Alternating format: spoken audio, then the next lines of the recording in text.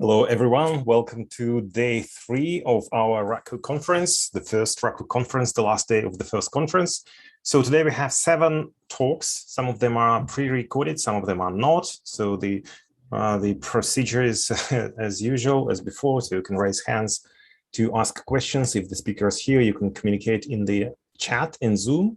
Well, some people do try to ask questions in YouTube, but probably it's a bit useless because the speaker probably not always follows the comments there.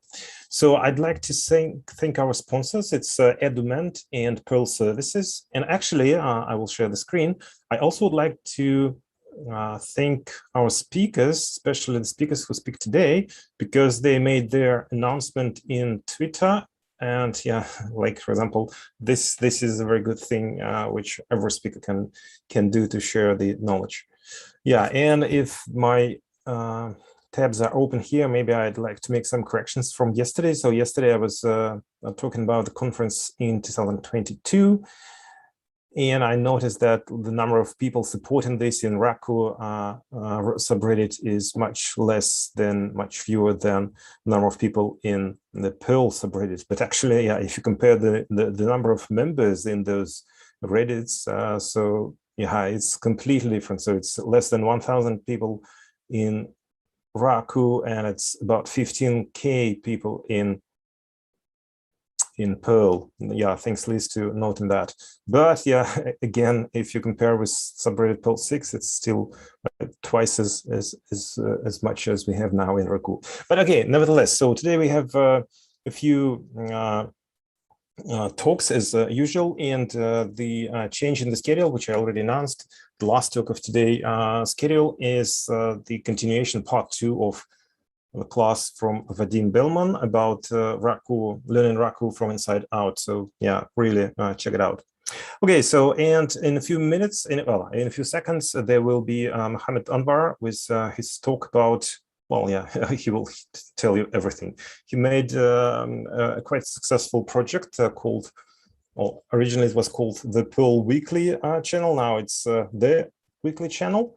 And I really like, so I will talk about this project as well later today. So yeah, so he will speak in just a few minutes, but yeah, so I wish you a successful day, and yeah, see you in a bit.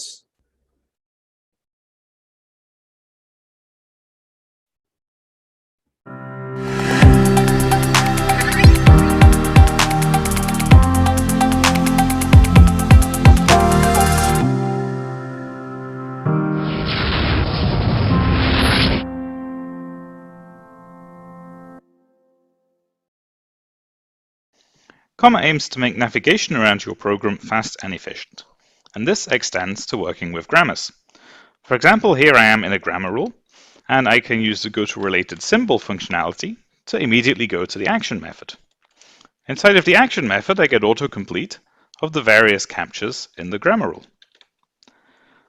I can also go back to the grammar rule to see where a particular capture appears. If I'm curious how a rule is implemented, again, go to definition, takes me there, and I can also find out all of the different places in the grammar that use this rule.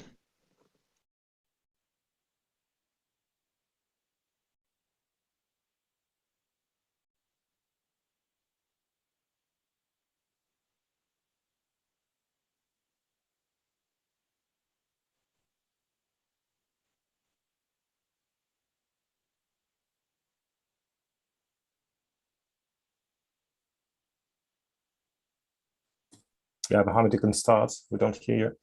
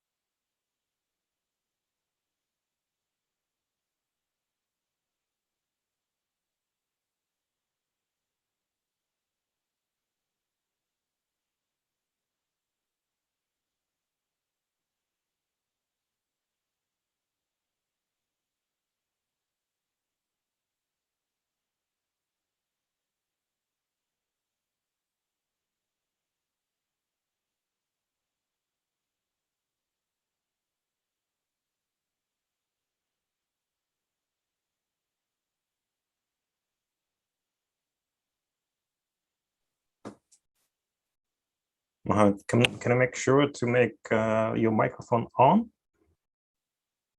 And select the correct microphone, actually.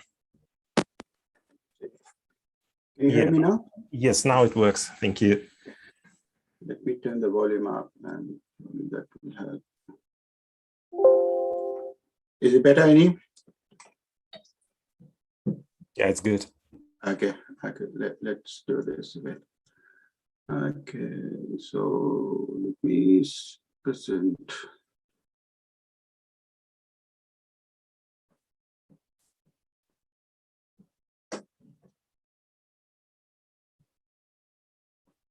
All right. Good afternoon, everyone. This is Mohammed, and I am presenting this talk.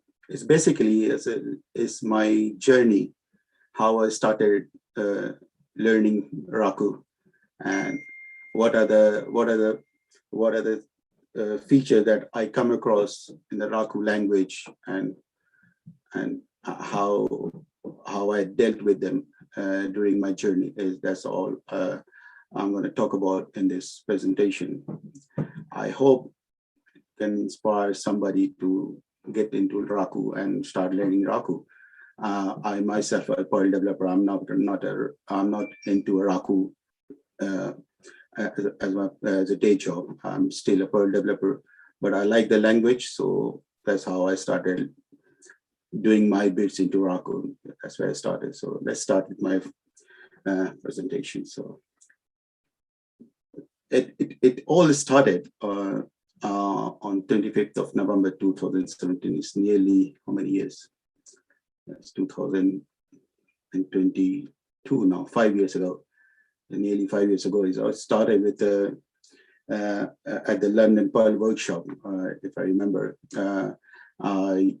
At the end of the Perl workshop, I was presented a book on Think Perl 6 by Neil Bowers for my contribution to CPAN. And that's where before I knew Perl 6 before, it's a new language, but never had a chance to actually look into the details, like the syntax or anything about Perl 6, because I was too busy in my Perl. But this book gave me an opportunity to actually read about Perl 6 and find out what exactly is behind the Perl 6, how it works, and various other bits and pieces. But even though when having received this book, I didn't pay too much attention. I didn't put too much time on it to actually learn the language itself. So it was kind of left in my bookshelf, and so I kind of like put it on hold for a long time. But then when I went to the General Perl workshop in 2018, I met Lauren, the author of this book. And that was my first time I actually met him personally. And that was like for me, it was like a fan moment for me. And thanks to Liz and Wendy, because it was them who actually introduced me to Lauren. And it was actually, I didn't have the book with me, otherwise I would have gotten a signature from the author of the book. So it was a great moment. That was on the 5th of April 2018. So that was my second interaction with the Raku. And the second time I had the interaction was when I went to the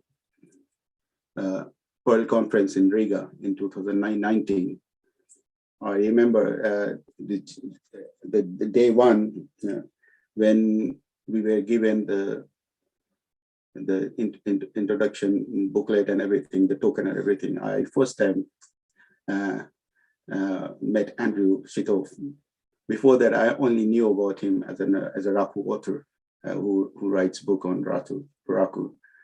So that was my first time when I met Andrew. It was a great experience talking to him and his team, who was conducting this Raku Conference in Riga. And also I met JJ Merlo at the conference, and he gave me one of his book called Learning to Program with Perl 6, first steps. And it was great. I'm so grateful for him to give me this book. It's a great book for anybody who actually wants to start writing Perl 6 or i.e. Raku. It's a good first book for anybody. If somebody who has a little bit of Perl background can easily pick up Raku if you follow this book. So it's a great book for me. And thank you very much for JJ for presenting this book. And not only the book, he actually wrote a message for me in the book. It's a nice compliment. I mean, I'm glad. I'm honored that it was such a nice message for me in the book. And so that was my interaction with JJ Mulder. That was on 7th of August, 2019. And on 8th of August, I remember when we had attendees dinner, again, it was organized by Andrew and his team. And after the dinner, I remember, I don't know whether Andrew remember this or not, Andrew, myself, and Lauren, we had a long chat after the dinner. And it was the first time I ever had such a long discussion with somebody who I always idolize. And it was great talking to him and Lauren. And also, I also met Arne Sommer. I knew him from the weekly challenge days. I remember because he's one of the regular contributors to the weekly challenge. And that was the first time I met Arne at the conference. And it was great meeting him. And I also attended his talk. I remember he did a talk on Raku, it's called Easy as 6. And I attended his talk. It was great and good learning experience for me, because the best part of Arne, in my experience, is so far is he's such a great, he's such a good in explaining difficult bits in such an easy language. So anybody who has a little bit of knowledge can easily pick up the harder bit. And otherwise, if there are people who are not good at explaining difficult stuff, he's so good at it. So I was glad that I attended his talk, and it kind of encouraged me to look further into the Raku. So I'm thankful for Arne. With all this going on, and I had so many interactions with so many great people who've done so much to in Raku, I finally had the courage to actually give my first presentation in Raku. And because my background in Perl is basically, I am more into writing modules and putting them on CPAN kind of thing. So when I was learning the bits and pieces in Raku, my first intention was, okay, how do I create my Raku module so I can publish to something like CPAN or similar to CPAN for Raku? And that's where I wrote presented this talk, and that was talking about how you can create your own module and how you can publish it, and how you can do build and test kind of thing that normally you do as a Perl developer when you push to CPAN. So this was my presentation in London Perl Workshop in 2019. It was a great experience for me for doing this.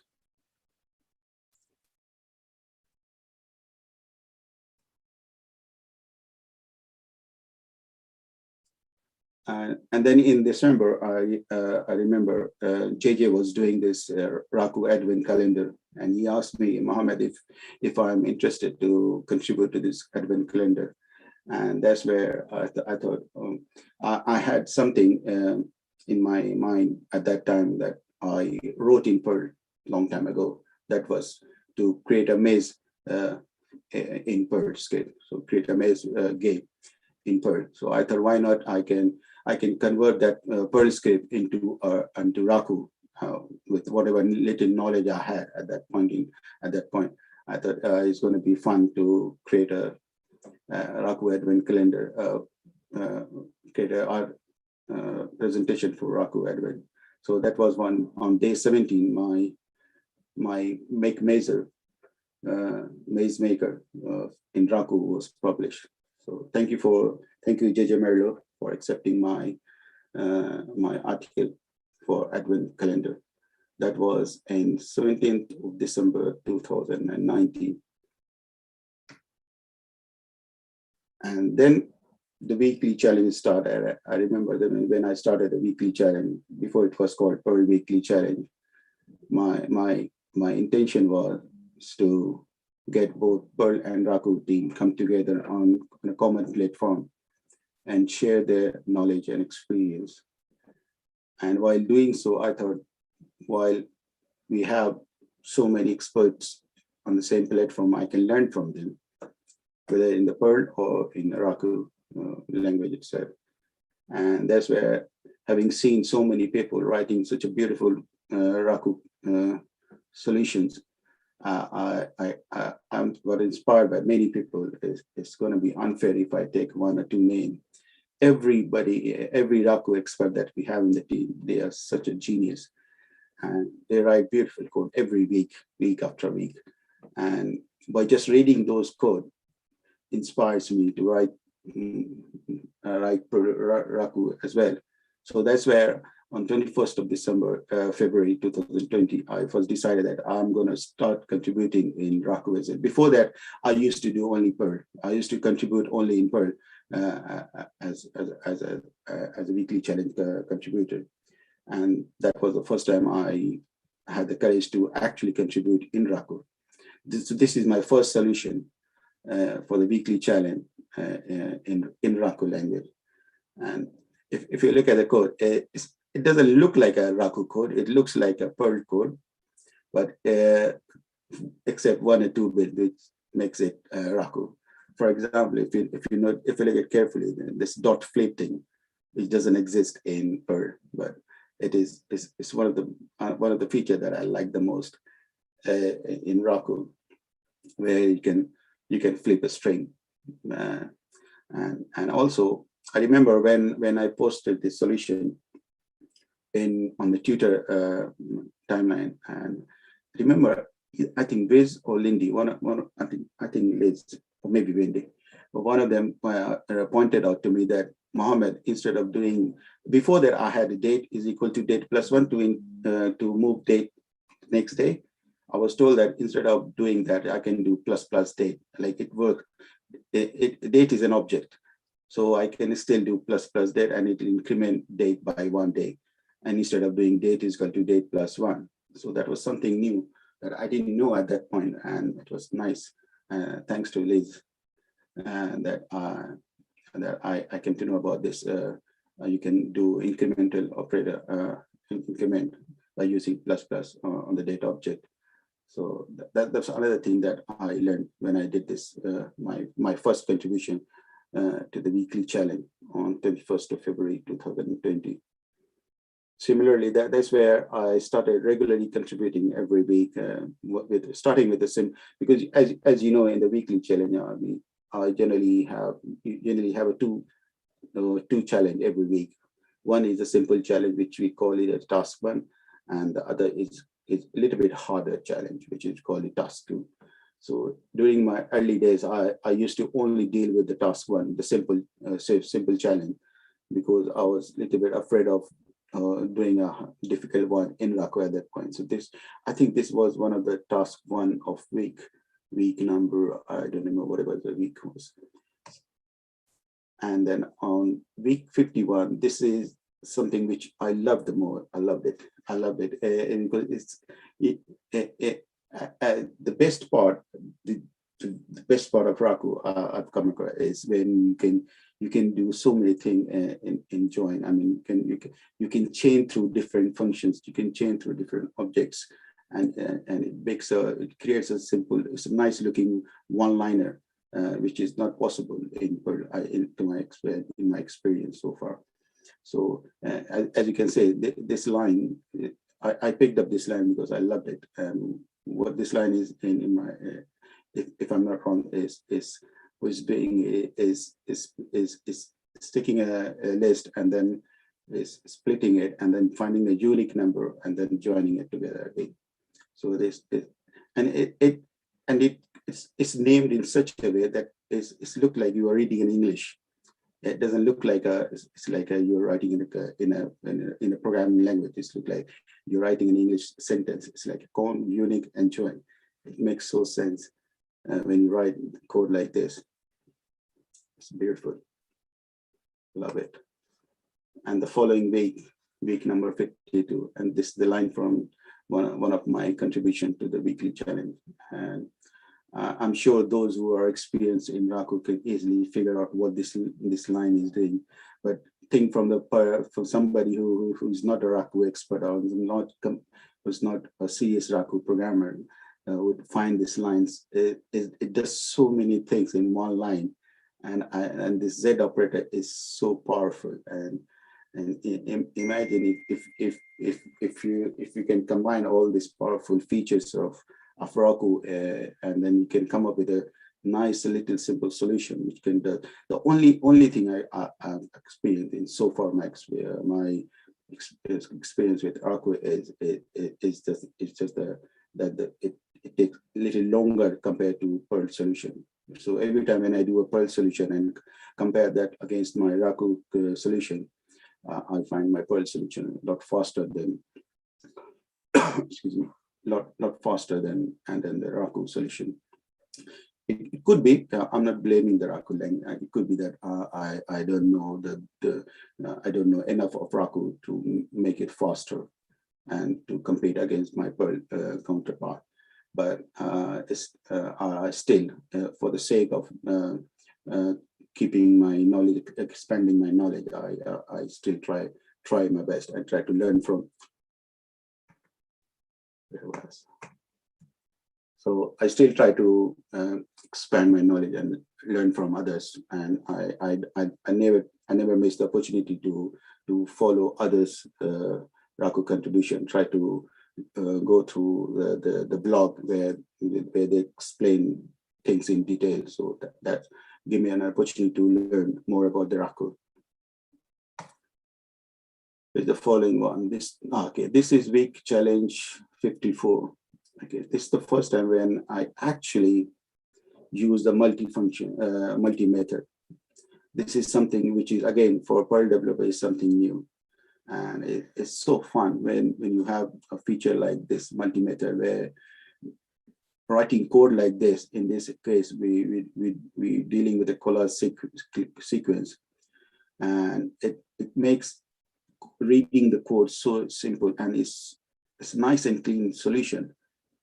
And the best part is up until you finish the code, it looks so difficult. But once you've done the code and you understand what you're doing, it makes so sense that, okay, this is beautiful. And you start loving the language more and more every time you see this kind of solution. And for me, these are my precious code. I keep going back and forth, back again, and to see my code, and it makes me feel happy that, yeah, I can write code like this, thanks to the Raku feature of multi-method. And I don't need to go through. I don't need to explain you what this multi-method is doing. It's so obvious if you just look through the code what it's doing. So it's looking for if the given parameter is even, is dividing that number by 2, and if it is not, it's multiplying by 3 and then adding 1 on top of it.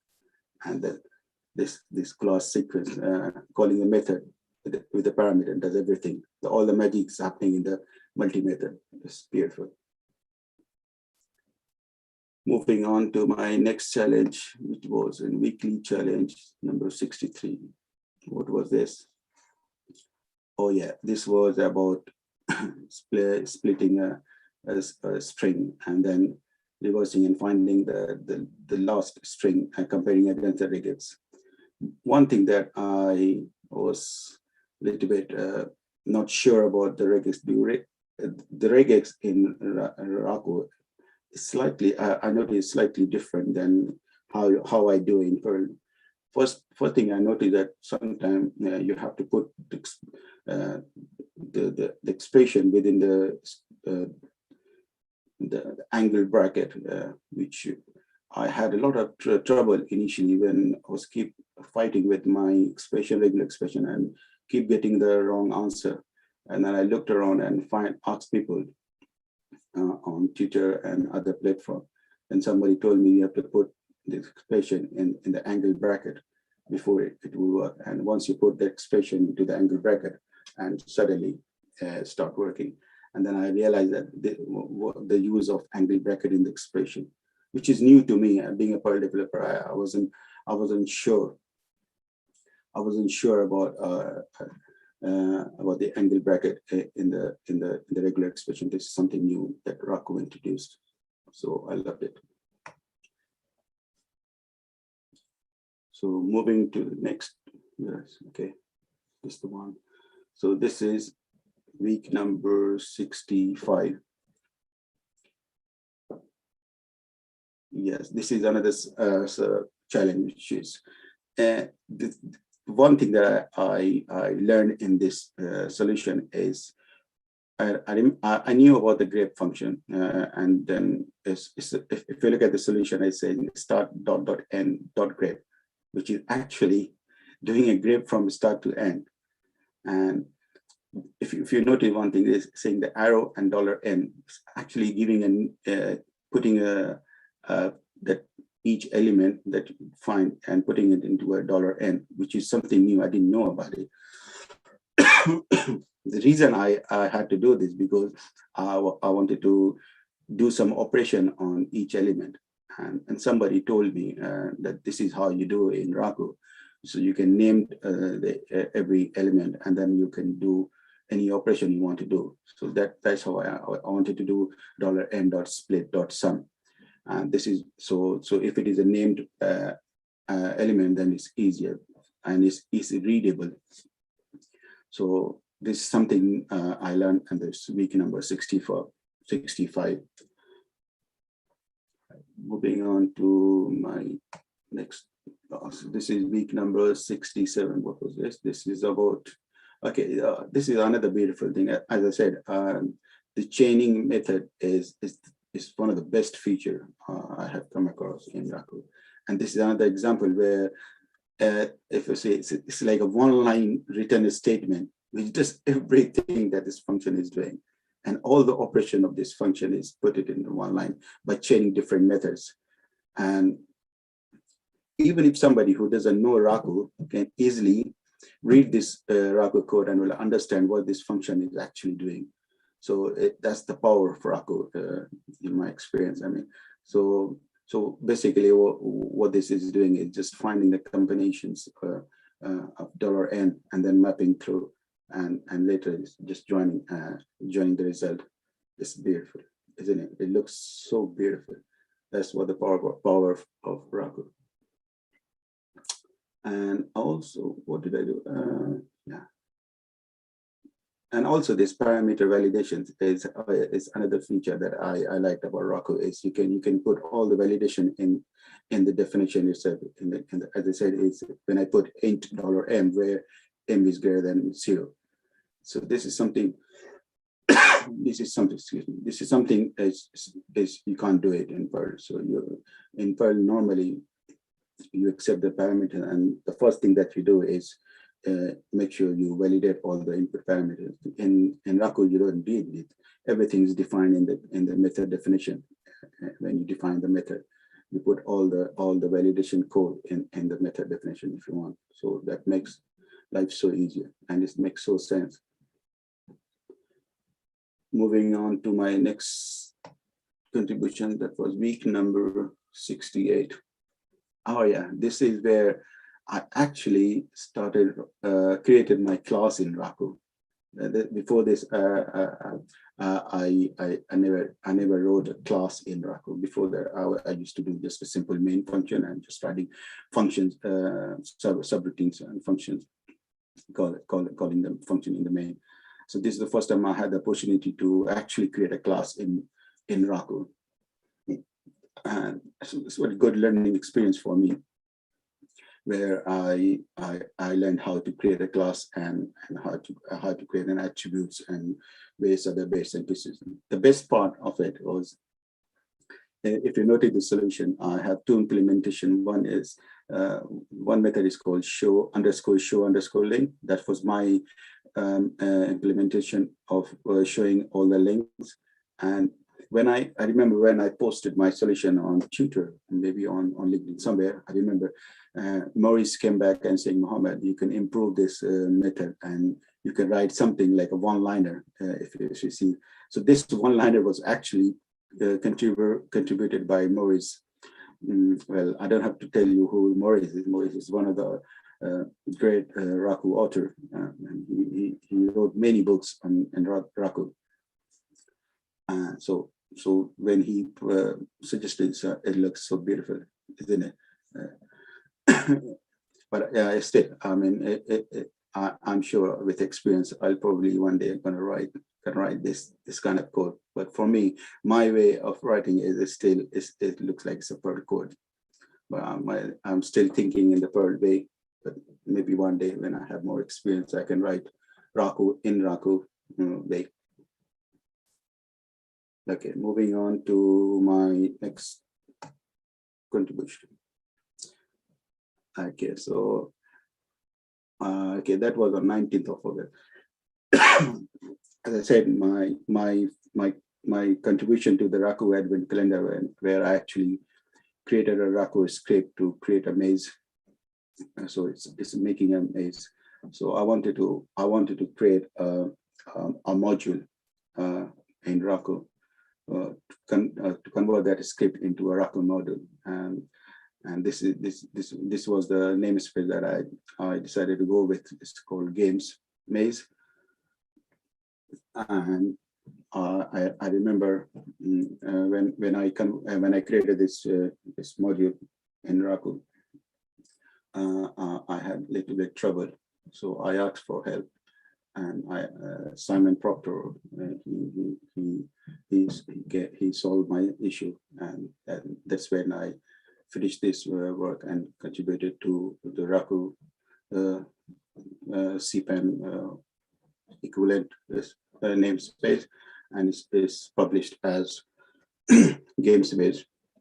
I'm sure you will find it lots of stupid coding in there, but that's how as a Perl developer, that was my first contribution, and I feel proud about it. I don't know why it looks like it gives me pleasure that I can write Raku, I can code in Raku, and I can read Raku code. I may not understand every line of code, but I can easily make out. I can easily understand the gist of it, and all the support, all the documentation, they are nicely. It's relatively up to date, and you can find all the help in the documentation. And the best part with me, at least, is I've got so many people that I know, and they are easily available. And I can reach out to my friends if I have any questions with regard to Raku for the help. And that's it. I don't know whether that's still. I'm sure I'm behind time. I have plenty to. Thank you very much for guys for going through my timeline. May not be fun for you, but it was a great learning experience for me. And I know there's still plenty for me to learn. And as somebody said, there's no limit to learning. So even today, I find so many new things in Perl. So, but for me, Raku is still in my early age. I'm sure in coming years, probably I'll brush up and make my skill better in Raku. and probably one day I can do CS contribution to the Raku language. Maybe one day. Maybe that's my ultimate goal. And I'll probably open up for any questions if you want to ask me a question.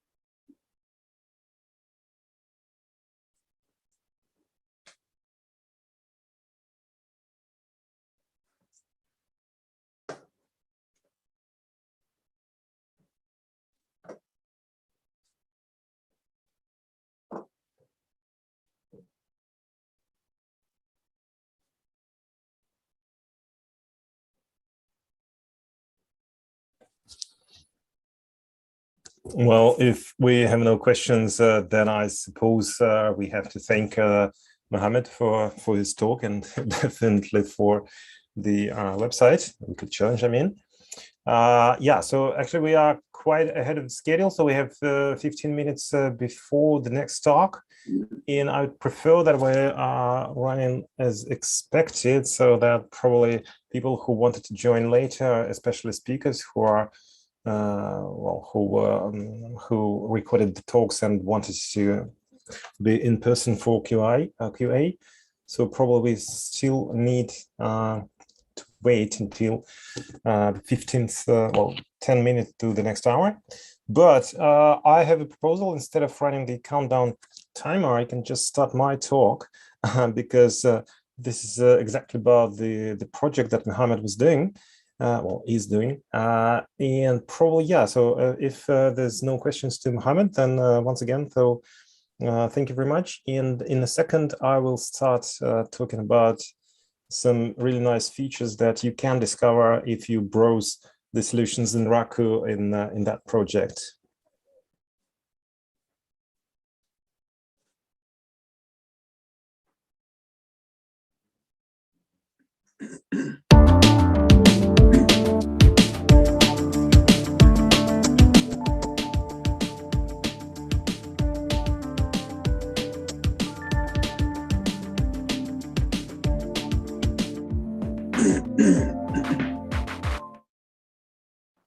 In Comma, documentation is conveniently available. We can hover over a program element or press Ctrl and Q to see documentation of the element under the cursor. Here we see documentation of a built-in operator. We can also learn about various built-in types. When we are on an element from an external module, as well as the documentation, we can see which module it's from. And we can also get documentation from the module that we are currently working on.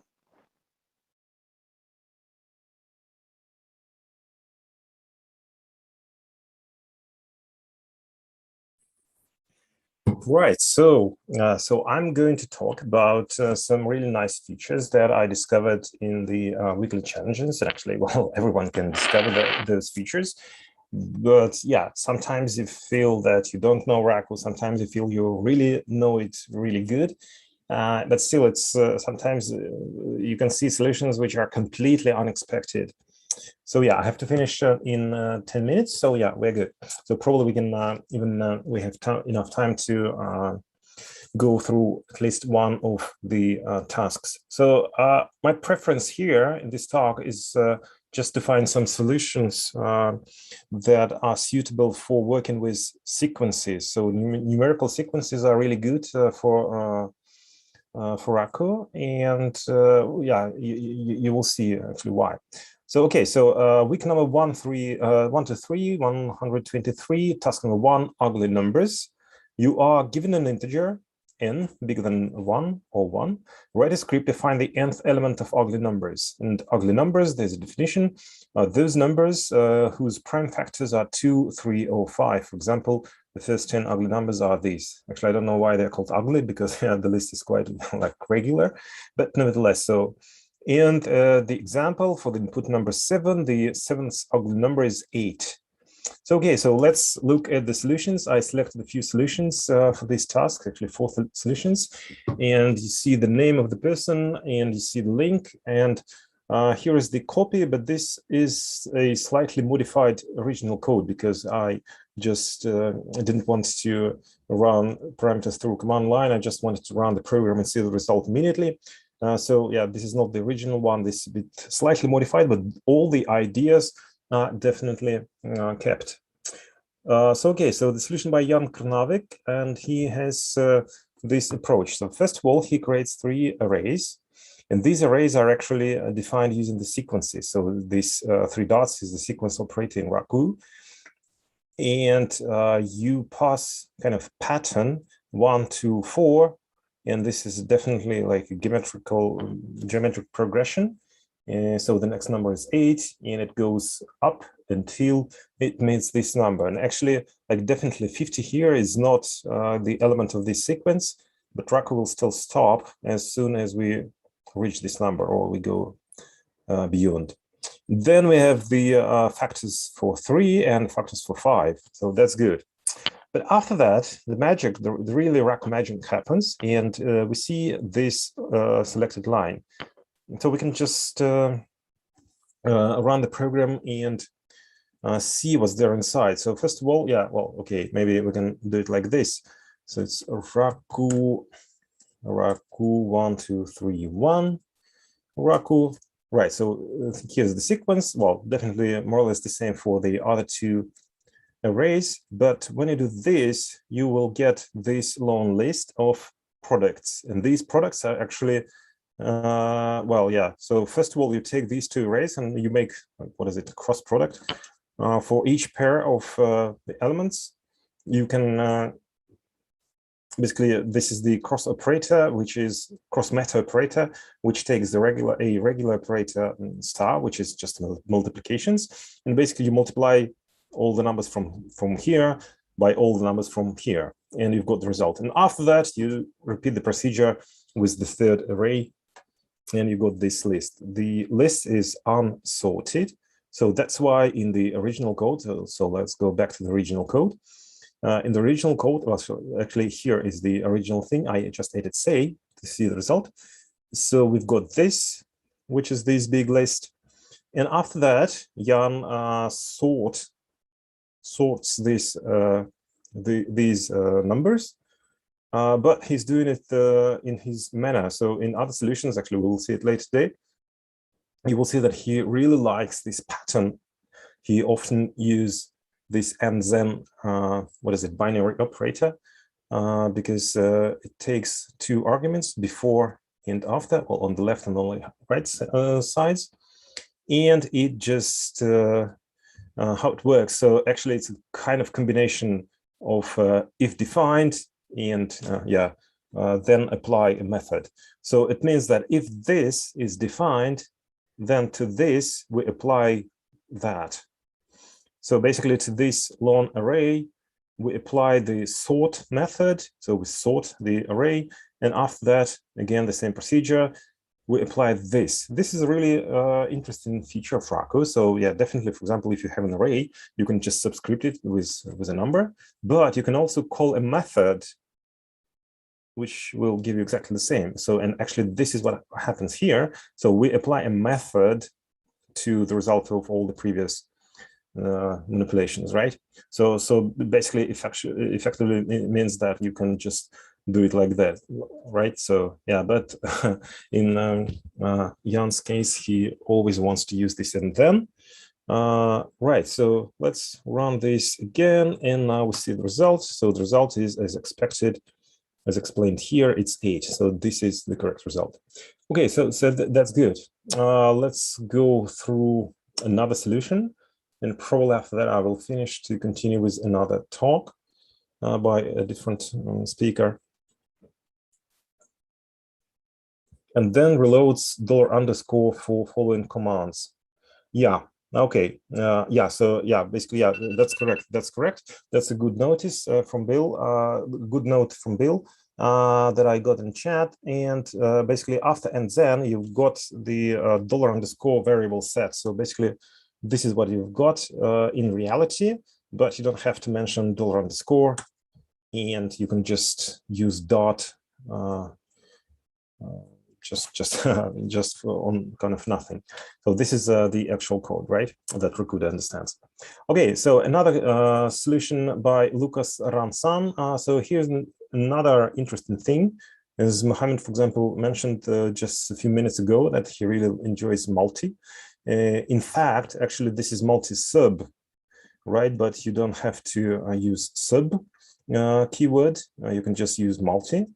And with multi, you can create a variant of the function, which just accepts like a constant. Like in this case, it only triggers when you pass 1 to this function, and it always returns true.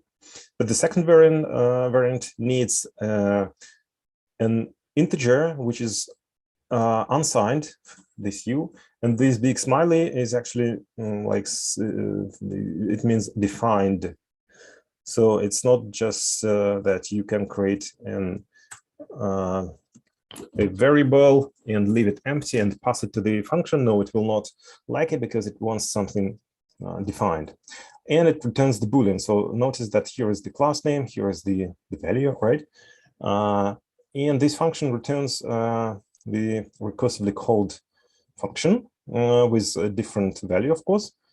And here you see, so there's another interesting feature of Raku. There's the divisibility operator, %%, which is roughly, well, probably not roughly, which is actually equivalent to this one, right? So if you want to get the modular operator like that, and after that, if you will negate it, you can write the same as this. But basically, it means that the result is true if A is divisible by B and there's no remainder after that division. You try that for 3 different numbers for those factors. And yeah, and otherwise basically return false. So yeah, I see probably it's not the best thing. Well, I kind of don't like, I would prefer still return here, but yeah, well, why not? But here is another interesting, actually a collection of interesting things. So first of all, we see the range, 2 dots means range. Range of integers started from 1, so 1, 2, 3, and up to infinity. And this infinity actually is the Unicode code, which you can replace with either star or with inf, but definitely this one is really cute. After that, you're trying to grab these numbers using that function. And what happens here? So you see, so actually, well, okay, there's the code block, which grep will execute for all the numbers from this range. But we see that it's like something strange here. And this actually is the method operator. I think we saw this pattern a couple of times yesterday and on the day before in other talks. But this actually means that we're trying to call again, on $_, we're trying to call a method called ugly, but these 2 characters make us actually, well, allow us to call the function with that name, and the $_ here will be the first argument $n. So it's kind of, we pretend that this is a method, but actually we have a function with the same name. Yeah, why not? And after that, so yeah, you just take the index. Okay, Raku 1, 2, 3, 2. All right. Yes.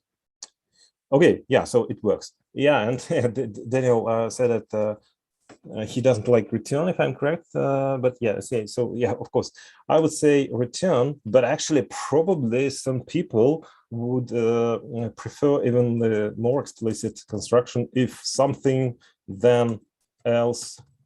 And even there's return in every branch. Then so some people would prefer, some people probably from with classical education who follow those classical rules, probably this will be the best idea. But definitely, yeah, this is my preference, and probably this is also really good. Right. So okay. So I think I filled 10 minutes of time.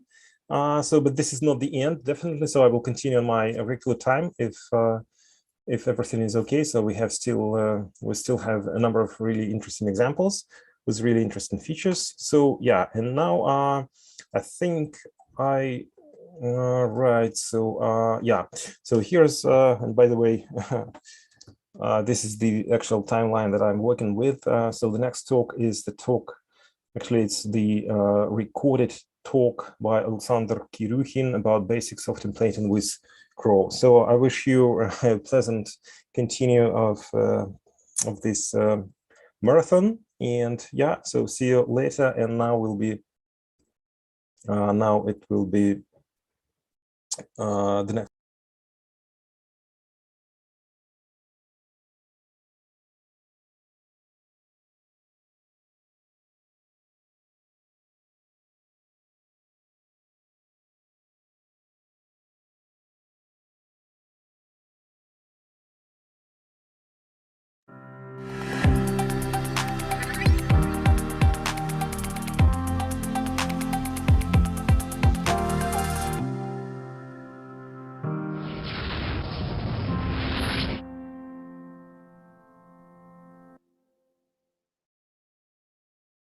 If you're writing documentation using Raku's pod documentation language, comment provides a handy live preview feature.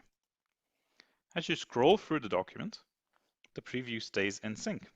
And as you edit the document, it updates it to reflect the changes. This also works when you're working on module files that contain embedded documentation.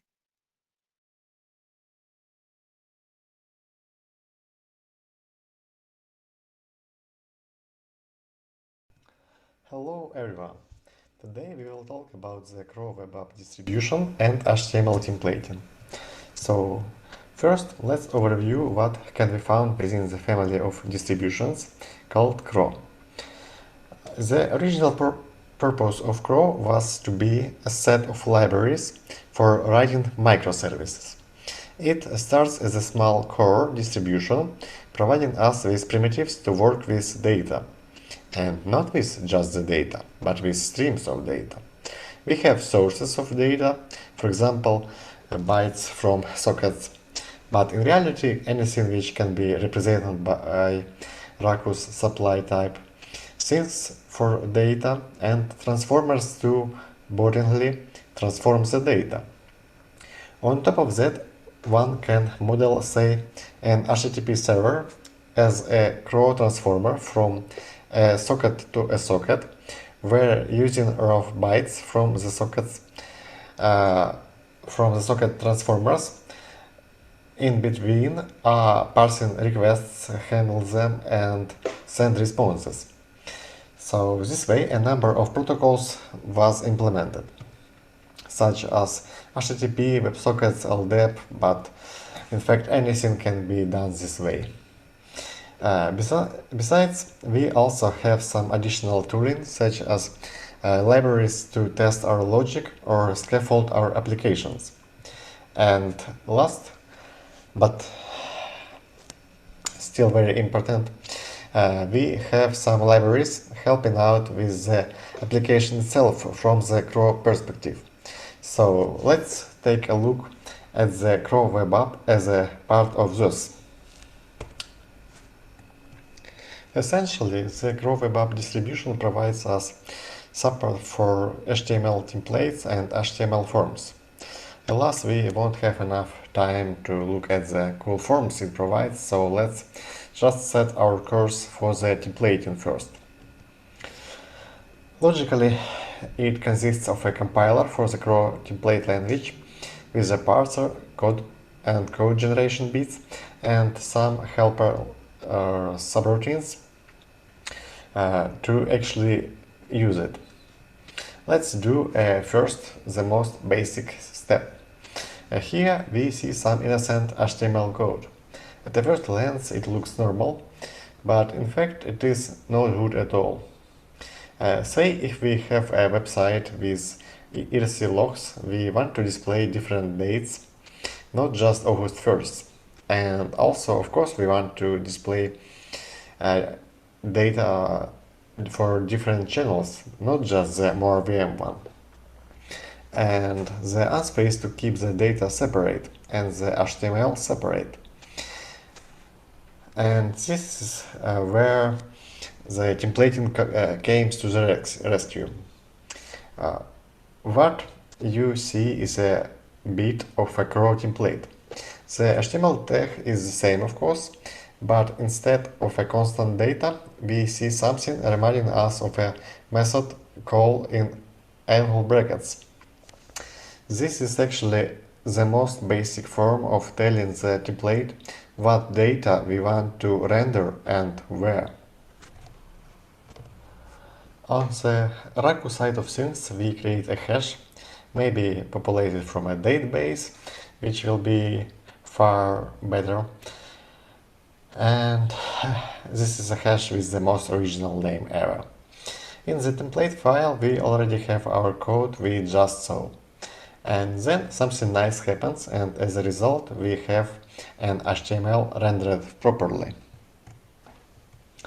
The first nice subroutine is called render template.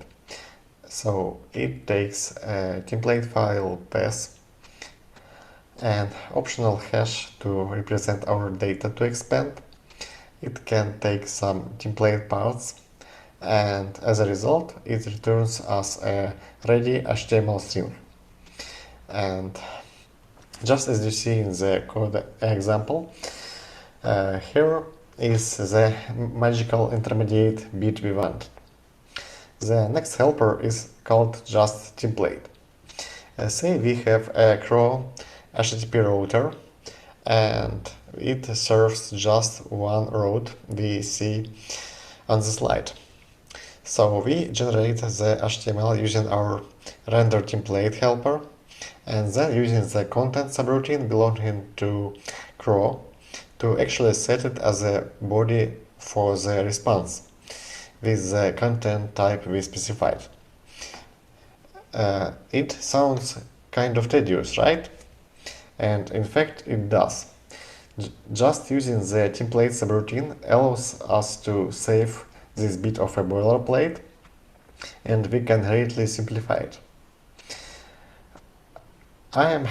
So far I'm sure if you saw any HTML template engines in your life, it looks like just yet another one with some funky syntax.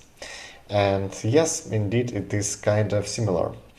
The templates are lazily compiled, the content is HTML escaped, and it also has various logic constructs we can expect from a template language.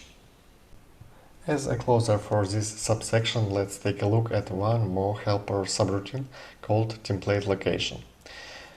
Before, we saw the helper subroutines taking paths to the template files, and those paths were always relative. In fact, they are relative to the current working directory.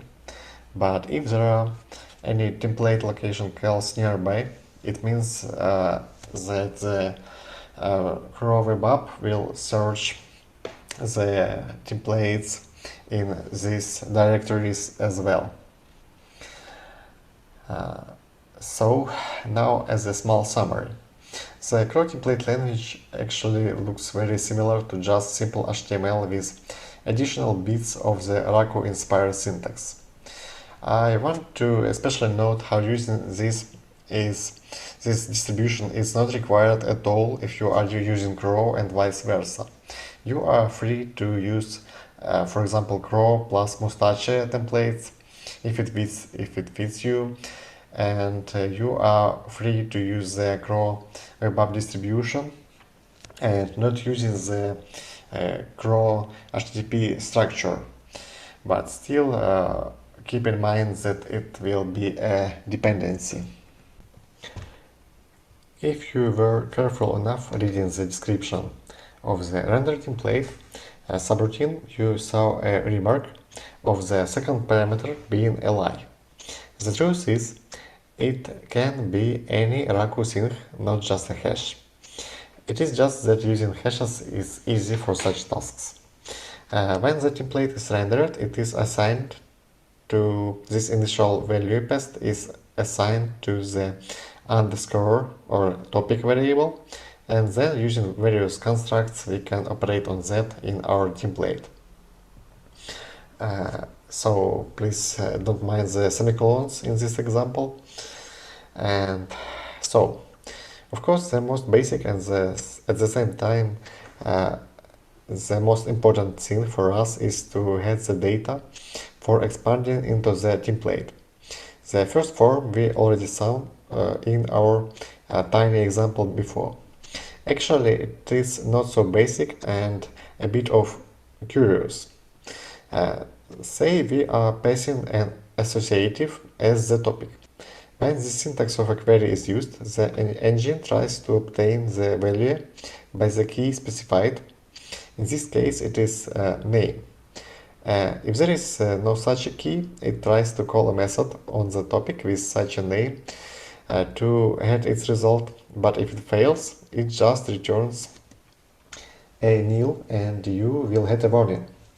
If the topic is not associative, then it just tries to call a method with the name specified, and if there is no such a method, it actually throws an exception. After that, we can observe some other forms of this syntax. For example, parentheses, they always demand a method call, and the angle brackets, they always demand a hash access. We can also index the topic if it does the positional role, and then the same forms but with variables. And yes, we actually have variables as well. During rendering of the template, variables in the lexical scope of the call to helper subroutines are not available. Yet some constructs allow us to declare variables we will use in our templates. First, let's take a look at loops. Instead of direct writing out our values, we can iterate over the channels here. Inspired by Raku, iteration happens using the array sigil. After a double colon, we see a variable declared called just C with the $sigil prefix, which is then used in bounds of the loop body. Note it is not necessary to declare this variable. One can write a loop omitting the double colon and a variable name after it. In this case, the value iterated will be assigned to the new instance of the underscore variable. It will become the new topic. But see how we are using the date value from the outer underscore variable. So to avoid shadowing it, we declare a variable C. If you are curious about this syntax with the array sigil and where from the channels came, in fact, it is just a shortcut for the longer form, it being an array sigil and then the normal topic access syntax we already saw. And if instead of accessing the topic we had, say, a variable called channels, prefixing it with an array sigil results in a loop as well. Also note the closure for the loop body. Previously we saw it being very short, like this way, but in fact it can be longer, spelling out the channels the second time for the sake of clarity. Now we can discuss subroutines and macro. Similarly to Raku subroutines, in the template language we use subroutines to factor out common code and avoid copying it again and again. Subroutines here also have signatures, but they are much simpler than Raku ones. There are also macro in the language, but they in fact have little to do with the actual macro, and so they behave just like subroutines with an ability to pass some expanded template, at least for now. Here we see an example of a simple subroutine. Usually footer is something the same on every page, so we can wrap the code into a subroutine and specify a name. Here it's just footer. This subroutine does not take any arguments, so the empty parentheses are omitted. To call it, we use the ampersand and the subroutine name in angle brackets, which should be hopefully kind of familiar after the Raku syntax. We might note that using certain subroutines can be fancy not just in a single template, but across a number of templates in different files. For this, we actually can include or just use a template from certain paths using appropriate construct shown on the slide. This path is also relative to the current working directory, and the template location routine also affects it. Let's look at some macro now. Say we want a whole page template which is almost the same for different pages, except for a couple of small differences. Instead of duplication, here we just wrap everything in a macro named log page. As you see, it has a signature with two positional parameters, one topic, and the isLife parameter setting the type of the page. Next, we see a body tag. It is a singular tag and it will be expanded into the body passed to this macro. Here we can see a live example of a conditional. To make up a conditional, we use either a question mark or an exclamation mark. The first means if and the second one means unless. So it reads like, unless the parameter isLife is true, expand the content. Also note the closer. It duplicates the opener tag, so a question for a question and an exclamation for an exclamation. Be careful with the closers. Just as subroutines do, a macro also have a closer tag, so don't forget it. Here we can see an example of using such a macro. First, we import the template file with common subroutines and our macro. Next, we call a macro by name and pass the arguments. Keep in mind the syntax is simplified in arguments as well, and for example, complex string literals are not allowed, only single quotes. The template code between the opener and closer of the macro becomes a body, and so it has expanded by the engine here, and then it's passed to be later expanded in the macro itself. Let's take a look at conditionals a bit closer. Here we can see a usage in the wild, just a question mark tag asking something from the topic variable. Keep in mind that it is written with brackets here, which can be used for more complex conditionals, but in this case it can be simplified into something like this form.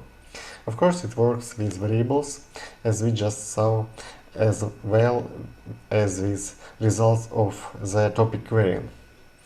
Conditionals can be more complex. They actually support basic compare and mass operations. Up to now, everything we saw was quite expected from a template engine. Of course, it is flavored with Raku, but at its core it behaves just as your usual conditionals, loops and subroutines. Next thing we have a bit of time for is a recently introduced feature called template paths. The thing is, so far we saw how one can avoid duplicating the CRO template code by using subroutines and macro. But even so, on the Raku handler side, we still must provide the same data for the common elements again and again. And template paths can help us with this case. This code assumes you have some basic understanding of the CRO router. So first we have our first route. It serves the home page and demands some authentication into the code object. This handler calls a template and asks if the user is logged in or not. If so, their order is passed to the template, but otherwise a nil is passed. In our second route for the page categories, we trivially get our list of categories from the database and then call the template subroutine with an appropriate template. But here we also have to get the user authentication object and then retrieve the order to pass to the template. If we have two such routes, that's fine, but if 2 dozens and they are not as simple, it's time for action. Let's wrap our template code into a new construct called path. It also has a name and takes in this case a named parameter called order. Parameters also can be positional. Inside we use it to access the data we want to expand into the template. Now back to our routes. We call the template part helper subroutine. The first argument is a name which we have to our part in the template, and the second is a block of code. It can optionally take the authentication of the object. In this case, we take it, and then it returns a capture with named arguments, and they can be just positional values as well. Those named arguments then will be passed to the template part. Now let's take a look at our first road. Now there is no need to pass the data to the template part, as Crow does it for us. The second page also became a lot cleaner. If we want to overwrite what the code execution returns, we can just pass the parameter parts with a bunch of keys and values, where keys represent part names and values represent arguments to pass. The primary question, I think, is why do we need just yet another template engine in Raku? Why not something else? For this, I can note a number of reasons. First, its syntax is inspired by Raku, and so it can feel like home for some. It is easy to grasp what's happening pretty quick.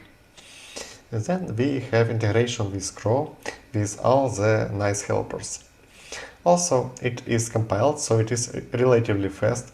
In my usages, it was about twice as fast as the other template engines I won't name, of course. This template language is already supported by the comma IDE with syntax highlighting, navigating from paths to their handlers and other goodies. In fact, it has more features than those I just showed, such as HTML forms, template repositories, the support for the log timeline model, and so on. And also we have more features planned for the future, support of different languages, better diagnostics, and so on. Any questions?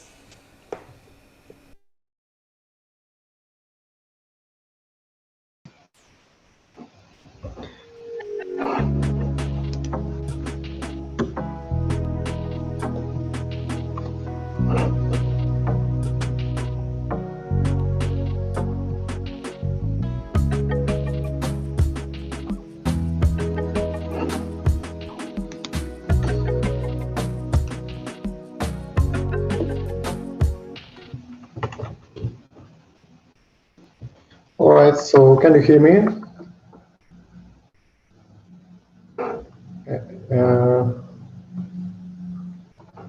All right, so any questions? Oh, I see there are some.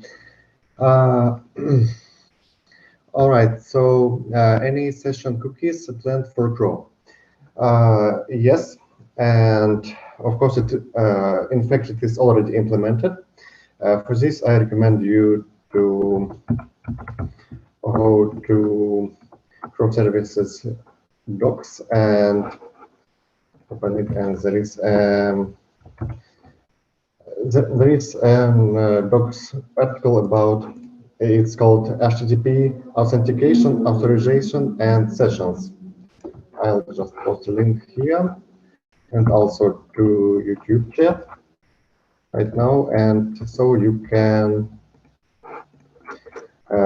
actually, and authorization via cookies is implemented there and already available. Any other questions, maybe?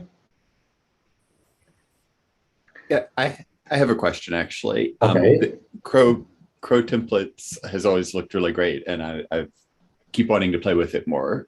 You mentioned that it's compiled. Is it compiled into Raku code and like regular bytecode, or what is it compiled into? It is compiled into, well, not Raku bytecode, but I mean that it is compiled into, dispersed into some kind of AST, and then a bunch of objects are created, and then they are used without any reparsing or anything like that. And because the objects and method calling is already quite implemented for a lot of cases, quite optimized for a lot of simple cases, then it gives some performance boost, I think, compared to just string manipulation. So if I'm understanding you correctly, it's like JIT compiled for a running server, but if you were using crow templates to, let's say, like generate a static site, the template itself isn't pre-compiled. It's just that it's JIT compiled for requests after the first one. Is that right? Yes, I think the second thing you said is correct. Okay. All right. Thank you. That was very helpful. Hmm? And great presentation. Oh, thank you. Okay, maybe any questions from the chat? All right. So, do you have any benchmarks, performance comparisons with template mustache? Well, we are also kind of running out of time. Yes, I do. As I mentioned, I saw that Crow Web App is faster, up to 2 times compared with the ones that were mentioned. But again, it is not in any way an official benchmark. I just, when I was working on the documentation website, I tried a couple of different template engines, and to actually get the fastest page loading speed, I had to use Crow Web App because others were kind of slower. Maybe it's just me. Again, it can depend on the data, on like how big your templates are, and so on. I think that's about it. If it answers the questions, and right. Anyone else? Do we have time left?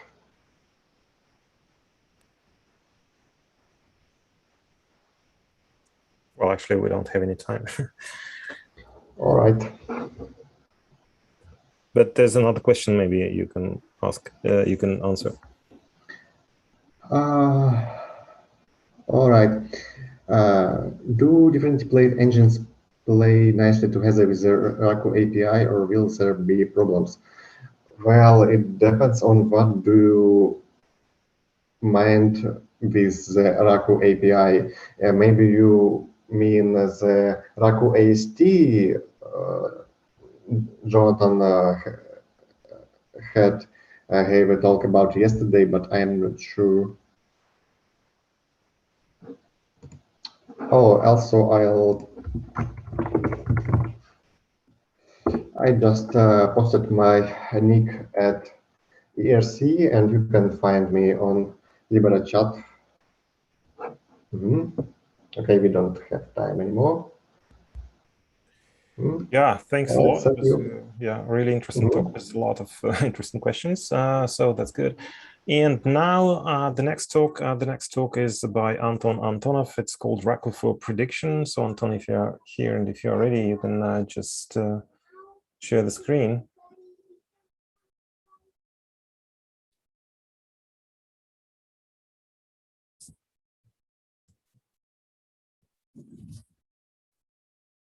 Well, actually, there is Anton, but I'm not sure that this is the correct one. So you are correct one, and you are allowed. So just try it again. Hello. Yeah. Perfect. I okay, still don't. Yeah. Sorry. Thank you. And thank you for the introduction, and thank you for giving me the opportunity to talk to this conference. I am attempting to share my screen. I'm not sure which part I'm sharing. Do you see Raku for Prediction slide?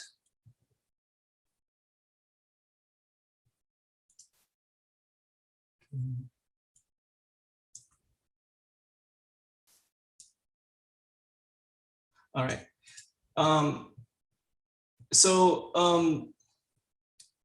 This presentation, I'm going to talk about a system which is a combination of different functionalities different packages that translate natural language commands, domain-specific languages, from domain-specific languages into specific computational workflows.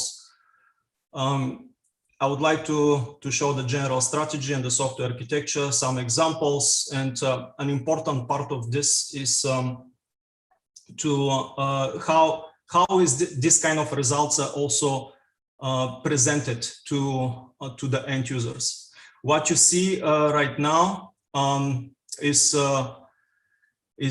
Mathematica notebook. I have connected that Mathematica notebook to Raku. I'm going to explain. Here is a little bit about me. I'm from Bulgaria. The reason I'm mentioning this, I speak Russian very well. Someone with my background, mathematics and programming, we just know Russian. But Bulgarian is actually kind of closer to English. So many of these grammars I'm going to show, which are in English. For me, it's much easier to translate from English to Bulgarian. And I missed an important statement here. Bulgarian is analytic language. It belongs to the Slavic languages mostly because of the vocabulary, but it is actually quite similar to English in many ways. So I'm looking into a multi-language system here. So after I made my PhD in large-scale air pollution simulations, I worked for Mathematica, both from research. I'm a big fan. It might be seen later on. So what is this about, or what is the motivation for this system? I do want to do rapid specification of prediction workflows. When I say prediction, I mean anything related to, say, data science or computation, scientific computations, like say large-scale air pollution simulations, epidemiology. There are many packages and languages that can be used to do computational workflows. But usually, if you know what you're doing, you're basically following the same workflow. You just need to figure out all the different details and idiosyncrasies for the different languages and different packages. My target audience is not just people off the street. My target audience are data scientists or data scientist wannabes, or data analysts, and also people who do scientific computing and so forth. Some of these people were probably engaging in this kind of activities part-time, but some of them are doing full-time. So what is this? So here's an example. I'm not sure with this audience, what is the interest into data science or prediction, but this should be an example that tells everyone something, like this computer science. Like, let me just show what I'm evaluating here. So I have some sequence of natural language commands here, and you see I'm translating them into different programming languages with different packages in them. Very interestingly, many packages, like say in R. In R, there are like say 4 or 5 different packages for doing data wrangling. Obviously, if I can do this for a programming language, I can do it for another natural language. So here, I need to probably post this into the chat. If you want to experiment with this, you can actually, this is an interactive interface. This is Shiny Apps, right? So if I want, like, I'm going to go to some of these examples here. I'm going to pick some of these examples and copy and paste it here, right? And then I'm going to press submit, and I'm going to get something back. If I want to parse it, at least at this point, you should believe me, but this is a valid R code. I would like to describe what is happening here. Basically, I have a server in DigitalOcean, and I'm running crawl in it, and with different packages, which interfacing different packages in this system I'm describing here. And I can interface that to, say, notebooks or Shiny Apps or whatever, right? Right now, what I'm showing in my presentation, it does not use a web service. I can, but I don't. I run Raku locally on my computer. And so I see this is a longer description. I would like to reiterate that this system is a multi-language system, both from the perspective of the input languages and what is being produced. Now, the interpreter here is in Raku, right? What I'm showing here is in Raku, but it doesn't need to be, right? And so it can be in some other language. I did started doing this in other languages, not Raku, but I moved to Raku because Raku is just more convenient, you know, very nice, very convenient to deal with grammars. So another thing to mention, this is not prediction with Raku. This is Raku for prediction. So I'm not making the actual computational workflows. I'm not executing them with Raku, right? I just translate natural language commands into software code, right? So this is what is happening here, right? I'm not executing this, right? It's like Raku just produces this programming code. And there's some other perspective to see here. I mentioned here this principle, the clothes have no emperor. So this phrase was used by Tony Hoare. He was in his Turing Acceptance Award, and he was characterizing Ada. He was mentioning it more on a negative connotation, but in my opinion, this is kind of a positive thing because this actually makes the system more universal. This kind of approach, and to some extent, would like to show this with this diagram here. So Raku is basically utilized here, right? It doesn't know that much about this is a conversational agent for food preparation workflows. Like say you want to say I want to cook 10 Greek dishes in the next 7 days. You know, so you want to get some kind of back some kind of recommendations or some kind of directions, or you're saying, I want to cook Thai food, give me directions for, say, chicken pad Thai or something like that. So anyway, this system doesn't need to know these databases that much. The computations happen somewhere else. It can be, but it doesn't need to. And one of the consequence here is that if I have designed this system in such a way, this means that when people want to use their own proprietary algorithms or data, the system itself doesn't need to know about it. I can give I'll plan to give a bigger, larger example on this engine later on. So I would like to mention here what I consider to be the ideal end result. Well, obviously, you know, interactive environment like this with notebooks and appropriate context being associated, web services and IDE plugins. Imagine you have an IDE plugin which actually can translate natural language commands into whatever kind of code you're doing, say you're programming in Python or whatever. So this is something that I was thinking to give a live demo, but I don't have to.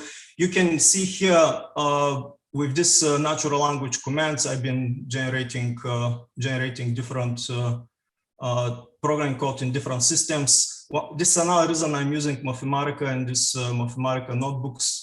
Mathematica has actually a very nice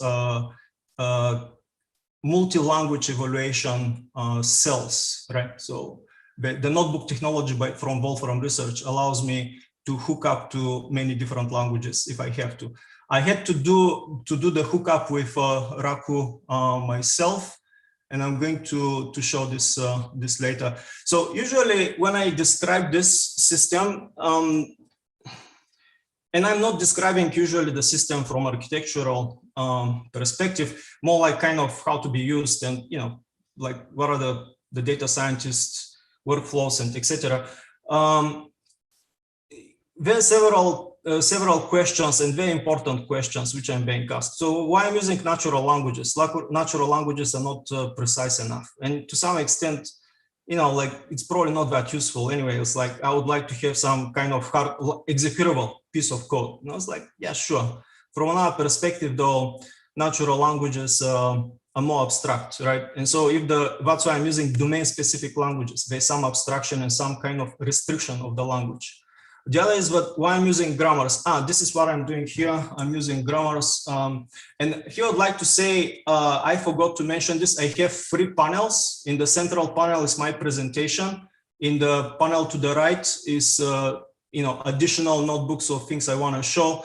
And this panel to the left is I have a panel with Raku code, right? And so, so what I was saying, and since we're discussing, I was mentioning scientific computing, epidemiology, and so forth. So this is how I do this computational workflows, right? I do have grammars which specify with which I can specify the computational workflows, and then I translate them concretely to some language. Like say, you can see here, after I have parsed the concrete commands, I am translating it to concrete code, right, which can be, say, executable later. So, so they're asking me why I'm using grammars and Raku and so forth, why I'm not using some of the stochastic algorithms, stochastic neural networks, and whatever kind of methodologies related to that. Well, the question is, when do you get precise results? Using this kind of systems, it's ultimately a heuristic. And with grammars, I can guarantee some concrete results being produced, but also the system tends to be much lightweight. Another question is this a product? Well, I don't know. It's not a product. I would say it can be turned into a product. It is in the same way how Unix is not a product. Unix is more a place but facilitates your experience with the resources of whatever computers and programs you have at hand. So similarly here, this system is more of a facilitator of using data science and machine learning algorithms or other computational algorithms. So more or less, I basically gave answers to the questions here, and again, and we'll return to this. So what we're seeing here right now, what I'm going to be showing, this is something like what you see in this notebook. So I started a Raku process, and I closed the socket with this Raku process using the library 0MQ. So basically, so right now on my computer, Raku is being run, and the examples I'm going to show and the examples I already showed, they're basically making this. I'm executing when I put something in some Raku cell or some kind of evaluation command, which translates the natural language. I am going through 0MQ to my Raku session, and I'm using a particularly sandboxed Raku REPL object. I can be a little bit more specific here. So this is what is this package. I submitted it to POS. So yeah, you can see here I'm basically having some REPL object here, right?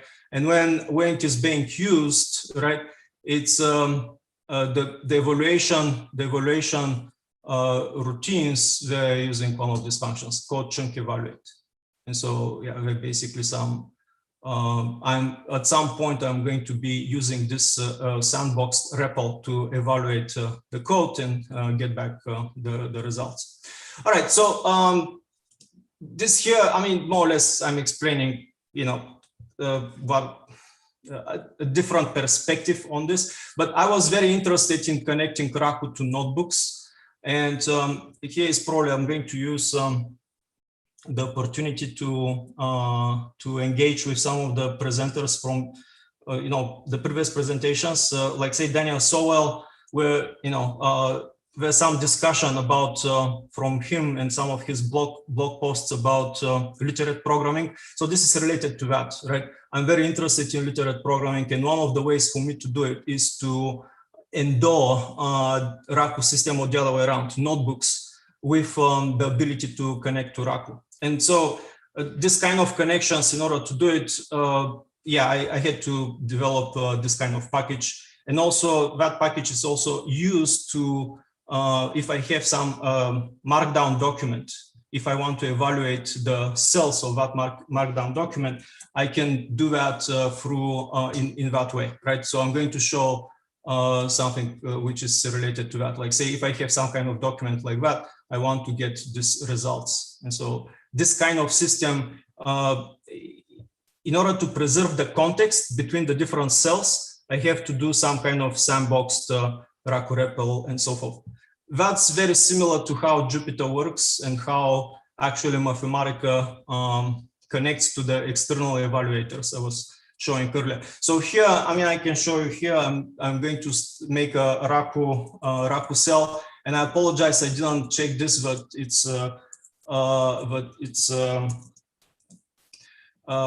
it looks, but it just doesn't look that well when it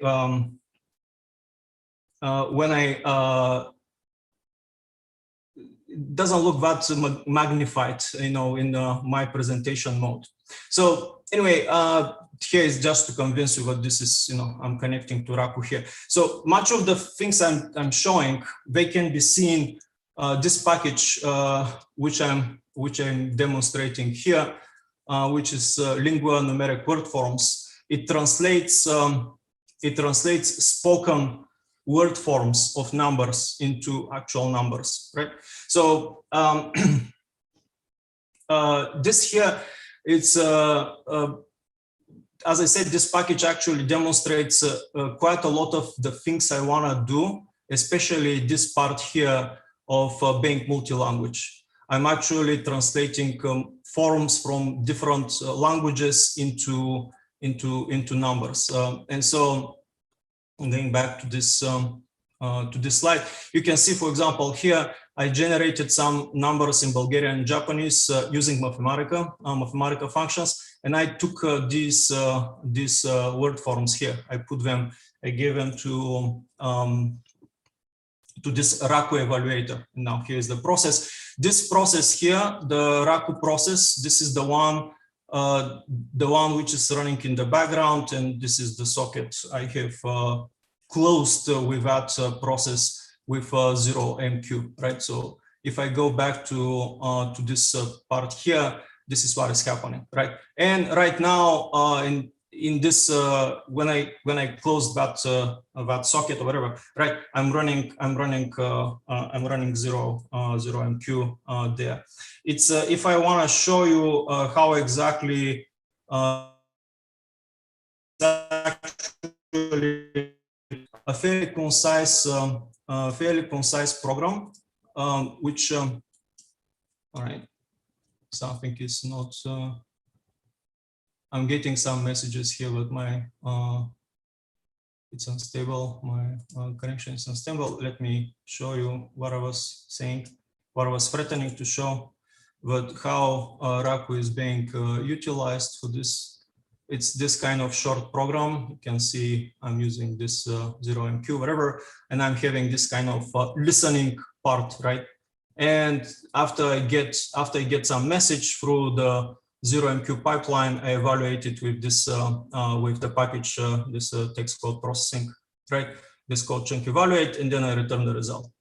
All right. So what I'm saying is that this here, right? This is what is happening right now. So in some sense, this package has all of the elements of what I'm looking for in the whole system. It's multi-language. I need to manipulate. I need to deal with multiple languages, natural languages, and I want to translate them to code. In this particular, the code is just some numbers. All right. So there are several things to decide upon when such system is being made, and some simplification assumptions need to be made, and some probably some kind of design principles need to be spelled out. In this particular case, my simplifications, but I am actually using grammars, and as I said, I am talking to people who are technologically minded, and so I'm not talking to people completely off the street, so to speak.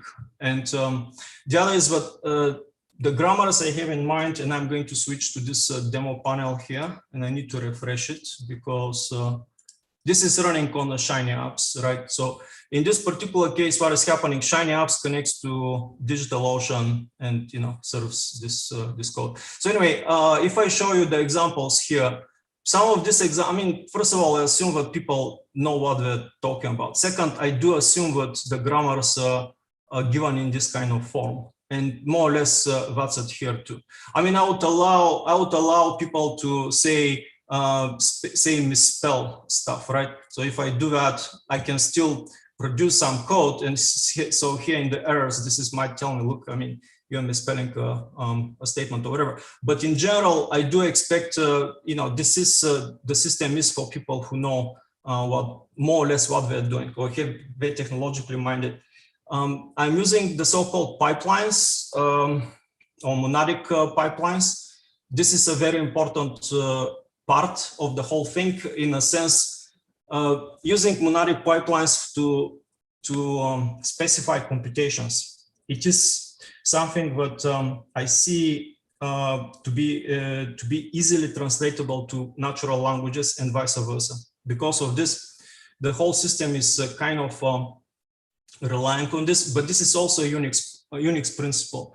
In Unix, for example, we do use the pipeline operators. Unix, it's one of the explicit principles in Unix is to have new functionalities or new functions to be more like filters, which transform textual outputs, right?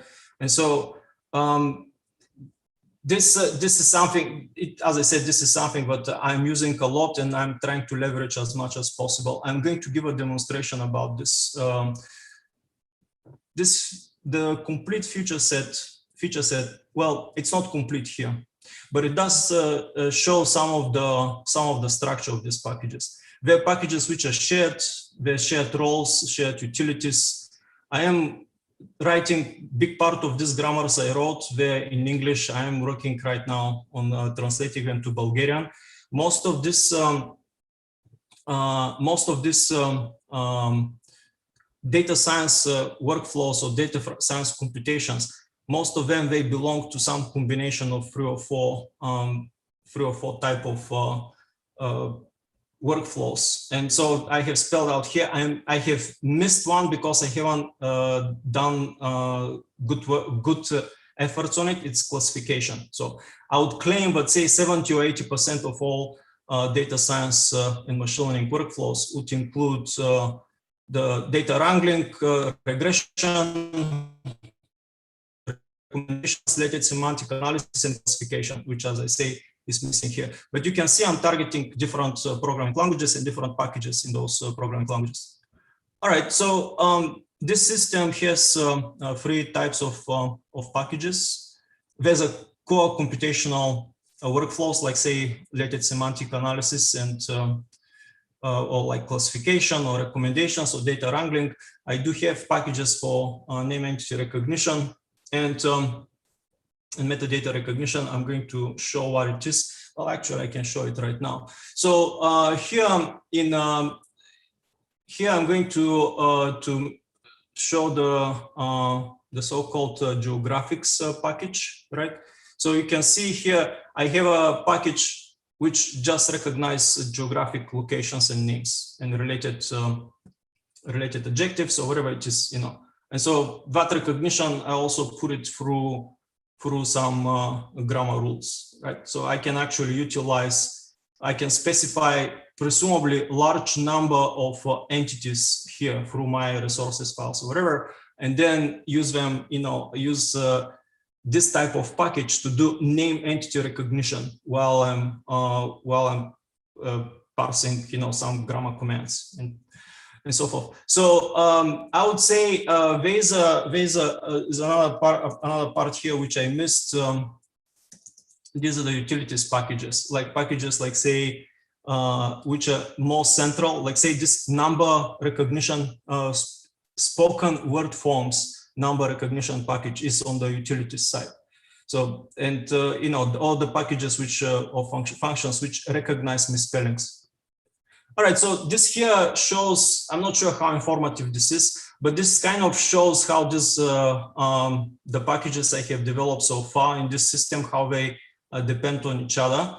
One of the things recently I mentioned, I was asking this kind of question in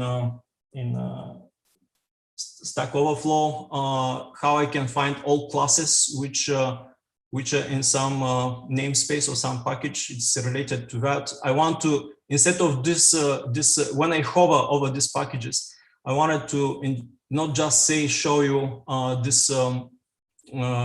the package name and what it does, but also show, like say UML diagrams, with all the grammars and etc. Well, maybe in the future I'll do that. I'm going to move to an example of how I develop this type of packages. So here I have this flowchart describes transformations over tabular data, like say tabular data sets, right? Like data frames, they're called, or whatever, right? Like think about CSV files or Excel sheets or whatever it is. So majority of this, like sometimes to make certain transformation, we go through this pipeline several times. I'm not going to expand on this, what exactly is being done, but basically I'm saying, okay, well, after I have programmed this, I do program, let me see, this should be live. I'm going to program the, this executed is just, I need to show it here, show the result. So I'm saying, all right, well, I'm going through this pipeline, right? I'm seeing what is the shape of the results. I'm doing some filtering like this delete missing, and I'm doing some kind of splitting of the data, transforming the individual groups, combining the groups and doing reshaping. More or less, this is what is happening here. I have deleted the missing parts. I have filtered the data, and I don't do grouping, but I do reshaping. I do cross tabulation of passenger class and passenger survival over passenger age. So basically, this is the standard Titanic data I should have set. So we have nearly 1,500 people with different passenger class, passenger age, sex, and survival. And so here, this transformation just tells me the male passengers and the who died and the people who survived, whatever, some kind of weird filtering, how exactly I'm going to, I want to see the summary age for whatever reasons. Now, this actually, look at, if you look at this code, and I'm not sure how this seems so, I'm going to get it out of here and just put it in a text box, right? If we look into this code here, it's actually, this specification is fairly concise, but if you look at the commands here, right, for the actual language, there are quite a lot of symbols to be added, which if you know the language, that's fine, but it can be arbitrarily seen as arbitrarily idiosyncratic. Similarly, this is another example with related semantic analysis workflows. Again, I developed some sort of workflow diagram. I have the workflows in mind. And then I developed the actual grammars for it. And here, you can see some, this should be live. Basically, this here with these commands, I'm generating this natural language commands, I'm generating this code. And, then, basically this is it. All right, so, as I mentioned, this is also, of course, scientific computing. This here is from epidemiological simulations. Let me see if I can evaluate this. And so anyway, it's, okay, right, evaluate it. And I'm going to evaluate this whole thing. So, right, one of the reasons I'm showing this example is that this conference is being done online because of COVID-19. But when I say prediction, I don't mean say data science and data wrangling only. I mean also scientific computing like that. All right, so this is how it's actually done, right? And it's an interesting question. I would say I already spelled this out a little bit, but I'm developing packages for the scientific parts, right? For the scientific elements, and then I'm developing the grammars. at some point the grammars and the grammar outcomes, right? The translation of grammars into code and the actual code, they're connected into something, and then this something basically is presented into these notebooks and other interfaces. Right now, I'm making single line interpreters in some sense, but obviously I can do some higher order parsing and interpretation. At some point, we can connect this to some system like Alexa or Siri or whatever, and produce some results. Another thing here, before going further, rigorous testing is being required. Because I'm using monads, actually, I would say monadic pipelining is very conducive for doing some random tests, and this is something Vadim Bellman mentioned. He's interested. I'm using quite a lot of randomized tests to test the monadic implementations. So I already mentioned the monadic pipelines. If you haven't seen the monadic pipelines before, here now you can see this monadic pipeline, but basically it's saying, look, I mean, if you have some assignment here, like say with Python, right? Why use this object, you know, like mentioning it all the time? You actually can have it explicitly being used. And people who know Raku, they know the pipeline symbol in Raku, so I don't need to expand on this. So this is what I was saying, but with pipelines, why I'm using pipelines. So I'm going to evaluate here this in place, and you can see this command right now. So this quantile regression workflow code, this is going to my Raku session, right, and translates it. And so one of the reasons to use monads is that your code has algebraic structure in it, right? And so it's actually this kind of translations, it's literally, this is what is happening when I actually do the executions, right? So I actually can transfer translate any of the pipelines separately. And so, for example, or whatever. And so because I have this guaranteed algebraic structure into the code, this is actually translating sequences of natural language commands. It's actually fairly easy, fairly straightforward, and more reliable than using something else, right? Sorry, I meant to go to another slide. As I mentioned, I'm using grammars and from Raku, and basically this, I mean, I don't need to convince this audience how useful grammars are. I've been using grammars with other systems. I moved to Raku because that's much more convenient. The rigorous testing part I mentioned, of course, right? So when I'm doing this kind of, say this is for data wrangling, when I'm doing this kind of development, I do make Raku tests for the actual grammars, but then for each of these packages and languages, I need to actually make run tests, right? It's not just say, have I parsed the sentences in the commands, but these sentences and commands, when they're interpreted, the actual code this system produces, is it something that produces valid results? And so I can demonstrate this here. For example, in my, I just clicked on that link somewhere here, right, with these tests, right? I mean, I'm going to, let me see, I'm going to show that how I'm using these commands, right? Then I translate it into code, and then when I evaluate it, I produce something where it's expected, say.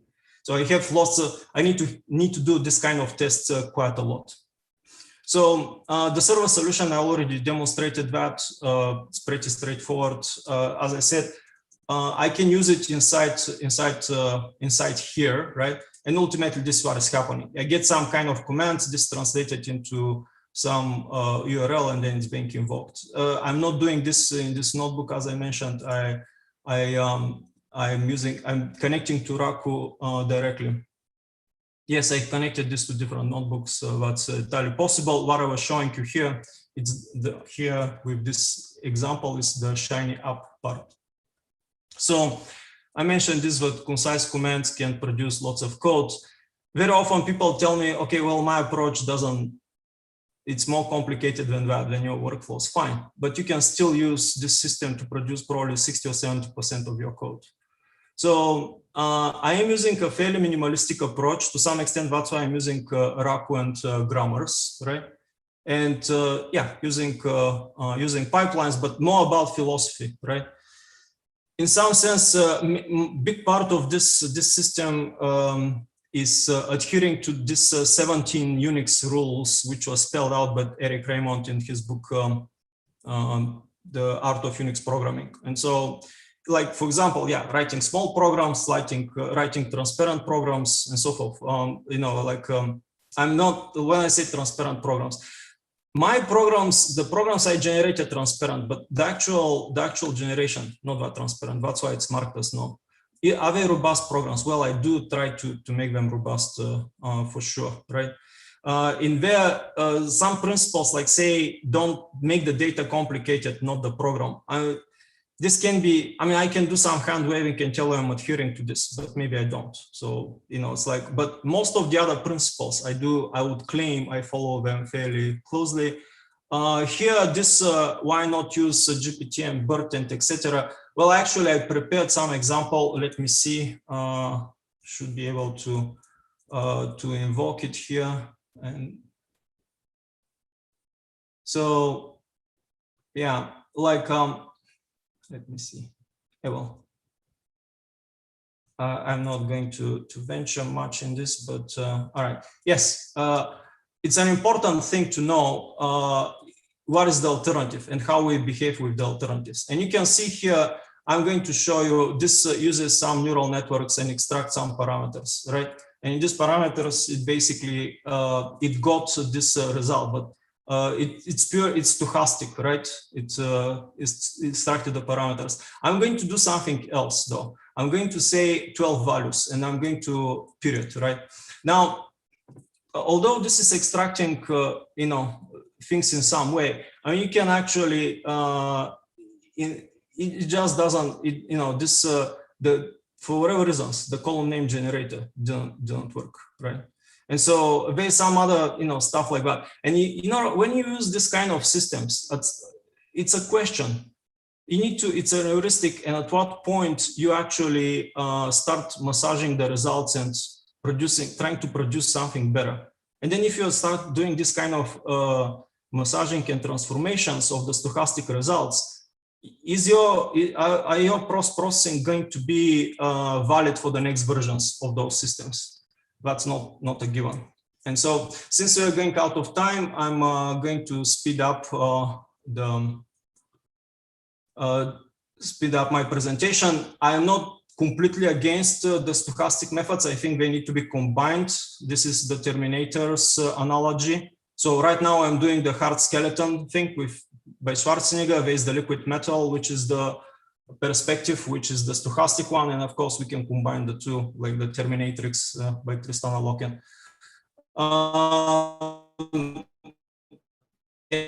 Handling links. I did mention that if I can do this to a programming language, of course I can do this to another natural language.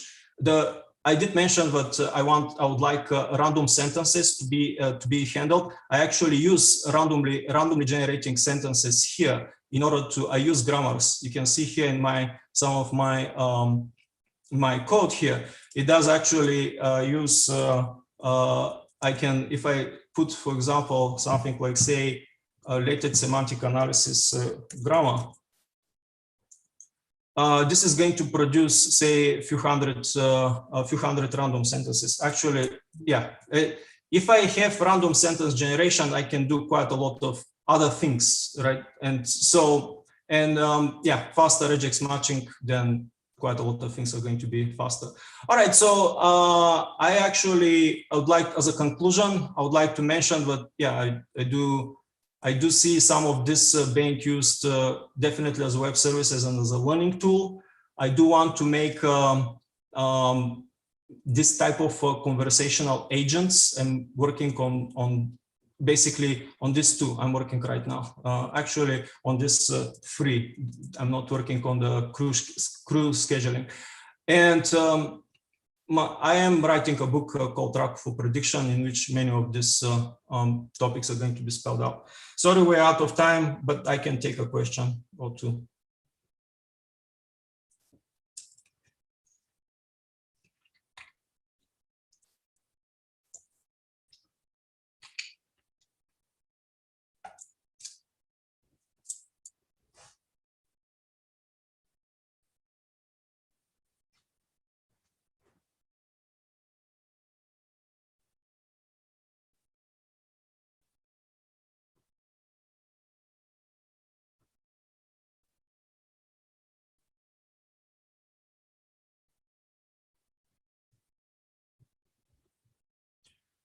I'm not sure. I'm not hearing any feedback, but I did for Daniel's Sockwell. I did prepare this this part here with the tries.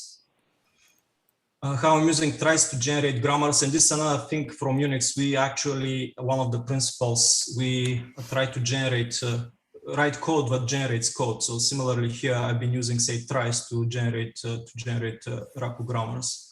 Then at some point I decided actually I would rather be doing this through resources, resource functions, and so forth. But anyway, I did have several engagement comments like that. Jonathan Worthington, he was mentioning that writing the comma I8 was very you need to plan for failure, and so similarly here in these parts we need to plan for failure. Okay, and I know we're over time, but I'm not sure, not hearing any feedback. Anton, I had a quick question. Hi, this is Bill Michaels. Great presentation. Thank you. I only have a technical question, and that is Shiny Apps, as far as I understand, is fairly limited on as many, how many concurrent users it can accept. I think maybe it's 800 to 1,000. And so technically, I would have thought you would have gone for something like Crow or a web framework in Raku and then built around that. I'm only using, you're seeing this part here. This is running on the DigitalOcean server with Crow and Raku, right? So if I show you my code here, right, for this, it's, sorry, just located here. It's, so somewhere here, right, in my level, I lost it. But anyway, somewhere on this, you can see that I'm using Crow for this, right? I mean, I basically start the process. I have this routing and etc. Right? This is what is running on the DigitalOcean server, right? So this is what interfaces these packages. I'm only using Shiny Apps. If I show you the code here, I'm all, or not, I guess. I'm only using Shiny Apps to connect with the web service, right? I mean, I really hope. Yeah, right. I really hope. Yeah, well, maybe that's a conversation we could have some other time, whether there's some sort of frame buffering that you're doing there. It's just, it's out of my expertise. So, but now I say I understand you're showing us the raw Shiny code. Yeah, you can see the translation here. This is what is the, I make the call to Crow, right? And I get this translation. This is just a easy way for me to make a web interface. I see. It's like, seriously, this, I really want, I mean, I explicitly put this button to share code, but anyway, whatever. So any other questions? Thank you. Thank you.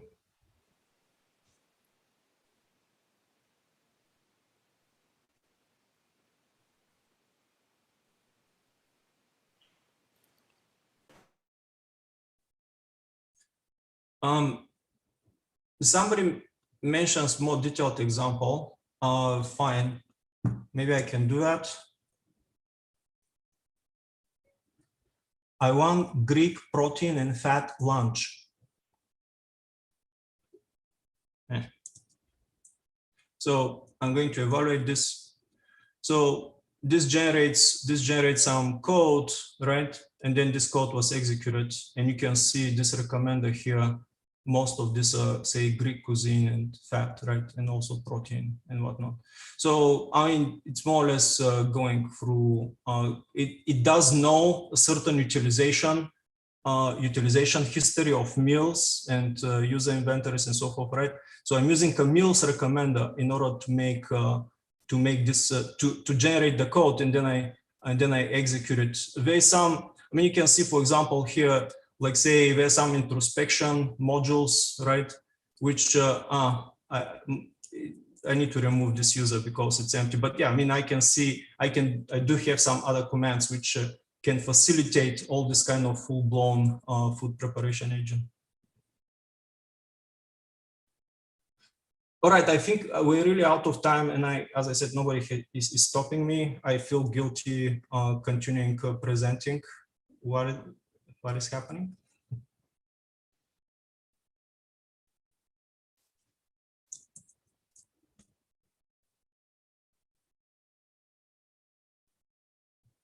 I don't hear you.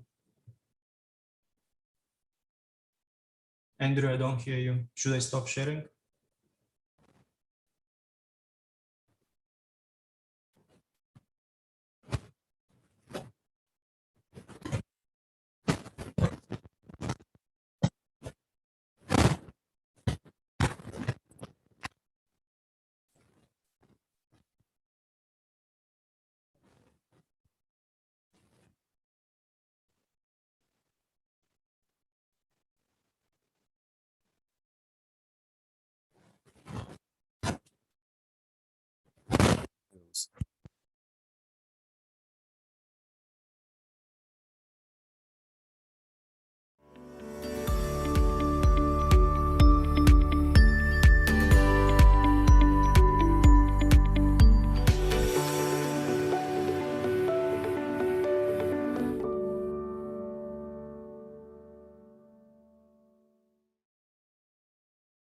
Comma automatically maintains the provides and resources section of our Meta6 JSON for us. For example, if I add a new module, we'll see that it's automatically added in the provide section. Similarly, I can create a new resource, and it will also be placed under the resources.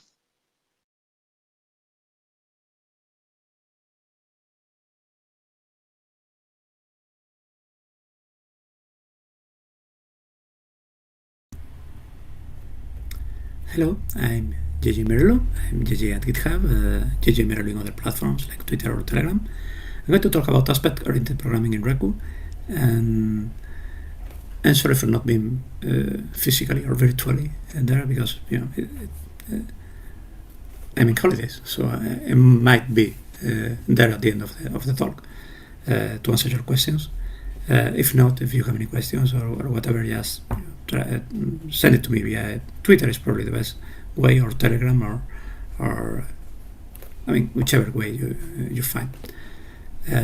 Well, we are going to, I mean, a bit of about myself. I have been in Raku since 2016. I have been mainly involved with documentation and lately with the Raku Steering Council. I have been involved with Perl in 1994. Most of the programming in Raku actually come from the Perl community, and I'm not an exception. I have been programming in '83. I started with a ZXX Spectrum way back then. But right now I'm also working as a contractor for Poly, very interesting company. You should really check it out, because the basic idea in the company is to give data sovereignty to people. And we might or might not have released an open source repository that tries to do that, exactly that. By the time you listen to this, it was in the works, but I'm right now in holidays, as I say, so I don't know if it's going to be released. The thing about Raku is that we can almost always answer, yes, we have that too, because we have everything on the kitchen sink. We have object-oriented programming, functional programming, all kind of things. Do we have aspect-oriented programming?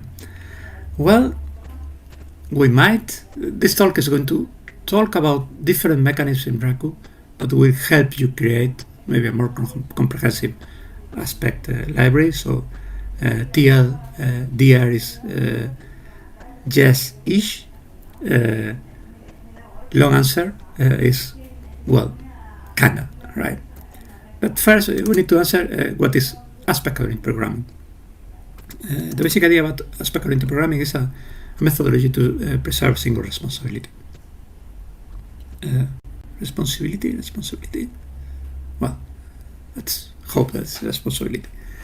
The basic idea is if you want something that there is a cross-cutting concern, like let's say logging or profiling or authorization based on the call stack, or any other kind of thing that's cross-cutting, you should have a single piece of code that does that. Not having a logging statement in every function that you want to log, but the only thing you have to say is, I want this function's logged, and there will be a single declaration that says, I want this function logged, and then a single code that does the logging. that this is maybe the function, any other kind of context you want, right? So those are called aspects.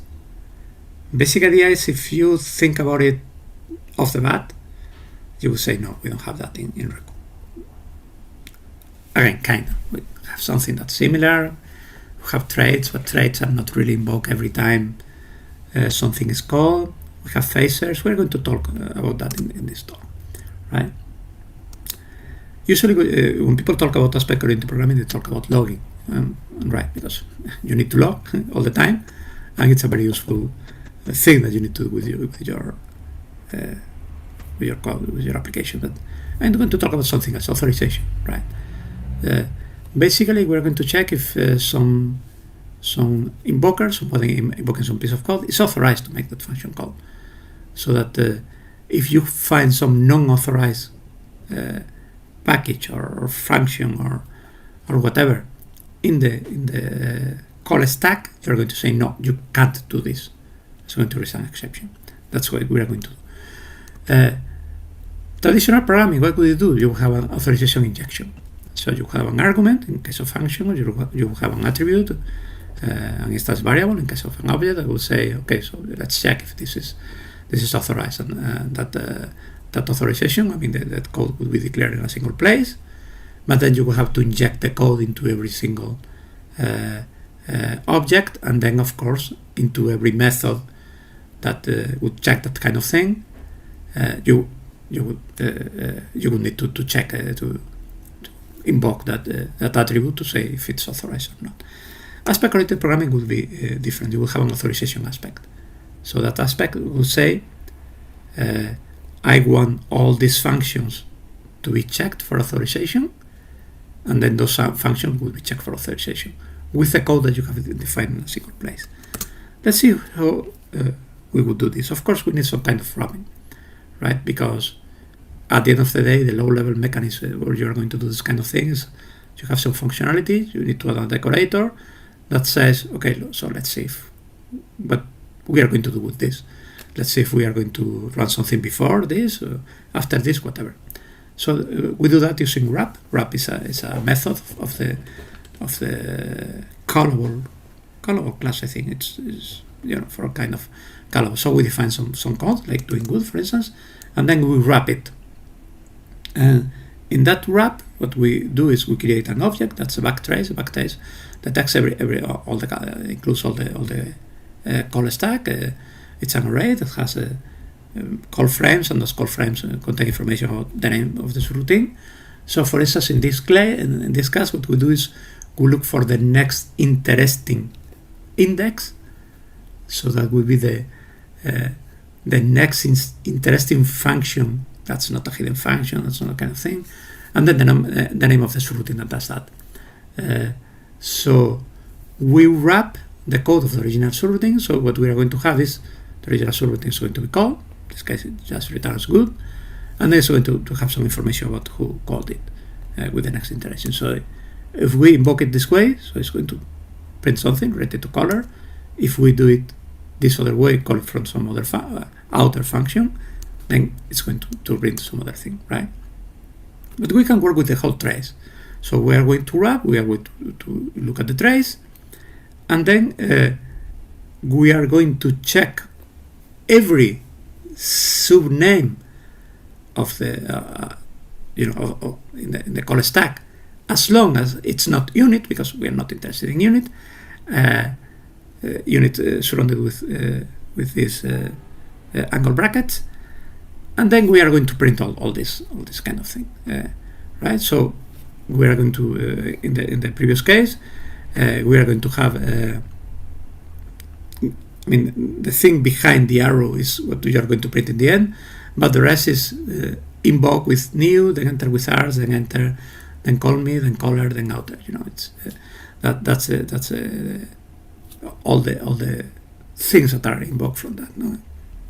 Here you take into account the wrap and the new subroutine and all that kind of things that, to be honest, were a little bit unexpected. But anyway, maybe that's not the point. The point is that caller and outer are in the backtrace, and since they are in the backtrace, we can use that to see if caller and outer are actually authorized to call good. And we do it here with this graph. In this graph, what we do is we look at the backtrace, we grab the backtrace for some subroutine called bad, and then if we call it from caller, we're good. If we call it from bad guy, no, we're not good. An exception is going to rise, it's going to fail. And say here, let's aspect it, but not an aspect yet. So like this moon that we see here, it's beyond the fence.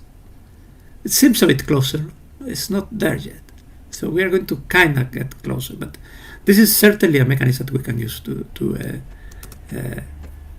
get to a speculative programming. We're getting there, only we will take a roundabout way. Second thing is we are going to define what are called advices. Advices is the actual code that you are running. So in the previous case, an advice would be the code that checks for the subroutines, and they get hooked to point cuts. Those point cuts are cross-cutting program points. They can be function names, they can be entering a function, around a function, exiting a function, any kind of thing.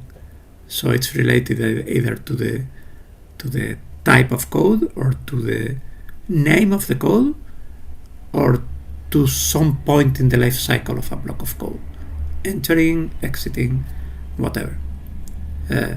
So you hook the advice to a point cut. So you say, I'm going to run this every time I enter or exit or whatever this type of function, or this function with a certain name. That sounds a bit like phasers on one hand, right? So since it smells like phasers, we're going to try and do that. So this will be a phaser, enter, and so every time we enter doing good, we check if the backtrace is there. If not, it fails. Well, this is most definitely a point cut, because it's a point in the function. Of course, it's not cross-cutting, because we are already defining this phaser right here. But then we have traits. Traits, well, traits are assigned to variables. So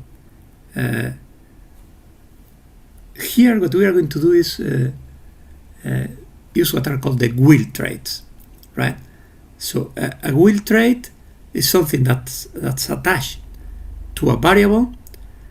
It gets the variable as a topic, as a topicalizer, and it's run whenever the phasers in the block they are run.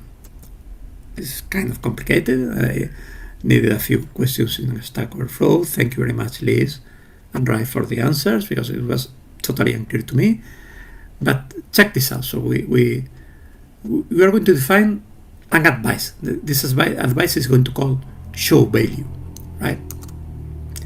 And then we are going to define a block. That block is called do stuff, right? So we define a scope there, a whole block. And then with will, we take a point cut, which is leave, and we attach the advice show value to that point cut. Ish. Why? Because leave is actually a phaser in do stuff. It's not in the life cycle of bar in any way. So it's just in the life cycle of the block, right? Still, something like that. Also, it's not cross-cutting, because we are only defining it for a single variable. But you get kind of the idea of what we are doing here. So this point cut is something like a phaser trait, right? Only for everything. And an advice is something like a block, like a phaser you attach somewhere, right? Only it's run, whenever the the point cat is defined. This is interesting anyway, because what we will see is that this phaser is run exactly after this leaf that we have defined for the whole block. So we can define as many leaf phasers as we want, or as many entry phasers as we want. But this kind of, it's kind of an aspect. Allows you to do some kind of interesting stuff. But we can also try and go a little bit further. Can we really define some cross-cutting concern? Well, we have already seen the wheel traits. The wheel traits are related to phasers, so they get a phaser and a variable, and they decide whether they attach some code to the scope phaser. But let's look at a simple trait like is. Traits are blocks of code that are run when you define a variable. In this case, for instance, we have a code, and we are going to call it simply AOP, as in object programming, and we define waterlogged, which is AOP, and then that's a simple code that returns a string, and then we say, okay, so this is wrong. Let's just say waterlogged is AOP. Anyway, I'll continue because it's the third time I'm recording this and I don't have so much time left because I'm actually going on holidays. Anyway, my point is that if you say waterlogged, it's going to run that code, but not when you say it, but when you define it.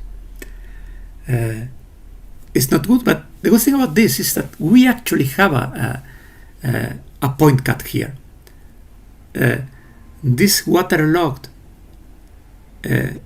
is actually going to get that trait because its name contains logged. So we can actually define traits that are attached to only some function that have some name. That's cross-cutting. Of course, we have to tell, we have to assign that trait somewhere, but it's not a bad deal. So instead of saying we are going to call all these things with this trait, we say, okay, so every thing that gets a trait AOP is going to be cross-cut, or maybe not. I mean, if you define something that's called simply water, that's not going to be, it's not going to actually get this code, or it's not going to run this code when it's defined.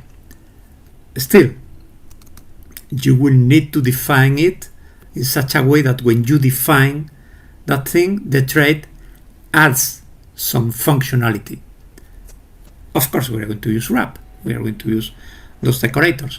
So we are going to define these multis. One multi is going to be for function that we are going to count every time that they are invoked. We are going to increment a variable. The other is going to be for logged.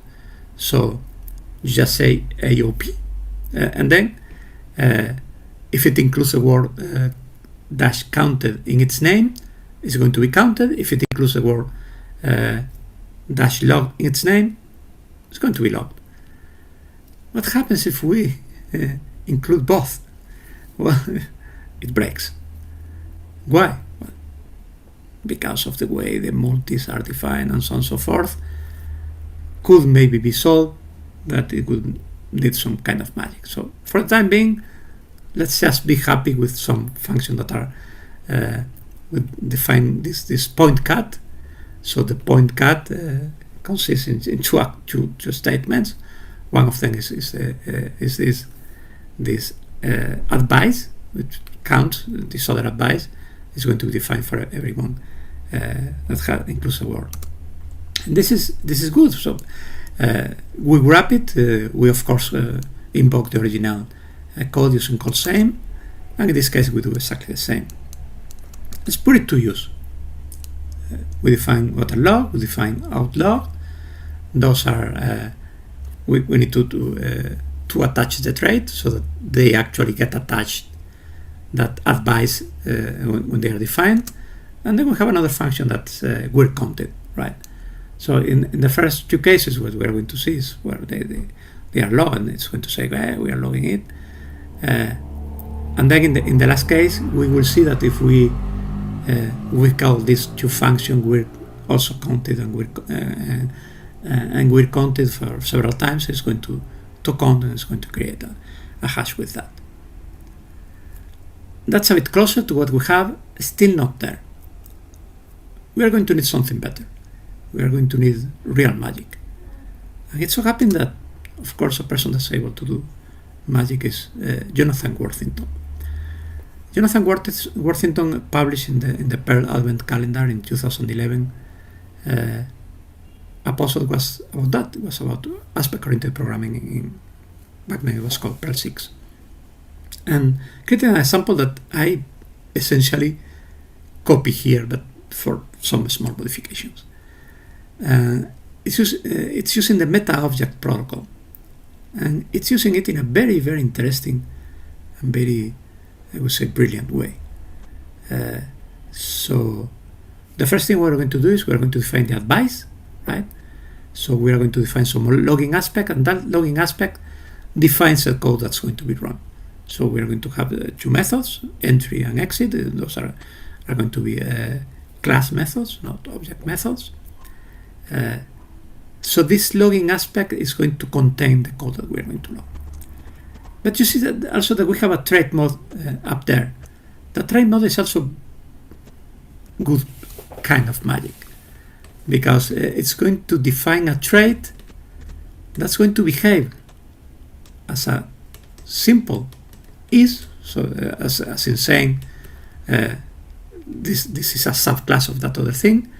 But if instead of using method boundary aspect, we use something that's derived from method boundary aspect, is going to add an aspect to the higher order working using the meta object protocol. That's a brilliant part of it. But of course, we need to define this meta object protocol. This is going to be a class with aspects, and we're going to define a higher order working. That's derived from meta model class host, so it's a meta model, and this class is going to have something that are called aspects. So the class by itself, every object you define of that class, is going to have that, and then it's got an instance variable that's the aspect, and then it's got a method that's called addAspect. When you compose it, that is when you kind of create something that's using that higher order working, it's going to pick up every method of that type of class, and it's going to wrap the advice that we have defined before, right? Where are the point cuts here? They're kind of here. So you say that if the aspect that's wrapped, sorry, not the aspect, that the object that's wrapped has something called entry, it's going to call entry. If it's got something called exit, it's going to call exit, and in the middle, it's going to call same. So in this case, well, it's a very simple method, because it's going to produce no side effects, a single result. But anyway, you get the idea. So we got the point cuts right here, which are defined, well, they are defined in code. It's, again, not ideal, but getting there. And of course, you have the original functionality.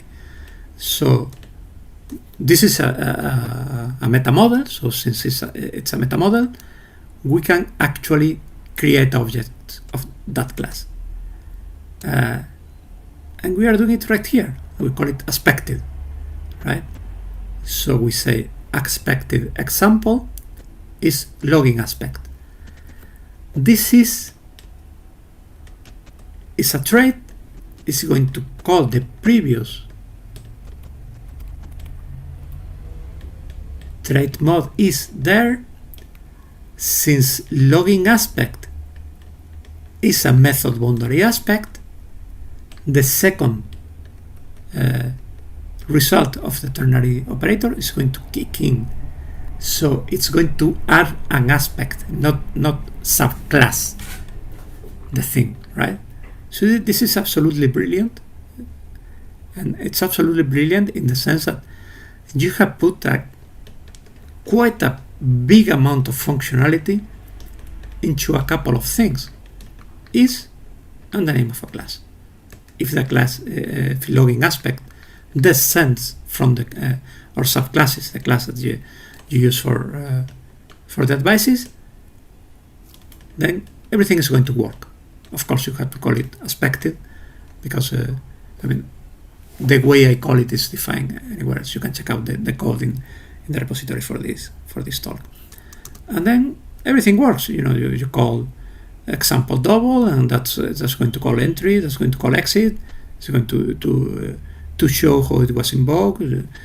Call double with 3, double return with 6, and then 6, which is the original value. And the second one is going to work pretty much in the same way, right? So this is really, really brilliant. And again, this is something that you could put in a library and call it aspect Raku or whatever. So we're almost there. But the basic idea is that aspect-oriented programming, yes, we can. So all the underlying mechanisms that aspect-oriented programming needs are in one way or another in the Raku core. Things like, for instance, decorators, which is using the wrap method, traits, multiple scheduling, also using essentially constraints. Of course, you could think about other kind of constraints like types or other kind of things, and it's going to be more complicated, but can be done relatively easily. There's a library in Perl, for instance, called Aspect Perl, and it uses kind of the same thing. So it looks at you can define regular expressions, for instance, and tell them if something is going to be run before any function that follows some regular expression or whatever. That shouldn't be incredibly complicated. Of course, it needs to be done. But my point here is that metaprogramming, at the end of the day, not only at the level of defining that kind of thing, also at the level that you can add phasers, for instance. You can add phasers in runtime to a function. Only it's kind of complicated because defining a block is not compatible with using is. You might be able to do it. Jonathan Liz would probably be able to do it. Many of the people like Rife or whatever. I wasn't able. But my point is that almost everything is there. So yes, we have everything. And the kitchen sink, yes, we have aspect-oriented programming. And you can create very interesting patterns with this kind of thing, and very rich and very a very high level of abstraction in an application, which will make Raku programs incredibly powerful and incredibly expressive as they already are. That's it. Thank you very much. If I have been introducing this video, I will be available for questions. If I haven't, please send me an email. Anyways, thank you very much for listening.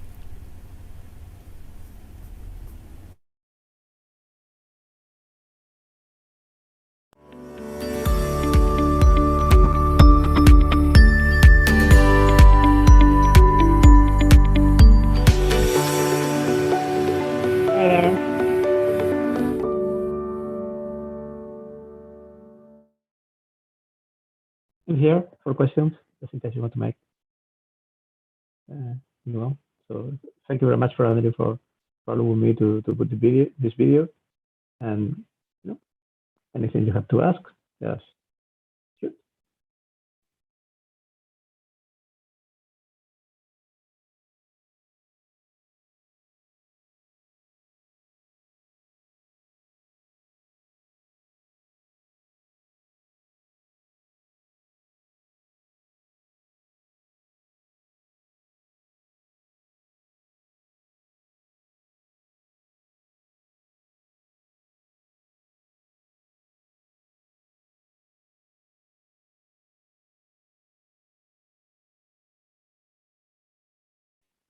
I'm right now in the bed in the apartment in Venice, so that's why when I type, everything kinds of move.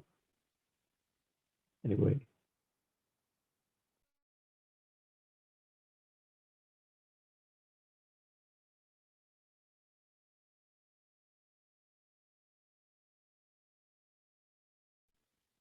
So, no questions? Thank you very much. Thank you, everyone. Thank you to Andrew for organizing this talk. And see you. You have a question, William? Yes. Go.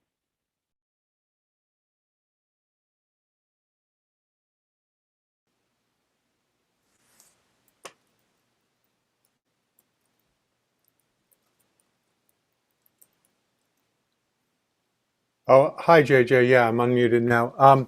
Quick question. You mentioned a advent calendar from Jonathan Worthington. Did you say it was 2011? And if you did, will you be able to drop that in the chat or give us a reference to it?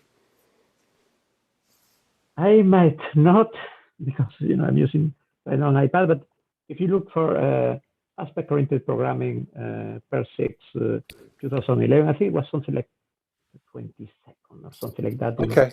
All right. In And the other 2011. question I had was whether there was any drift from that code, or whether you're still able to run that same code from 2011 till 2021.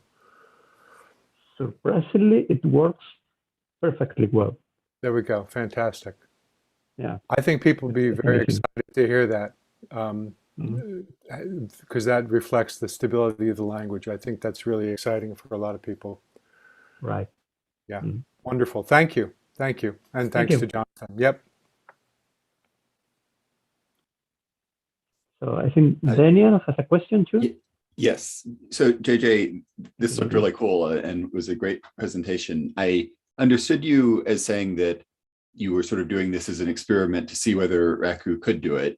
After having done all of this, are you sold on it? Do you think you'll start using this sort of aspect-oriented programming in your code, or was it just sort of a, let's see if we can do this, but you're not sure that you have a use case for it?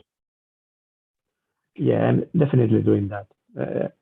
I try to avoid logging because it's what everyone does. But I think that, for instance, there is a case for doing it for logging, so that you can just define a point cut and say, okay, it's logged, and then just by calling a function in a certain way, you will log it. So I will definitely do it. Maybe for logging, maybe for some other things like doing some kind of small profiling or checking how many times something has been called. That kind of things are definitely issues. But I'm totally sure that logging is the killing app of this kind of thing. So definitely using it in the future. Thank you. Cool.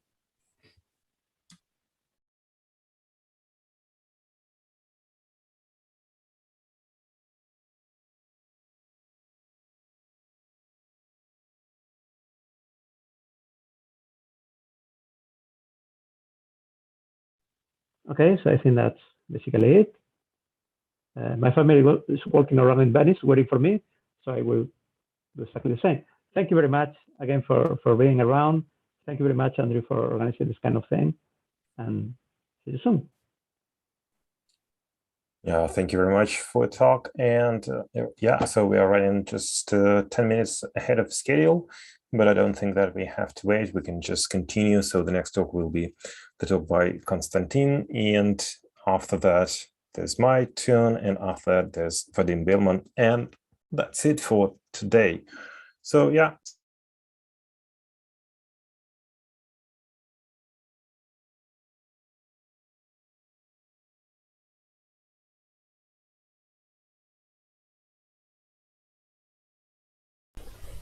Hello guys, my name is Konstantin, I'm from Moscow, Russia, and today I will give a talk about multi-network Ethereum DApp in Raku. DApp, I mean decentralized application.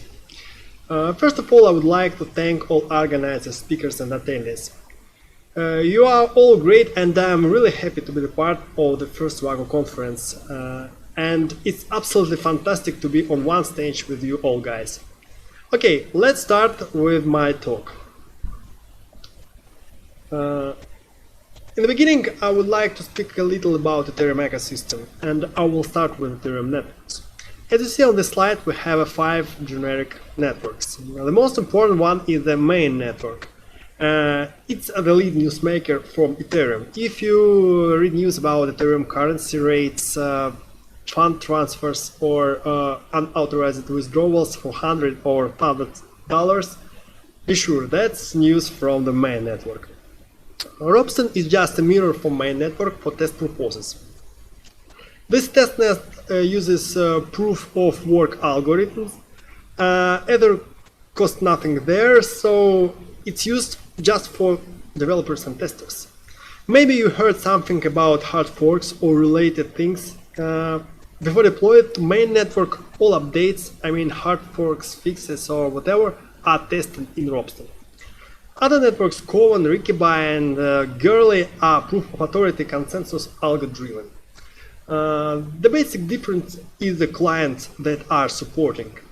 Coven is for Open Ethereum, Rikibai for Get, and Gurley is a multi-client test network.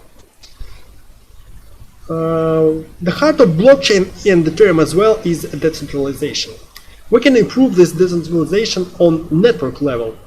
Ethereum blockchain could be much more decentralized if we use a mix of main network, public test networks, and private network. This is just one more step to next level of decentralization. It makes possible to increase the resilience of our distributed application against the network attacks or their natural degradation. So if you follow news from Ethereum, you know a few milestones in the life of test network. I mean DDoS attack to Ropsten in 2017 and Swan project test on Gurley this year. In case of Ropsten, attacker inserted state bloat or spam blocks that were very slow to process, requiring a lot of CPU time and memory resources. Thus, syncing an Ethereum client to Ropsten testnet became slow and consumed excessive disk space, about over 10 gigabytes. When we have Swan project on Gurley, the network was overloaded for 4 weeks. Average block time was about 35 minutes. It's very slow. So in this case, when your application, decentralized application, uses just one test network, if network is down or under attack or under the spamming, your application is down too. But when you use a couple of networks, a mix of the networks, you can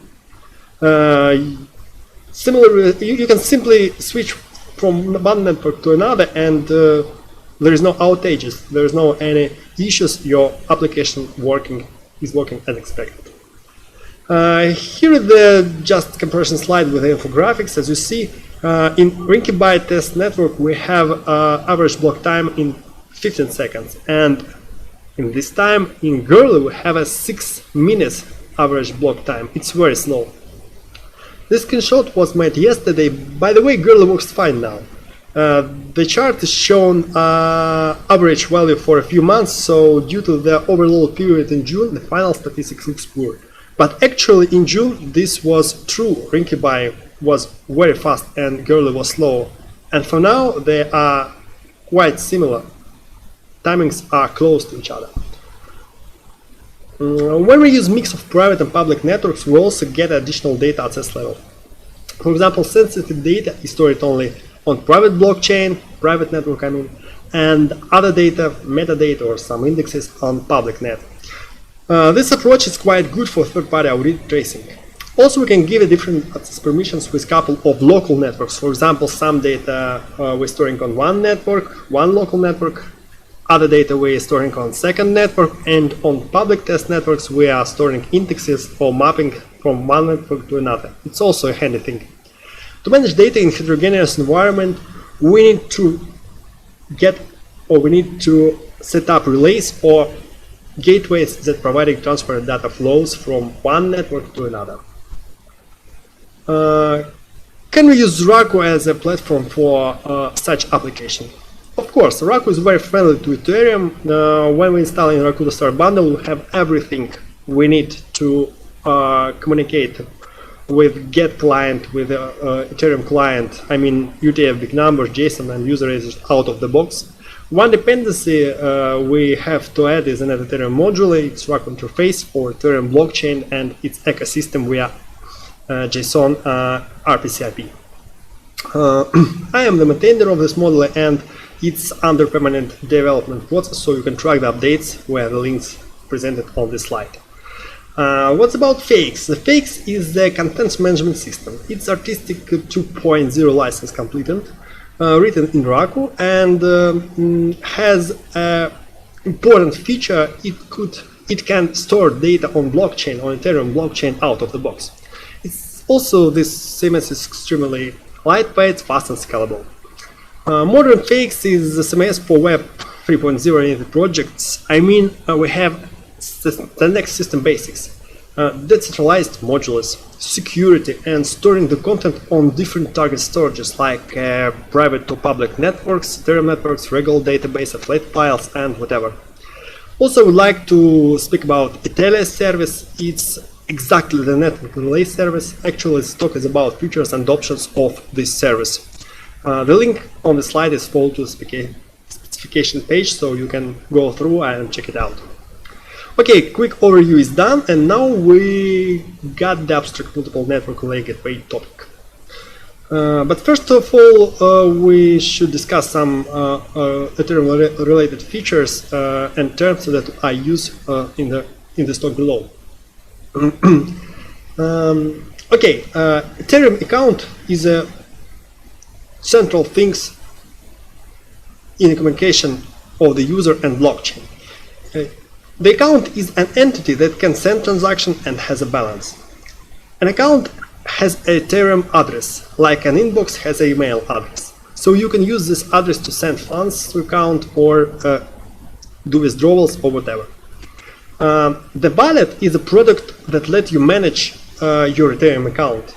It allows you to view your account balance, send transactions, and do any activity related to account. There are a few types of the wallet. I mean physical account, physical hardware wallets. It's like a USB sticks with a cryptographic algorithms and chip on board. Mobile application makes your funds accessible from anywhere via the smartphone. Web wallets let you interact with the account via the browser. For example, I use MetaMask Firefox extension. And desktop application, if you prefer to manage your funds from your operating system like Windows, Linux, or MacOS. Ethereum currency units are Ether, Gwei, and Gwei. Gwei is the smallest one, Ether is the greatest. The Gwei is somewhere in the middle. So when we speaking about the faucets, Ethers on testnets on test networks has no real value. Therefore, there is no markets for test network Ethers. Since you need Ethers to actually interact with Ethereum blockchain, you should get the Ethers from somewhere, and this somewhere is faucets. More faucets are the web applications where you can input your account address and get some Ethers on your balance. A shared or the mock account, this is an idiom used to define an account address which is used simultaneously on both public and private Ethereum networks. Usage of mocked account provides transaction signing on private node, restriction of transaction flow from private network to public network. It requires the access to public node because we need to because the flow restriction is depending on different metrics like a balance, daily request limit.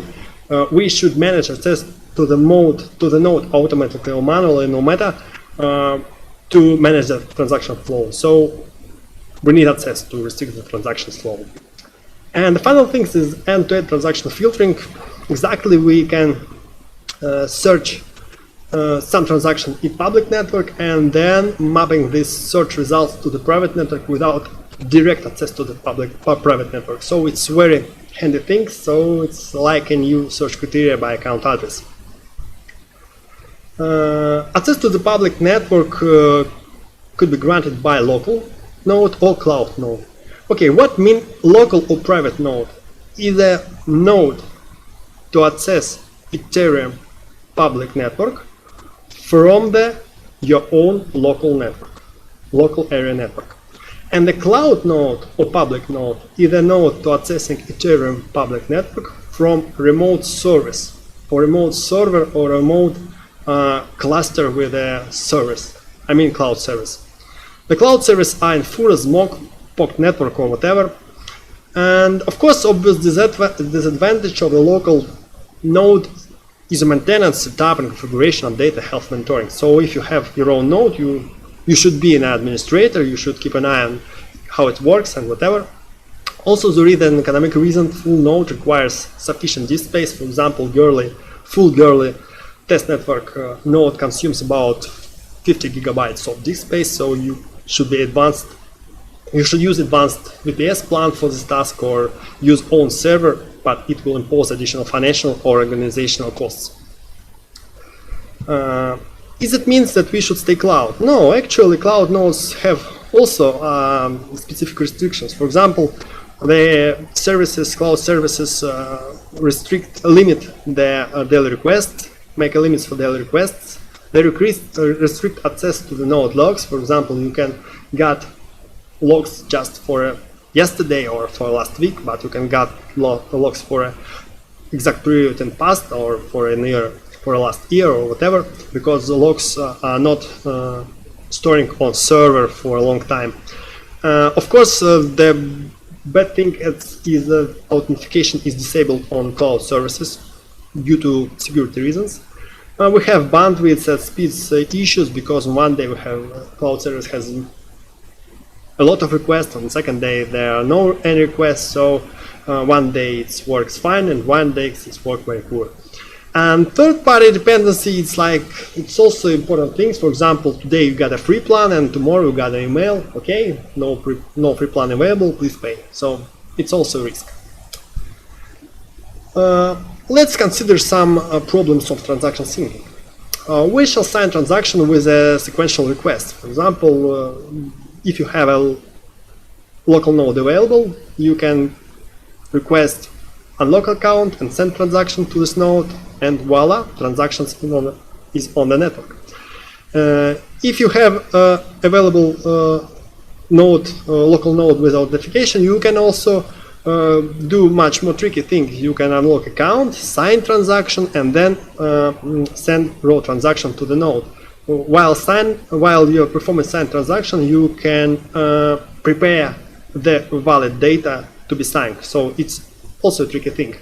And the third variant is that you use some hybrid model. For example, you sign a transaction on your local node, you just unlock account and sign it and sign transaction, and then you commit that signed transaction as a send raw transaction to public or cloud node.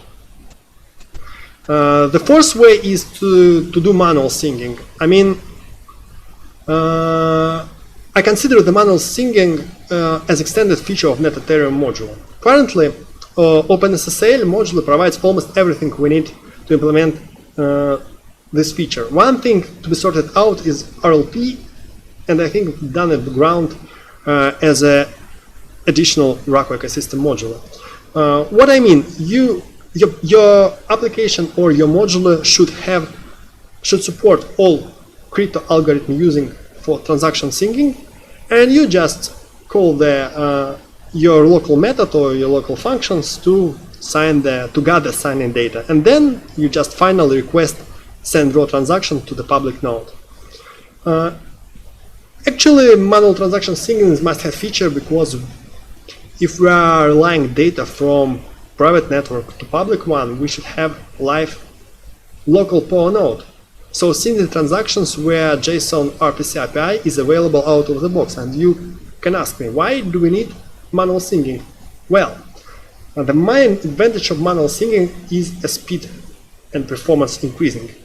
By very average estimation, we will get at least 2 times speed increase if we will sign transaction manually. Okay, if we want to commit transaction to public Ethereum network without access to the public network node, I mean to the cloud node, for example, we should use mock shared account to sign transaction locally. In Ethereum, we have private key assigning to the account. This key is secret. So if someone will get access it, all will get it. He will get the access to account and funds, and this fund can be easily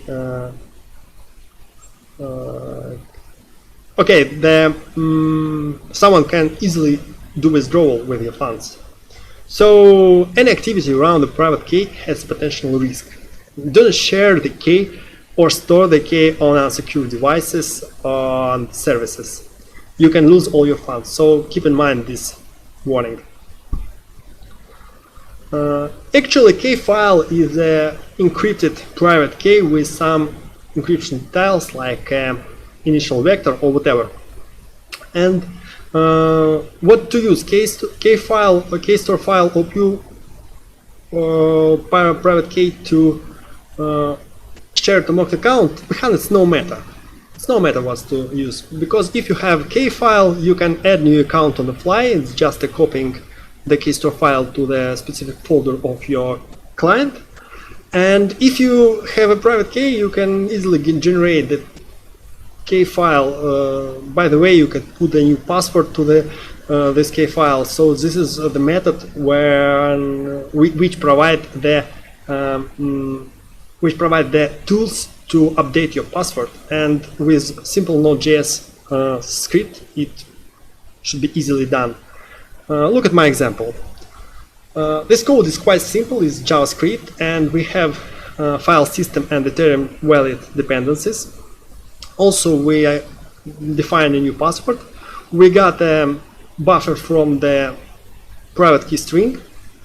The basic, the generic magic is a function valid from private key and account to v3. There are a few tricky things under the hood, but yes, it works, and finally generating some valid key store. But if you want more details, by the way, you can extract private key from key file using also Node.js. But if you want more details and if you want to get more skills, you should use the Python. On this slide, I have a link to the Python code where the sources are presented.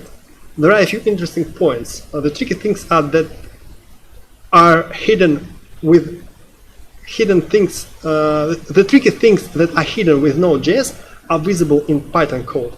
So you can see the sequence and type of crypto calls. You can understand what algorithms are used. So it's fun. I recommend it to you. But on the other side, if you don't want to do any low-level iterations or low-level steps, you can use just RPC IP. So mock or shared account can be created via the personal import row k method. It's a call from get client. Parity new account from secret method, it calls from Open Ethereum client, and parity new account from wallet, it also calls from Open Ethereum client. You can check the status of new created accounts with a JSON RPC personal list accounts method, both in a parity Open Ethereum and get client. Parity is the previous name for Open Ethereum. Okay, we reached the hybrid model with local singer section.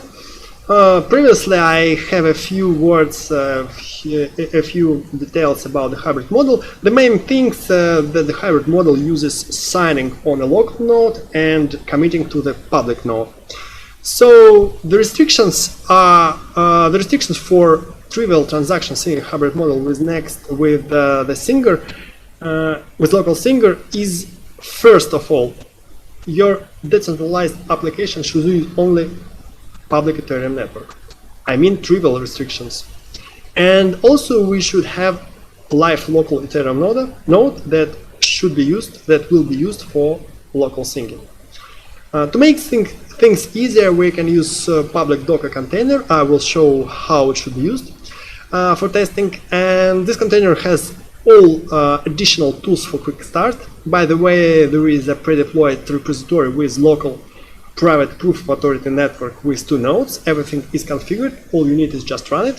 So in our case, we need at least 1 node, so we can use our finite node from this network. It's no problem too. Link to the Docker container is presented on this slide. Startup is quite simple. We run the Docker, we start the Docker, attach the container, go to the Ethereum local network root folder, then change div to utils and run the starting script. After the script is run, we just check the node status from hosts trying the curl request with a Web3 client version. It should return the version of our network, of our get client, node software. And finally, we should add mocked or shared account with own private key. It's a personal import row get. It's personal import row key method for guest client with a private key. Here's the private key in this request, so you can see that it's not a fake. Okay, when we are speaking about multi-network Ethereum the application, we assume that this application uses a hybrid model with local singular. In this case, our application should serve pairs of Ethereum nodes. In every pair, we have public node and private node. Public node is a node to access public Ethereum network from cloud, from remote server or cloud service. And private node is a node to access public Ethereum network from your local area network. If you want to commit the transaction to public node, it should be previously signed on private node. And application should provide flexible config tools to quick set up our pairs. The private node is additionally should use, if the private node is additionally used as a gateway to access data in proof of authority local network, your application should also support the smart contracts we are interacting with, logic, algorithms, and semantics. Also, I have to mention that ideally your application should provide some kind of web interface for remote configuration and reporting or logs overview. So, from the point of information security, JSON RPC API should be disabled on private Ethereum node. We should use domain socket instead. So that's one place that we should discuss the features of Raku language core. In Raku, we had no Unix domain socket support for a long time, and we have to do some tricky things like using Perl 5 IO socket Unix module in couple with Raku inline Perl 5 module. But finally, its domain sockets are in place, and we can use them via the IO socket inet module. The minimal patches to net Ethereum, it's quite easy. We just need to add a few requests. Sign transaction, send draw transaction, and update get transaction. Here is the link with the minimal changes that were done in the previous few weeks. You can trade the updates. And the minimal changes to fix it. Of course, we should support new config. We should add or implement new config tools for Singers. We should be able to configure Singer, byte storages, and Singer as well. Also, we have to add support for node pairs. For each node storage, for each public storage, public network storage that requires signing on private node, takes should create at least 2 objects: storage object and Singer object, and these objects are coupling in pair. And also we should update writable chain method according to the configuration. It should committing transaction with authentication on public node or with transaction syncing on private node. So here is the link for the minimal changes that were done in fix in July. Okay, the subscription service should be operating with synchronous and asynchronous approaching. The synchronous approach is trivial. The application updates data in a public network while updating data on a private network. For example, it works like a simple proxy. And the asynchronous approach assumes that the application runs exclusively on a private POE network. We do not know anything about the public network. At the same time, we have an extended service that's working in the background and has been subscribed to events or selectively depending on the settings, generated by smart contracts. When the event appears, the node software launches a hook, and our service will handle this hook and the data as well. Processing should be done in a specific corresponding or universal handler. Again, what's about Raku specifics? Yes, we got Unix domain sockets because subscription with the Ethereum client should be done via Unix domain sockets. And we got a multi-threading for parallel events processing. Unix domain sockets are in place in EOSockets.net, and multi-threading also is out of the box in Raku. We have low-level threads and high-level promises, suppliers, and whatever in Raku out of the box. Also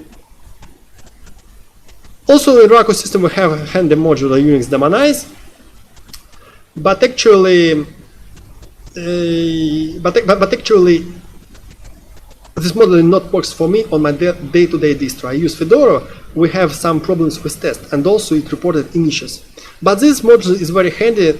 It allows to start daemons and provide additional tools like log files and controls, some must-have controls like EasyLife, Terminate, and whatever. So I think it's a good idea to reanimate this module and get it work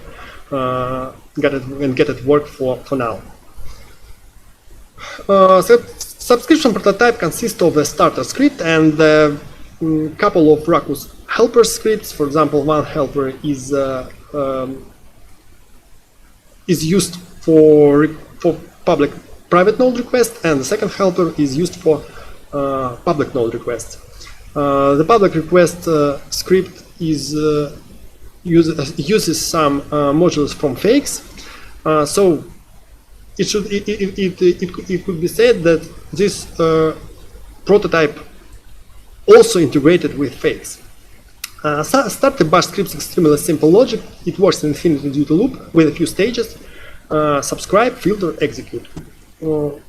Relying on filter matching, we execute one helper or another helper. It's very simple. Okay, what's about the demonization or port forwarding? Yes, we can. If Unix demonize not worked as we expected, for now service could be run in demonized mode with an OHAP embedded command. This command is included in Linux. Also, we should forward Unix socket to TCP, one with a socket, just to be able to use and see from starter bash script. This should be done on server with private Ethereum node. The command is simple, but it works fine. It gives us the ability to work with Unix domain via TCP, and it's super for a prototype. And finally, if we got the private node on another server, I mean private node, it's a node that allows access to the public Ethereum network from your local area network. So if it's not on your local machine, we should forward the JSON RPC software port to the local host. It's also socket, it's very simple. So the first link on the slide is a link to the sources of this prototype service, and the second link is a link with more details on subscription. Please go through it. There are a few interesting things how subscription is done in Get Ethereum client. Okay, now it's time for live demo, but first I should do a quick introduction. Let's see the screen. Okay, this is my fingerprint. The logo of first Raku Conference. This logo is used for the fingerprint. What is a fingerprint? I will convert this JPG logo to text file, just a simple base 64 conversion. Now I have locally stored text file with this logotype data. Then I want to deploy, to save or store this logotype, text logotype, in local blockchain. In parallel, I have run the service, subscription service, that will get the events from the local blockchain, process these events, fetch the data associated with these events, and push it to public Gerlo network. So that's the plan, and I want to show you how it should be done with Raku. Okay, I will get the correct background. So here's the terminal. First of all, we should run the Docker. Here's the command. Then go to Ethereum local network and start the network in the Docker container. What is the start script? First of all, the script is patching accounts. We got 2 nodes, network with 2 nodes. All nodes are running locally in Docker. Every node one node have 2 accounts and one node have 1 account. As you see, we create 3 accounts. Next thing, after patching, we start up the entities of the nodes and then binding these nodes. Binding is useful. A binding should be done because without the binding our blockchain will be frozen. To get a new blocks, to make a new transaction, we need blocks binded. Okay, as you see, network started successfully. Now we will deploy the smart contract to this network. Okay, we have a helper script.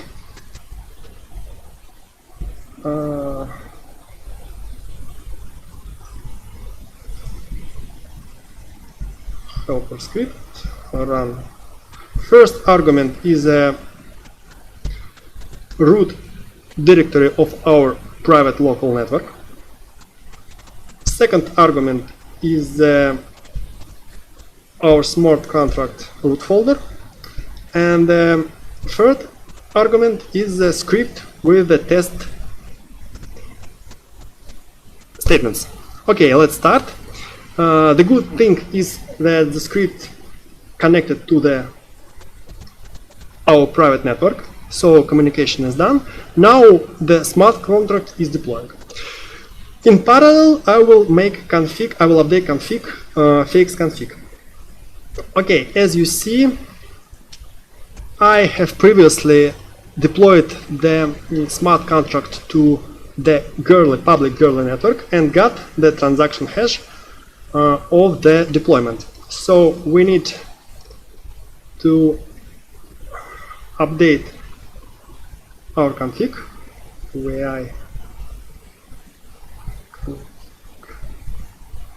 Okay, first one for Goerli local storage. This is transaction hash. Okay, paste. And the next we should update local transaction hash. Let me see what's happening with our test. I suppose, yes, smart contract is available. Smart contract is available. Copy. And then we should paste it. Okay, first config is done. Next we need to go to our service. Unfortunately, all hashes are hard-coded, so every time I need to update the files. Yes, it's not good.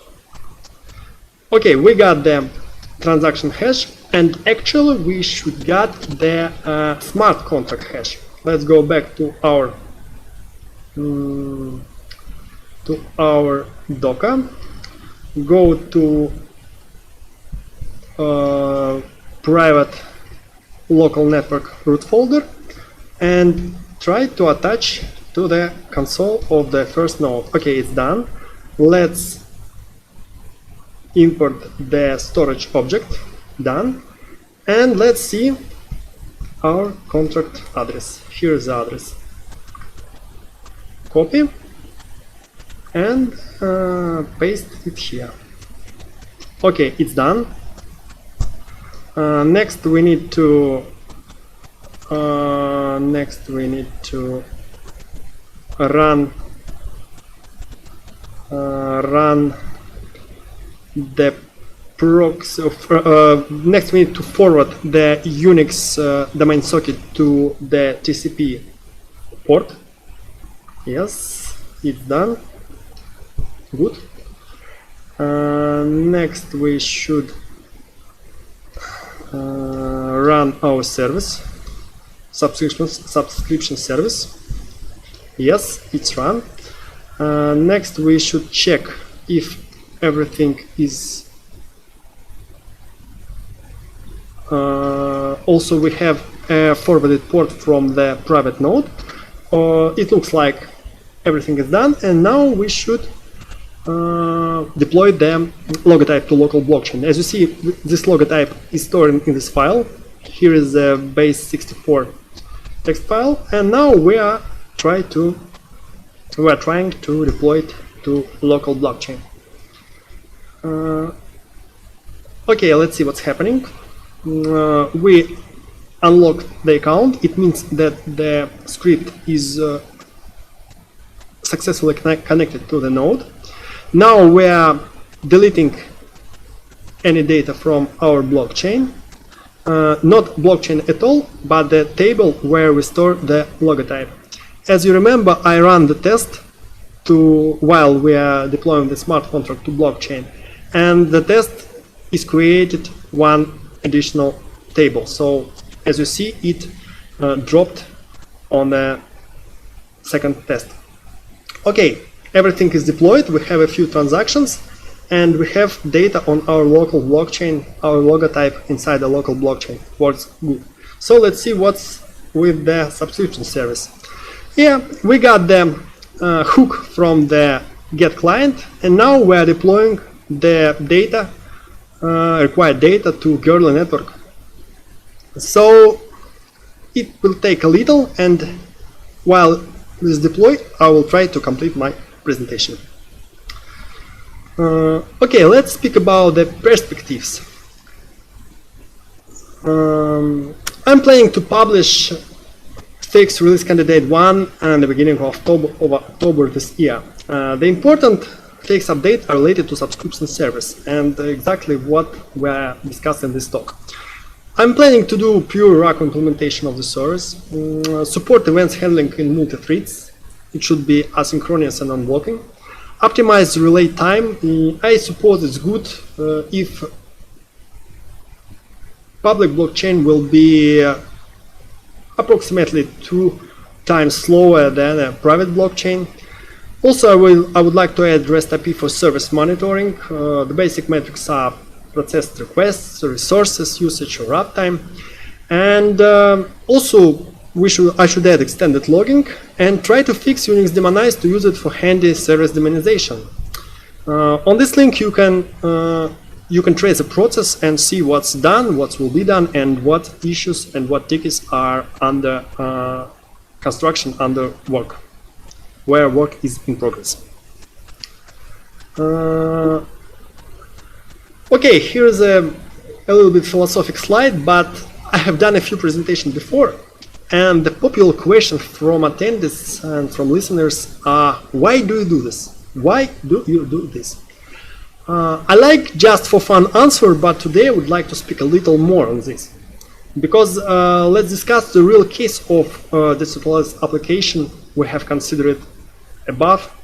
We will discuss the use case of application. One day my colleague, my friend, asked me to show and share the stuff I'm working on, and this was the transaction signing for public Ethereum networks, exactly the stuff that the talk is about. While my quick guide, I have presented the idea of storing the sensitive data in blockchain and share some data, metadata, indexes, and whatever to public blockchain. That's exactly the ideas that I speak about above. So my friend gave me important advice. He told me, take a look to logistic related businesses, because such companies are really interesting in delivery tracking. And after this, I've started Googling. Yet there are real tricky things like private traces with sensitive data like shipment details, privacy data, or whatever for for restricted access. And there are public traces for public use with short description and minimal details like hashes, indexes, or whatever. All these traces should be consistent and tamper-proof. All companies should grant, also these companies should grant access to private data to partners or auditors, and they should be able to check its consistency and authenticity. As you see, blockchain is a really must-have feature for these purposes.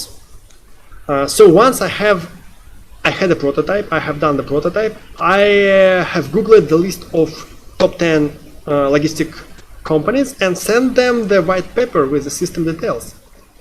And in the result, I've got a feedback.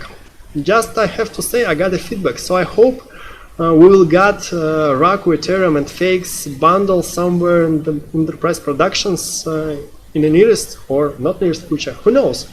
But actually, this is real use case, and the companies are interested in such system and such technologies. Okay, I'm ready for open call. Sure, I would like to invite you all to Fakes and Atelia dev process. Code review, forks, merge requests, any activity with source code is very welcome. You can follow the links presented on the slide. Also, I'm open for discussion. If you are interested in some future or concepts of this talk, you can just do proposal, or we can just speak and discuss this face-to-face. No problem, get in touch. Actually, I'm open for donations. Any details about donations are on official Fakes website. This is the first link of the slide. And okay, that's all. I would like to thank organizers and attendees once more. Would like to say special hello to Andrew Shitov. So let's see what is about deployment. Okay, as we see, we have not deployed one part of our logotype. It's no problem, it's under deployment. Let's go to the log into my private node. Okay, I'm on it. Let's attach console, password. Okay, let's see. Let's see what is inside.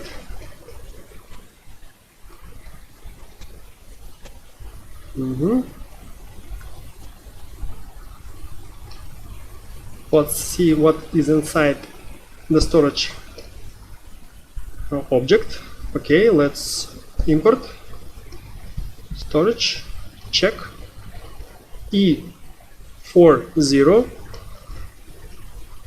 E40, yes, deployment is done well, storage as well. Let's see what's about our deployment. I think, yes, it's done. And final, voila, let's fetch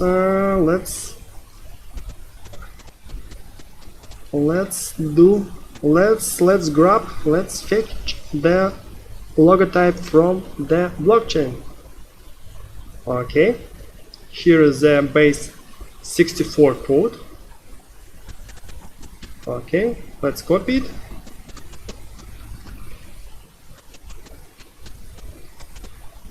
Here is the online service for decoding base 64 to images. Yeah, it's done. You see, our logo in blockchain, it's officially stored to Gerlo network, and here's the associated transactions. As you see, we have about 11 transactions for this logotype, so it will be stored in blockchain until the Ethereum is alive, and I think it's forever. So guys, that's all from my side. Thank you for your attention. If you have any question, you are welcome. See you.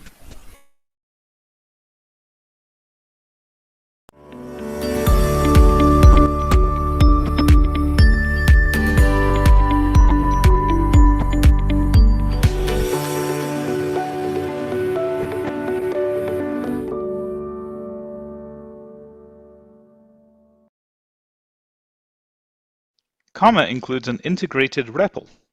You can find it on the Tools menu, or conveniently load the module you're working on into it. There you can enjoy familiar comma features such as syntax highlighting, auto-completion of different program elements, parameter information, information about problems with your program, and when you're ready, Control-Enter runs the code.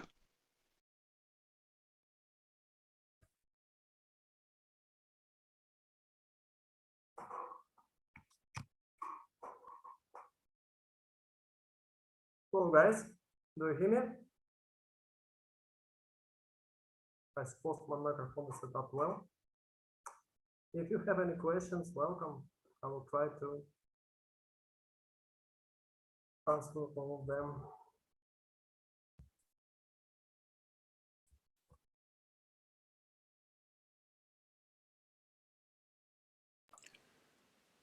Hi, Konstantin. This is Bill.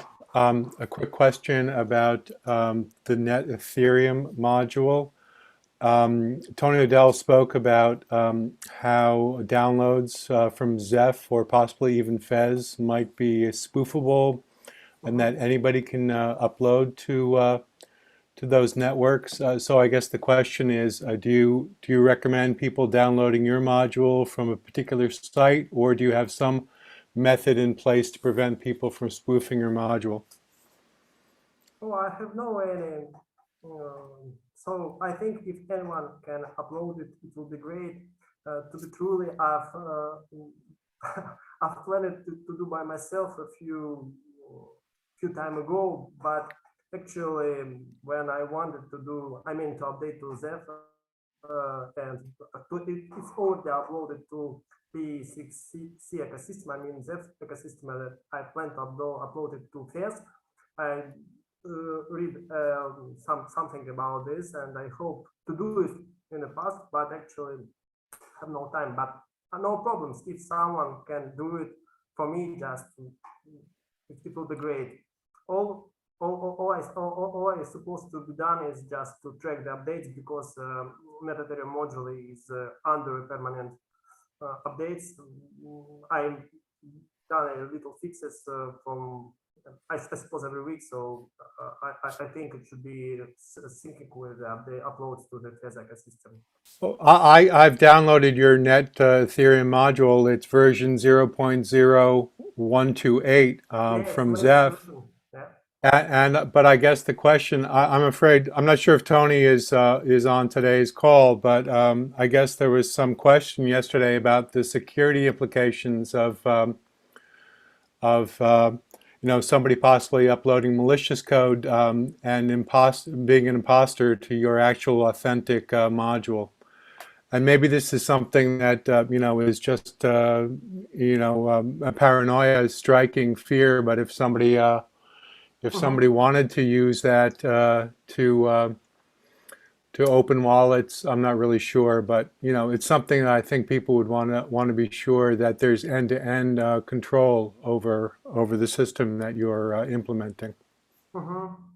Yes, it's a point of consideration, and I understand that if this module can be used for some data to retrieve some sensitive or tamper-proof data, of course, it will be the fake module or a module with some dirty code or whatever. It should be actually a problem. So I think, to be honest, I think I could do this. Maybe not currently today, but in the nearest future, I will upload this code, this module to Fez ecosystem, and if I will create. I know I should create an account there associated to me. Maybe it will be approved that this an actual model that I'm working on. So yes, I think I could do it by myself for the first time. But if anyone can do the fork or work on this module on other point of view, on other point of consideration, maybe add some features related not exactly an Ethereum, maybe Ethereum Classic or another Ethereum related ecosystem things, they could update own forks there. So great. yeah. Great, thank you. thank you for invite. It's really good to have this module in FES ecosystem.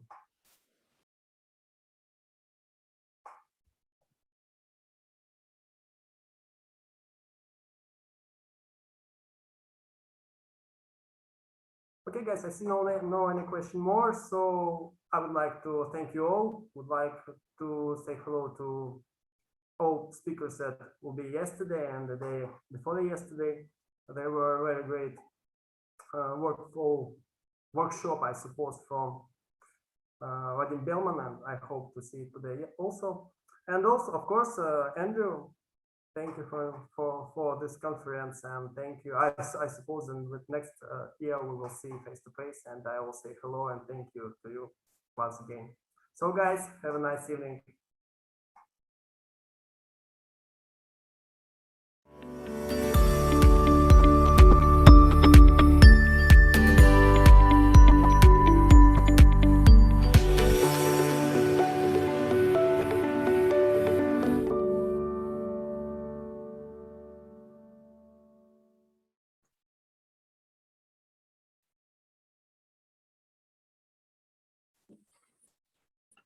Hello again. So I think we can continue with my presentation. And last time we were talking about the solution of the ugly numbers, week number 123, task number 1, ugly numbers. Just a quick reminder that these are the numbers whose prime factors are 2, 3, and 5. We looked at 2 of the solutions, and in the last solution, there was the thing when we grep using this method operator, which is using the function, and you kind of call it as a method. So let's look at the next solution, and immediately we can see the same construction with grep, but this time it's just a regular function, and you just see the difference in syntax. So you have to pass some variable. In this case, it's just $_. Yeah, basically, I don't know who prefers which one. This one is definitely, well, it's using $_, which is kind of, well, let's not call it line noise, but still. But this one is using the line noise on the other side, right?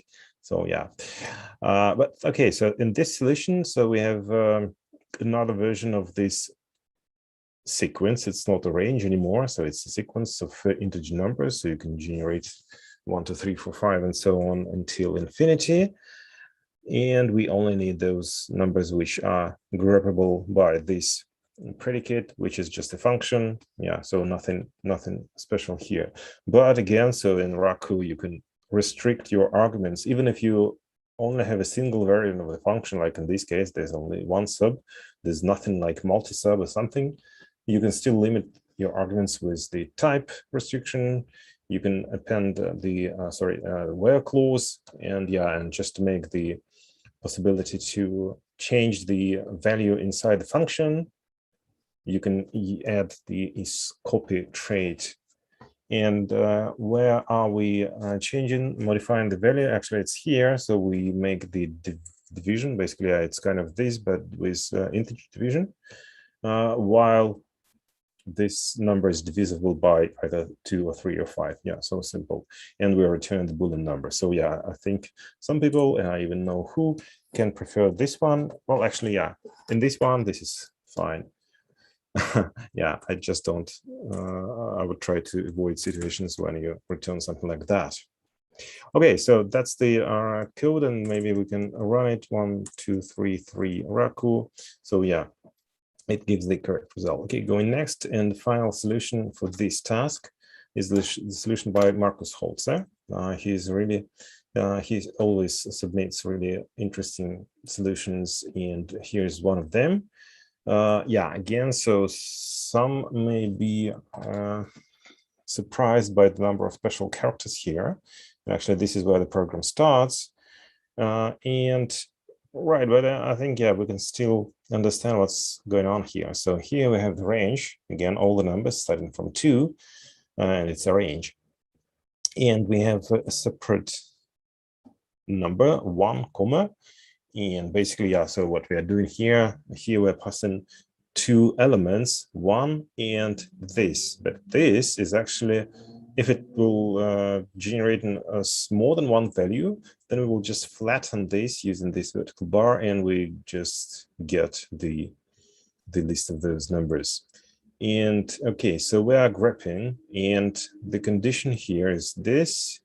So this star is one of these numbers from this range, and we are graphing the numbers using this factors function, which returns something, and we demand that all of those returned values, all, belong to this list, right? So we're using the Unicode character here, right? So simple. So, and after that, so you can just subscript this. So is there anything interesting for us inside the function? Well, maybe the only thing, because we kind of saw all the rest, but this one is specific to Marcus solutions. So he puts this closing brace like at the end of the last line, just, well, yeah, probably it's also fine. But then kind of it's close to Python where you don't need this at all. Okay, maybe we can just run it, run it, Raku 4. Right. Okay, that's it with this task, and we can continue with, so I will just go until I have time, and I have, I have material. I'm going deeper to the history of this weekly challenge, and it's week number 122. The task, the first task, is called the average of stream. I really like this task. They're given a stream of numbers, at n. So here are the numbers. Basically, I just reading it from somewhere. Write a script to print the average of the stream at every point. So that's actually, this is the task for creating an optimal solution, an optimal algorithm. But of course, in our case, it's not necessarily true. So let's look at the solutions that were submitted. And again, I just give a small reminder that this is not a direct solution. This is not a copy-paste. This is a copy-paste with some modifications. So I just added these numbers to voice typing from the keyboard. Okay, so this is where the program starts and put. So yeah, the difference between, did we see put earlier? Not today, right? So the difference between put and say is that one of those functions is using .str method to, which is applied to the argument to get the string. And the second one is using .gist. So they produce sometimes a bit different results, well, if not always. For our cases when we have arrays lists. So we are doing this. So this is a construction probably, which is a bit strange construction. So what this does, probably we can just look at this Raku 1 to 2 1. So yeah, so it just gives us the indices of these elements, which is, yeah, well, probably we can just replace that. If we want to iterate over indices, we can just do this, right? It will give us exactly the same. But again, never mind. So then we map those indices to something, and inside the map we've got this $_, which takes the values 0, 1, 2, 3, and so on until the last element of this input stream, and you can just call the average. And the average is actually, yeah, this is what Daniel suggested on the first day of the conference. So you just take the sum and you divide it by the number of elements. Of course, yeah, instead of calling .lms, you can always do it like that. Yeah, and of course, instead of sum, you can do it like this. But okay, so right. So let's run this. Right, so this is the result that you have to remember so that it's the correct result. We expect this to see in the other solutions too. Right, another solution Jan Kornavik gave us here. So give it this solution. Yeah, you can immediately recognize it by this use of and then, what is it, operator, right? So here, it's an interesting solution as well. This is why I chose this one for this demonstration. So we've got this and then, and you've got two things, two operands on the left side and on the right side, right? So on the left side, we've got this triangular sum, and probably it's worth showing the result. So this is like what we can do, Raku 1 to 2 2. So this is the sum So first we've got the sum of the first element, then we've got the sum of two elements, then the sum of three elements, and so on. So these are the numbers 10, 30, 60 are just these sums. And now we are using these numbers on the left side, and on the right side we have, what do we have here? Yeah, so on the left side, this is $_, right? This is our list. And on the right side, we've got this range. Basically, we just give numbers to these elements, and we just divide them one by the by corresponding elements. Yeah, I will get back to this plus from the comments in chat. So, and the zip element just basically just zips those. So we divide 10 by 1, we divide 20 by, well, not 20, sorry, we are working with these numbers, with these numbers. We divide 30 by 2, we divide 60 by 3, we divide 100 by 25, and so on. And after that, 3. So we get the result. Yeah, it's longer than we have previously seen, but nevertheless, these numbers are correct. So, right, so regarding this plus here, and probably we've got this star here. So the thing is that, well, maybe we can try to reproduce Raku. So for example, we have a function that takes an array, and just let's print this array, right? Or maybe even dump it just to see. And then I call this, what happens here? Maybe some numbers which are bigger than 1. So what happens here, Raku T? So you cannot do this in Raku because it expects a single argument. So you can, yeah, I don't know. So what you're going to do, you can try to imitate it with something like that. So that's the single argument, but instead you can just use this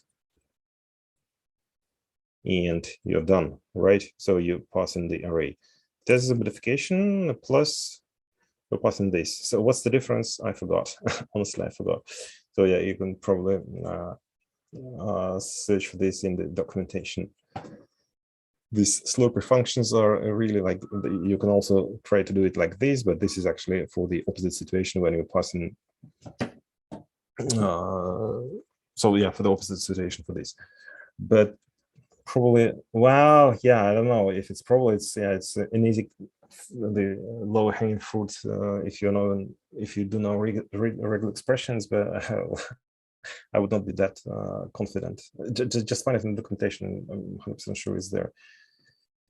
Docs, Raku, I don't know, but yeah, actually that's the good case. So what? What? Yeah. So it's it's correct, but probably this one, right? So slurpy parameters, and if you go slurpy, but where is plus? So we see plus single less variables. Oh my god. Well, yeah, the thing is, I knew the difference, but really I forgot the difference. Okay, so please excuse me for that. And again, so I don't know how to find it. Signature, signa. Okay, so the specialist. Right, so signature of right, so that's the slurpy thing that we saw earlier, and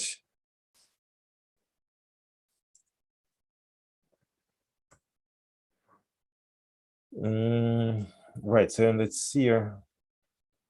Single slurpy parameter created using plus engages the single argument rule, which decides how to handle the slurpy arguments based upon context. Basically, if only a single argument is passed and that argument is iterable, that argument is used to fill the slurpy parameter array.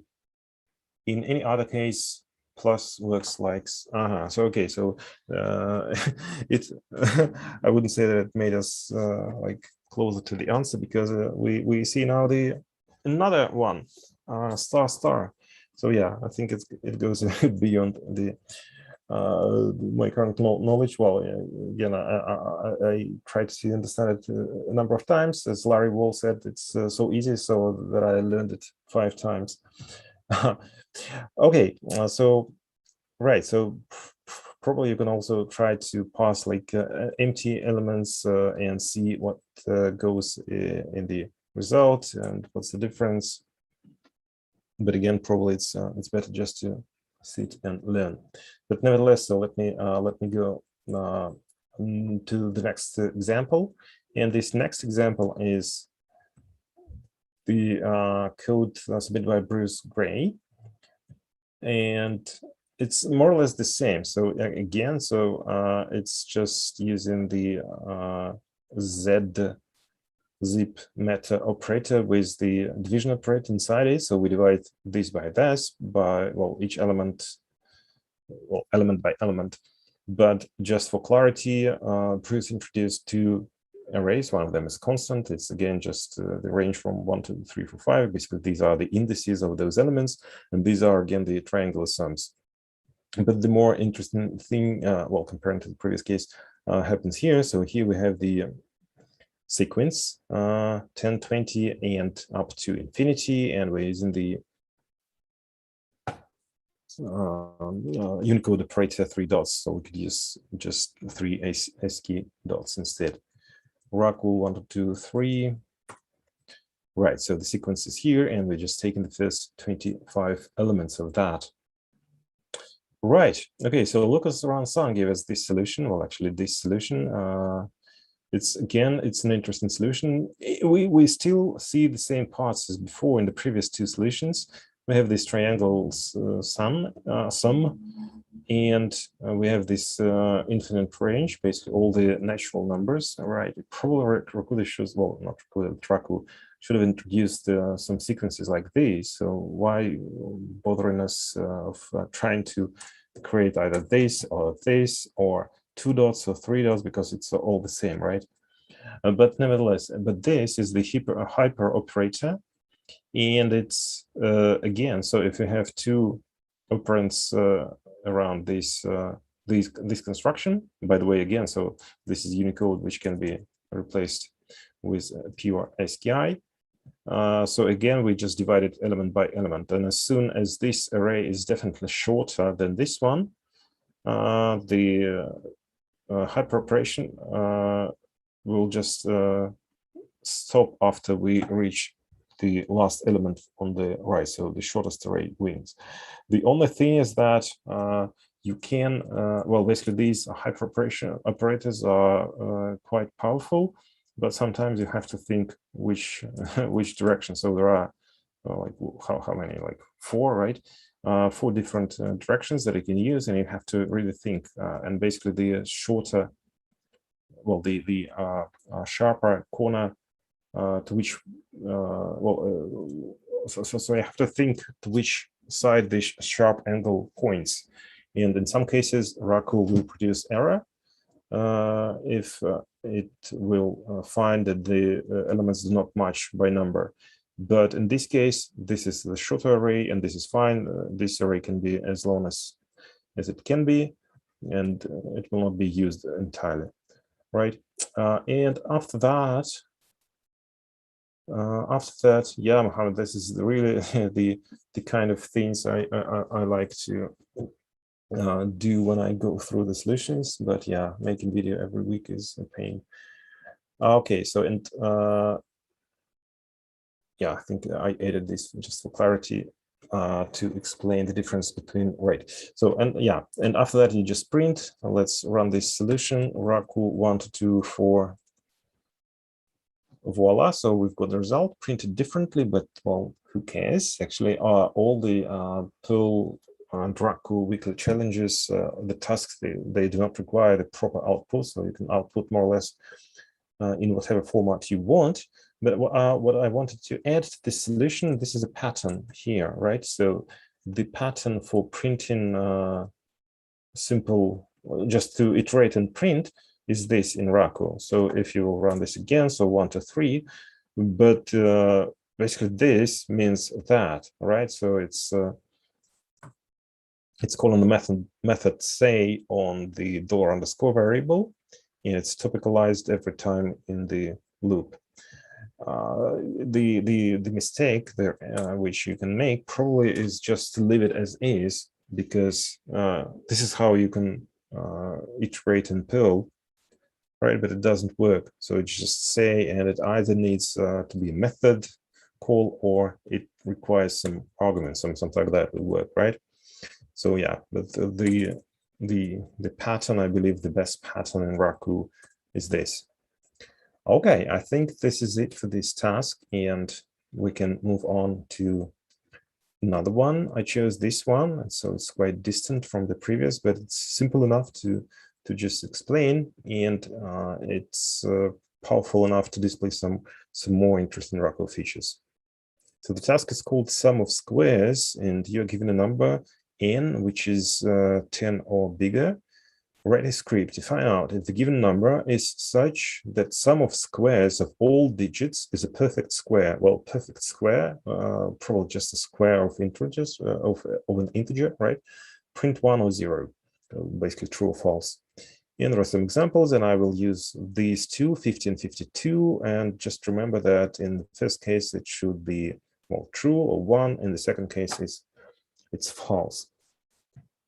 All right, okay, so let's go to the code, and this is the first solution I chose, Feng Chang, and again, this is the real code from the solution, and this loop, you will see it in other solutions as well, is just my addition to run this twice for those numbers.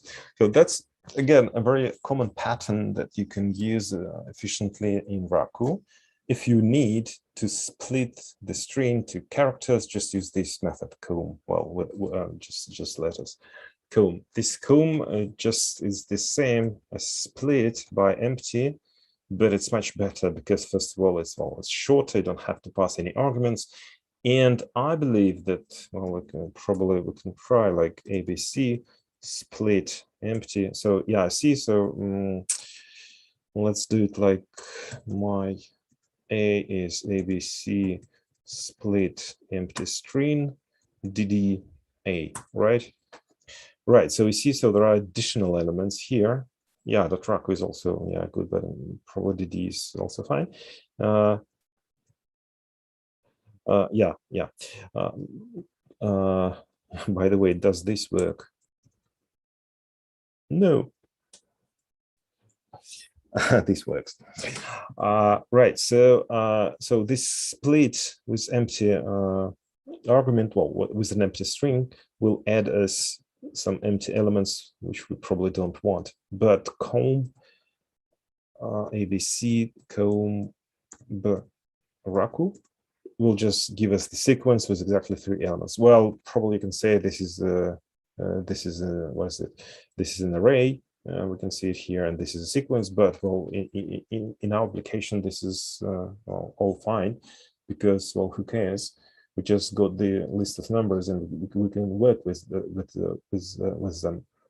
Okay, so then there's this fine again Unicode operator, which will just apply all the rest to all the elements here. The only thing you have to like take into account is there's no guarantee that they will be executed in order, in the same order as the elements in this array or in the sequence in this case. But yeah, so probably you will, well, yeah, just think that that can happen. After that, so because this was a number, so $n is a number. When you apply this, you basically work with this number as a string. So Raku should convert it to a string, then split to different characters, and those characters are characters even if they contain digits. And that's why we call, well, not we, but just Feng Chang calls int method. Probably it's redundant. Probably it will work without that, because after that you're trying to map these characters like 5, 0, 5, and 2.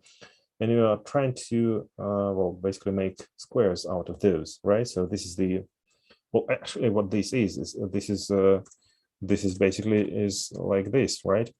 So it's a code block.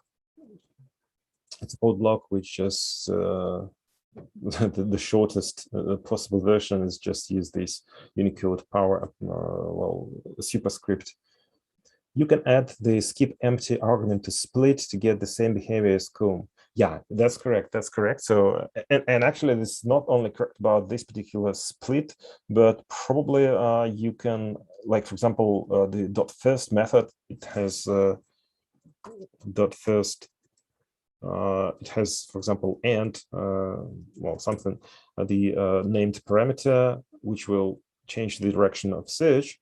And probably even if you kind of understand how the method works, and if you never worked with that, just look at the documentation for maybe you will find something interesting about additional keys which you even couldn't imagine that they exist. In case of split, indeed, there's this skip dash empty argument, but yeah, it's not definitely not for gold solutions. And actually, why we should skip? So why should we should generate it first, and so that we should skip them? Okay, so we've got these squares, and after that we're trying to reduce this, and this is well, it's quite a massive construction. I believe this is also redundant. Yeah, the dot first basically becomes the last, right? With end. Right, so we are trying to reduce it, and we're using this. So what is this? Infix colon plus. Basically, this I believe just the built-in plus operator, which just adds some numbers. The first from the end. Yeah, well, the first from the end, that's correct. But if you're trying, if you're trying to find it for the first time, how would you find it?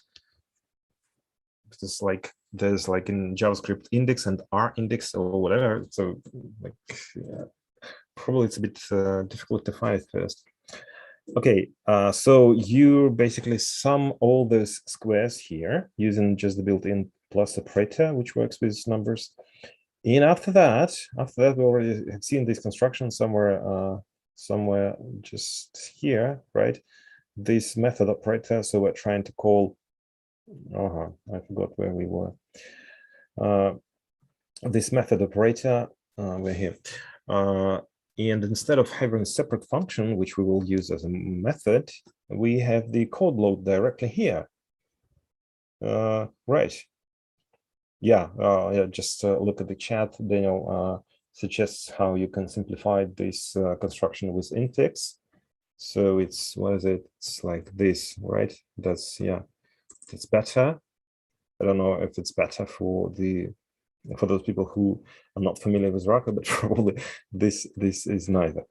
Okay, but so here we're trying to call a method on everything on the left, and this method is actually a function which we just define here in place. And of course, this function takes some arguments, and these arguments is just $_ which we use twice here. And what we do with this, with that argument, basically here, we just try to understand if the number is well, from the definition of the task, if the number is a perfect square. So basically, if we take square root and then put it to the power of 2 by removing the fractional part, we should get the same number again. And this plus is probably we can even use it like this, or maybe even we don't need it at all, because it's still like equals a Boolean result. So why we need to convert it? Yeah, because we need to put it as 1 or 0. That's the downside of many tasks on the weekly challenges, because if they ask to print 1, you have to do something to print 1 instead of true or false. Okay, and yeah, so and after that, so we run this program, this line of this program twice for two numbers, 50 and 52, and I believe we can get the result. Right, so 1 and 0 is expected. Okay, so correct, but yeah, this is probably the cutest thing in Raku that you can use, and of course, don't forget about this kill. Probably if you want to program it first. Yeah, well, first and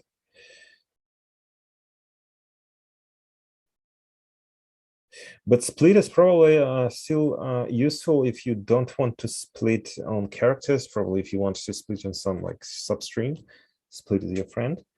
Okay. Right, next solution, Jan Karnavik again. So again, you can see that this is Jan Karnavik, and then. I don't need actually why we need these here. But okay, so let's start at the beginning. So the program is, well, the loop starts here, and the program is basically calling this sum of squares function. And again, once again, I always will tell you that or you and everyone, that Raku allows dashes in the and identifiers, which is really cool. Unfortunately, you cannot put two of them, but still. Okay, so we are doing some actions, and after that, so we see, so again, this plus so, that's a pattern. You can do it like this. And if it's already Boolean, probably you even don't need it, but nevertheless, so plus so is a quite common pattern in the weekly challenge solutions. It's again just to convert it to Boolean first and then to convert it to a number to get 1 or 0. How did I miss? And then, yeah, well, and then it's everywhere there. And actually, I think that I learned about this thing from those solutions. So it's really helpful. But okay, so yeah, there's the whole family of them, I believe, right? So there's and then a not, and then, so yeah, just again, these corners of Raku are probably underestimated, so they're a really cool feature. But in essence, what this and then is doing is just checks if this is defined, then it sets $_, and then it basically passes control to the second operand. So in this case, we split the number into characters. So again, so this was the number. Now we have characters. We work with these numbers with string, and after that, we're mapping those characters, and we work with them as with numbers. So Raku takes care about converting those. Yeah, and this long error, I think I saw those in Raku solutions, in challenge solutions as well. So you can just pass all the data to the next room. So yeah, so but in this case, probably it's exactly the same as this. Well, maybe with the exception that you need some parentheses here, and then so yeah. But let's keep it as is. And then you check if, yeah, basically, I don't know why Jan chose to use ASCII graphics here instead of doing it like this, but yeah, well, nevertheless. So Raku 1162, voila, so it's the correct result. Well, yeah, definitely it would be correct. Okay, yeah, so in this task, there are many interesting questions, well, solutions. They're all short. They're really handy to just take a look. Okay, so here we have another solution by Luca Ferrari, and yeah, I see. So we have split here, and remember that this split gives us two extra elements which we don't need. They are always empty strings and before and after the list, and we map those to squares to get squares, and after that we sum them. And so yeah, I wonder, so actually what happens. So for example, I have, again, well, yeah, 50 is not a good thing because there's 0 here. So 52, I will split. Well, actually, yeah, in the original task, it's not like this, right? Because it's just like this. We're splitting the number by this. Okay, so we got this split and map. Okay, let's do explicit multiplication. Right, so we see, so we've got this, but after, so those empty strings will be become zeros. Yeah, so you're typing so much that I cannot read everything. I don't know if it's about copy and paste drawings. Right, so okay, so yeah, by the way, Unicode characters, again, I forgot because I learned there's some combinations that you can press in, yeah, so I did it. So I pressed, what did I press? Control Command Space, and like, for example, I can insert infinity. So on Mac, at least you can just easily type. Definitely, so the second option is just to go on Wikipedia, well, to Google and copy characters from there, or just somehow. But no idea for Vim, but for Mac, yeah, just Command, Control, Space, and actually the good thing is that it remembers the last selected characters and just displays it here. So yeah, what's that, by the way, in Raku? It's still infinity, which is good. All right, so okay. Let's look at the solution. Luca Ferrari. So yeah, in the original, I think it was like this, but I chose to continue. So we print 1 and continue if the sum is no, I think I already modified something. So in the original it was QWERTY like this, but why doing it twice? Because yeah, it was like this. We can just move it here and remove it from here. That's, I think, a bit optimized solution. But the thing is that, yeah, so this mapping just ignores those empty strings and converts them to zeros, and those zeros yeah, just are not taking part in the sum, but all the rest is like this. Raku 1163 Raku. Yeah, I really did it from Google, from Wikipedia. I don't know how to type with the second power or the third power. So right. Okay, so yeah, this works. Go next. The next is solution by Mark Anderson. And here is the one-line solution. Yeah, well, there's comb here, nothing new. Map, well, with map, probably, yeah, probably, I think all the stars of Raku, right? There was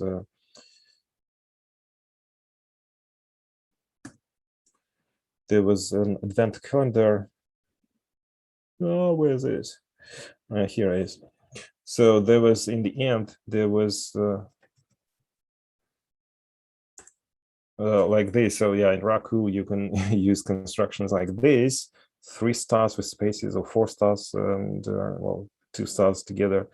So probably it's, yeah, it's not that easy to understand what's going on here, but actually, yeah, so this is a simple block, not more difficult than this one. It's just whatever code block with 2 placeholders, 1 placeholder, second placeholder, and with plus between them. So it just adds up 2 numbers, and here it's the same, but just the operator is star multiplication, and here's the operator is power, right? So very simple. Very simple after you tried to do it a few times. Right, so here we just basically, this is probably the same as, okay, so I can now use it like, so this is the same as this.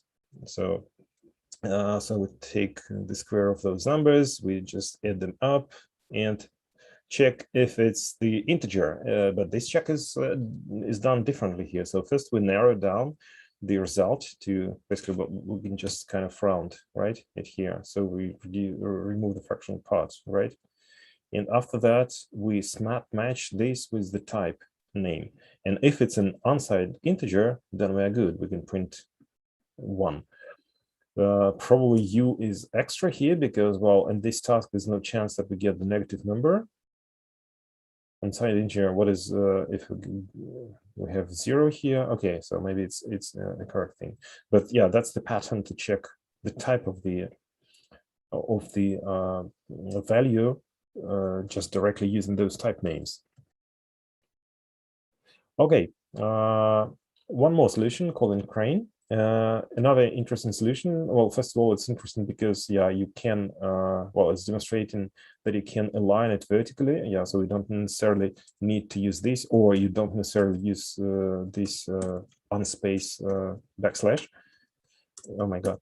All right. But so, yeah, but the solution is straightforward. We've seen it a few times, but what we can also see here, well, probably this is a bit redundant because, yeah, because instead of all that, you can just put plus and take everything to parentheses, right? And you don't need this. But the good thing here is just basically this is how to do the same thing differently in yeah, just look at the documentation for narrow. It's really a thing. Probably you can. I actually have never used it. I don't know. So probably I just only use around like floor sailing, or .int actually. Yeah, .int is also fine. But narrow probably it's more specific usages. So yeah, in this program you can see 2 different approaches to writing your code in Raku. So the first approach is just to chain all the methods yeah, of course, one line or separate lines, it's your choice. But the second approach is the chain function call. So basically here we call functions, and we can do exactly the same by just doing like sqrt floor, right? So it's the same, so it's your choice. And by the way, yeah, here we're using floor instead of all those narrows and ints. Okay, so let's run this solution just to see that it works, but definitely it works. And okay, and the final solution in this series, in this task, is the solution by Yaldar VS. So two numbers, we pass through the same story here, but the most interesting thing is, okay, so first of all, here is the interesting thing. So we've got these digits. Actually, it's not digits, it's squares of digits, right? Because we are taking the second power here. Right. Well, actually, a chat is saved, and I don't know how to publish this. I would just copy paste to below the video. Probably it's the best option. I don't know if there's some like personal information there. Probably not. But yeah, chat is somehow important, and I don't know how to synchronize it with video. But well, I do know how, but it requires some work. But they are saved at least, yeah, on my computer. Right here. So we've got these digits or squares of those digits, and we're using the reduction operator with plus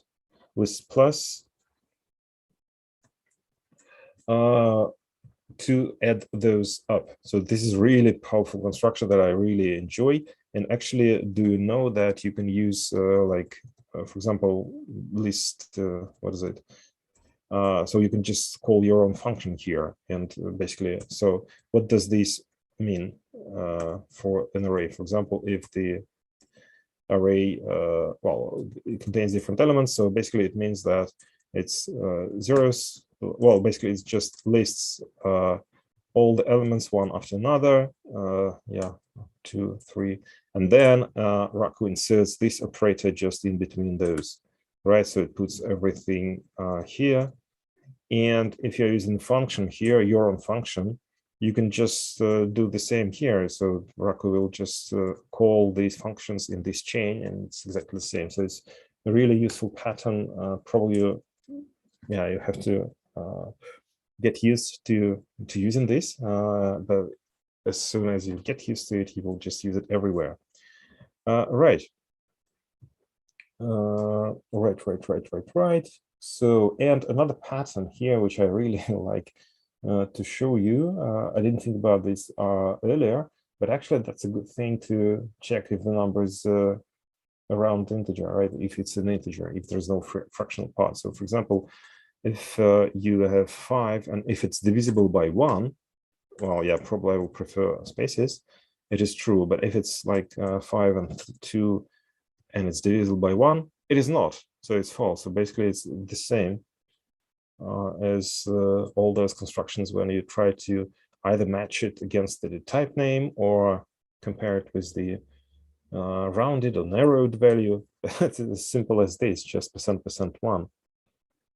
I wonder if it's doing the same. Well, in theory it should be.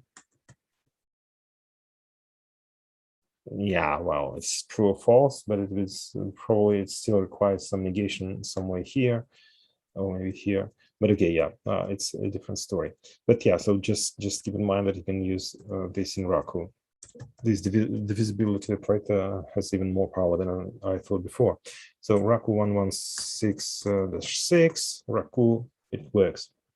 Is there a right association version of this reduction? Well, good question, not to me, sorry. But wait, what do I mean right? But if you put the function which is right associative here, it will be, I don't know, yeah. I will not give my time to this here, but probably, yeah. And widening it. Okay, this is it with this task, and I believe I skipped somehow to the task. No, yeah, right. Okay, so, and the final thing that I want to work with today Definitely, there is much more interesting stuff in other weeks as well, and not necessarily in simple tasks with sequences and splitting numbers. But sometimes, personally, I don't like tasks where you have to like go through the matrix or draw something. But these numeric things are really interesting to solve in Raku. So next palindrome number. So you're given a positive number, integer number n. Write a script to find out the next palindrome number higher than the given integer n. So right, so you've got this 1, 2, 3, 4, and the next number, which is bigger than 1, 2, 3, 4, is 1, 3, 3, 1, which is, yeah, you can mirror it, and it's the same number. Right, and here,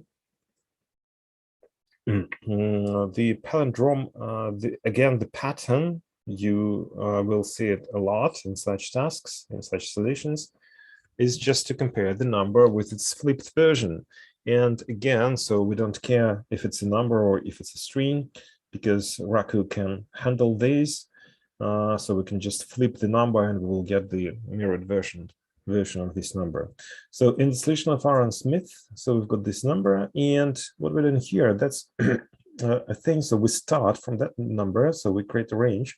We start from the number after that number, so this hat actually skips the number itself, and basically we start with the number 1, 2, 3, 5, and we go until infinity, but we do not go there, and we just take the first number, and you see, so this is so yeah, so we already talked about first. There was n, but probably we can look at other useful, where are the keys? Yeah, so see, so there's the key, but there's no v here, right? This is why I was a bit confused. So there's the key. So we actually saw already keys are somewhere with grep, right? With some, well, there was dot keys called on a list. But here, keys, basically, it will give us the index instead of the value of the element. KV will give us both. And P returns those as pairs, right?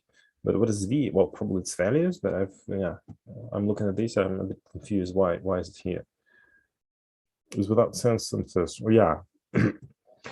but yeah, well, sense or no sense, but it's accepted, right? So because we can compile this program 114 Raku. Okay. So yeah, probably we don't need this at all. We can golf this number. So here, so okay, so we've seen this range, and definitely in this case, and it can. But yeah, by the way, so I really want to have some Raku golf contests, because like look at this. This is something. Of course, you can first how do I do this? Infinity. You can replace it with this. Then I want to gain another character on the first the first attempt. Yeah, I don't know how to, but the first attempt is using Unicode character, but probably there's no Unicode character for 2 dots, or is there? Never mind. But I definitely know that I can use 3 dots here. The result is the same. It's the sequence, and the difference in this particular case probably is that sequence, you can generate sequence in any order, like this, but you cannot do it for ranges. So it was not sequences, was a range, right? So let's say 4, 10. So, and it works. So it doesn't work with a range with unsorted numbers, but you can do it with a sequence. So in this case, the sequence works, but after that, definitely you can use the. How do you do that? I don't know. Okay, now okay, so I have to copy it from Google. But nevertheless, yeah, definitely you can gain 1 character at least by replacing these 2 dots with 3 dots in 1 Unicode character. Right.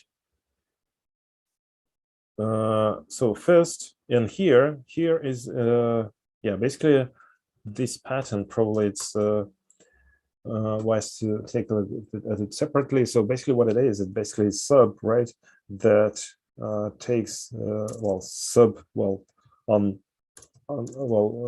basically there's no name, right, for this sub, and it takes num, and inside you've got this num, so but you can use it as this one. Okay, so yeah, but again, the pattern to check if it's a palindrome, whether it's a number or a string, is just this compared with the flip. I don't know, probably we have to have something like this, right? But yeah. Okay, it was the first solution, and there are two more that I selected. So here, Ben Davies, this is his solution. It's a very short solution, and again, so we see, so this is a variety. So again, we have this hat to start with next number, and we go to infinity, and we select first, and this, so it really resembles this solution, right? So well, I even can change see the difference if I will change tabs, but the first difference, the main difference here, is how you work with this inline function. So instead of just doing like something like that by introducing some parameters or arguments, you can just use placeholders. And a placeholder is a construction like this. So well, the sigil, then hat, and then letter. And if you have more than one placeholder, like for example x and y, and this function will expect two arguments at its input, and they will be sorted by alphabet. So that's a bit strange thing that you have to sort by alphabet, but in this case you can use it like this, and or even like that. Probably it's cleaner. So, but this is the second argument, this is the first argument. Very, very clean. But if you will use it twice, it will be like the same as you saw in the previous solution, like here. Why not 3? Why not equals equals? That's a good question, but yeah, that's a good question. But actually, well, in this case, probably there's no difference. Raku. But well, yeah, actually this should be number, right? So, but yeah, well, you don't have to, because after flip you still get a string. Yeah, but then you have to convert this number to a string. So yeah, you still have to convert. I mean, Raku still have to make at least one conversion. So probably they are equally efficient or inefficient. Right. Yeah, but this is a string. We compare it with the number which we have to convert to a string, and now you have number here, and you have a string here, and you have to convert this string to a number. So what's more efficient, converting a string into a number or a number into a string? But yeah, for these tasks, definitely it's the same. And again, probably we can use a Unicode character here. Okay, so we can gain one character if we are doing golf.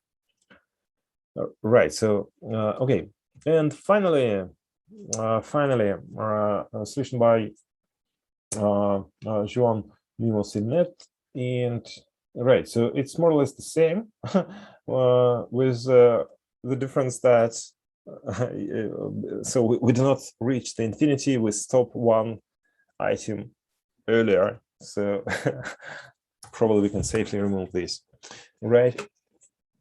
But actually, probably in most cases, we even can remove this, but probably it will break if we will start with this, right? Raku 1143. Yeah, definitely. All right. But in the case with this head, we just continue and we try to find the next conundrum.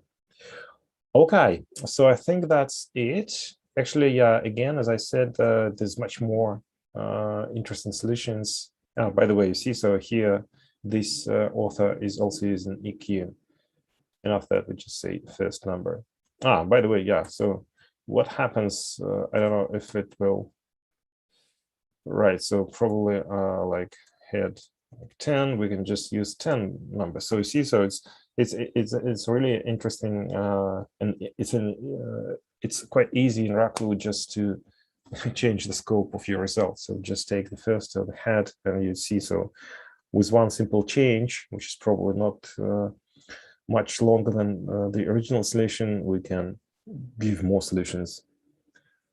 Okay, that was it. I think that's it. And I don't know if you have more questions, but actually, yeah, basically most all the questions can be answered in documentation. And it's really, so yeah, so our homework, or my homework, is to understand the difference between this, and this. Okay, so yeah, I think that's it from my side.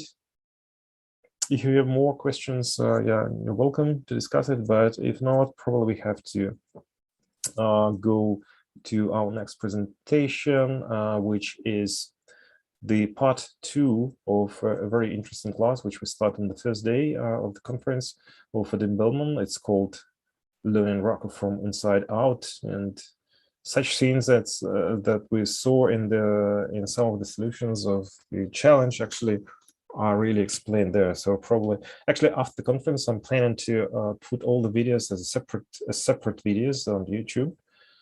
So currently there are 3, well, there will be 3 after today, 3 streams, which are like 7, 6, and probably again 6 hours. But after that, I plan to combine all the questions, Q&A sessions together with the talk itself and put them as separate videos. So probably it will be a very useful video from Vadim, again, like 6 hours long, but nevertheless.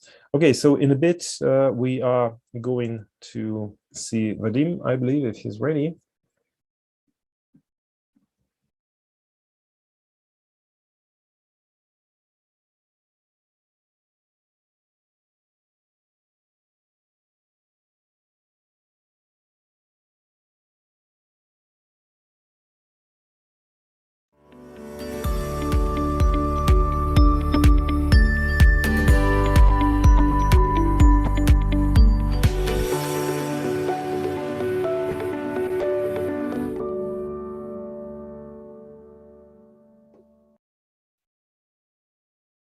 Comma includes a timeline viewer, which is handy in concurrent and parallel applications.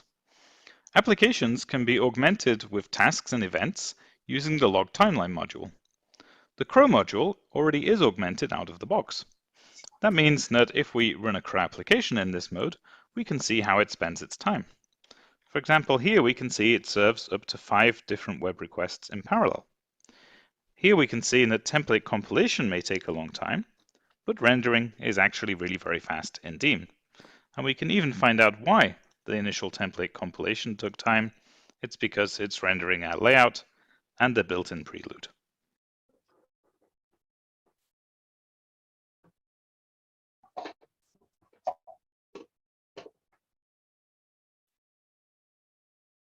Okay. Hello, everybody. I think you can now hear me, I guess. Now, share the screen. Yes, and I would like to see the chat window. Yes, I have it.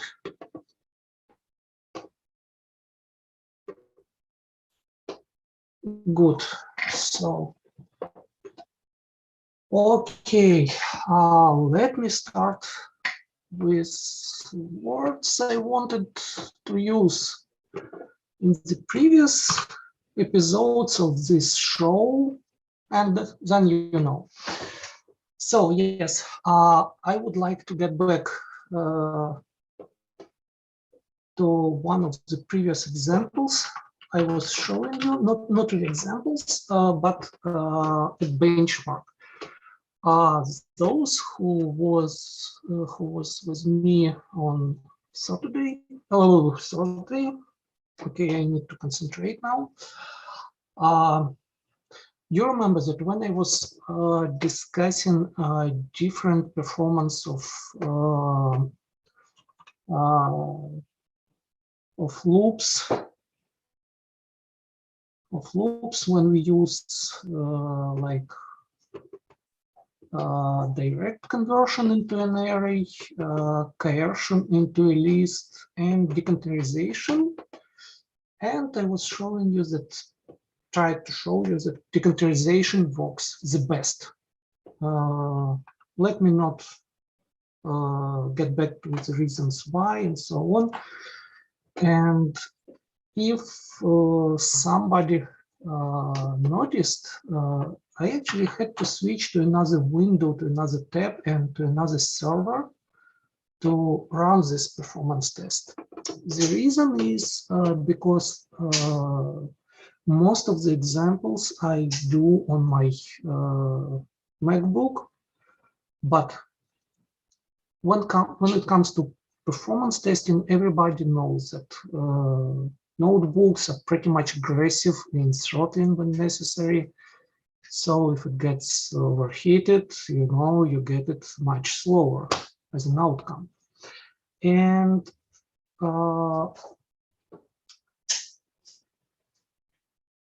talking about benchmarking in general, we have a couple of benchmarking modules in the ecosystem, and I use neither of them. Even though they can provide pretty much extensive interface, I mean programmatic API interface, they could be very much informative, but they all do one big mistake. When you have a couple of tests to compare, they run them sequentially. And what we get on a notebook, the first test warms it up, and the second test and subsequent tests, they're getting pretty much slower CPUs. So the result of your benchmarks on notebooks is basically useful. You don't get real numbers. Even if you run them many times in a row, frequency of the CPU, it's floating and changing over time. So I had to use my home server, which is a desktop apparently, and it also throttles. But sorry, it doesn't throttle, it boosts its speed, but at least it's more reliable. And with boosting, I can fight. I have an approach. And this approach I wanted to share with you. On Thursday, I just thought that we don't have sufficient time, so I skipped this part. What's the idea? It's extremely simple. I just start them. Each test is started synchronously in individual threads. And actually, William, yes, thank you, reminded me. I have to stop one service which actually consumes network, and it might start any time. One here and one here. Okay, now we are safe. Sorry for this little delay. Okay, so it's really, idea is very simple. As I told you, we start individual threads for each benchmark. And then I use the synchronization technique, which I spoke about yesterday in test async, where I synchronize those threads so they start as simultaneously as only possible. So they report that they're ready, as the main thread then fires the starter gun, which they all await for. And then it's only up to the thread scheduler to decide how synchronously all threads will resume. So whenever you need to do a benchmark, just keep in mind that subsequent benchmarking will pretty much likely provide you with biased results. And if you can, try to do it simultaneously. That's much more reliable. With benchmarking is special. Yes, optimizer also can step in. Though usually when you do benchmarking, one way or another, you repeat it for many times, and there are good chances that optimizer will step in for each test code anyway.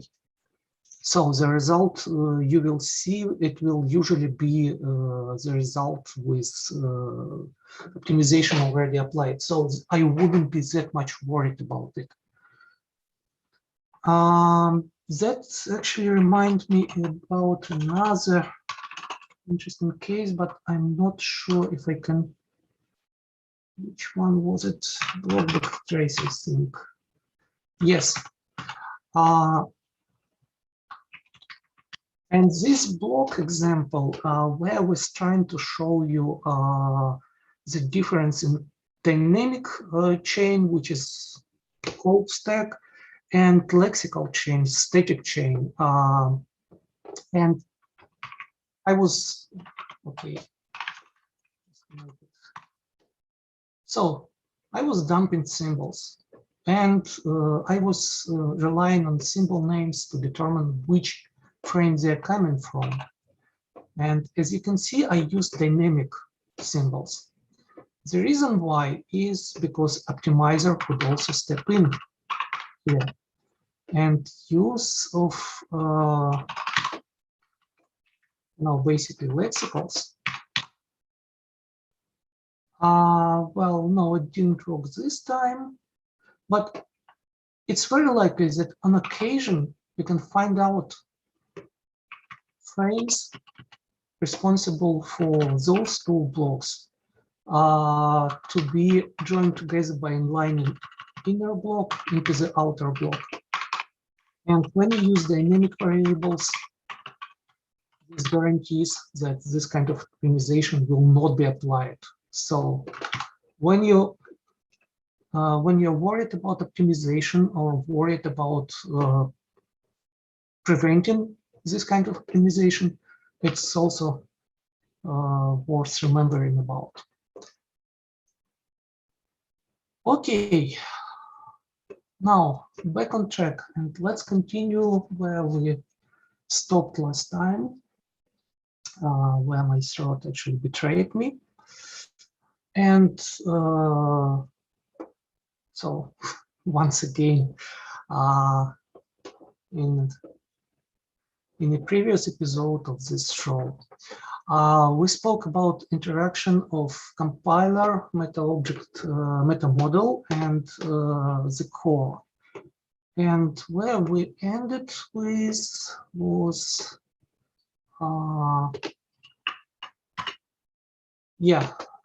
it was about compiler using meta-model to create new classes when it needs it. And we finished with this example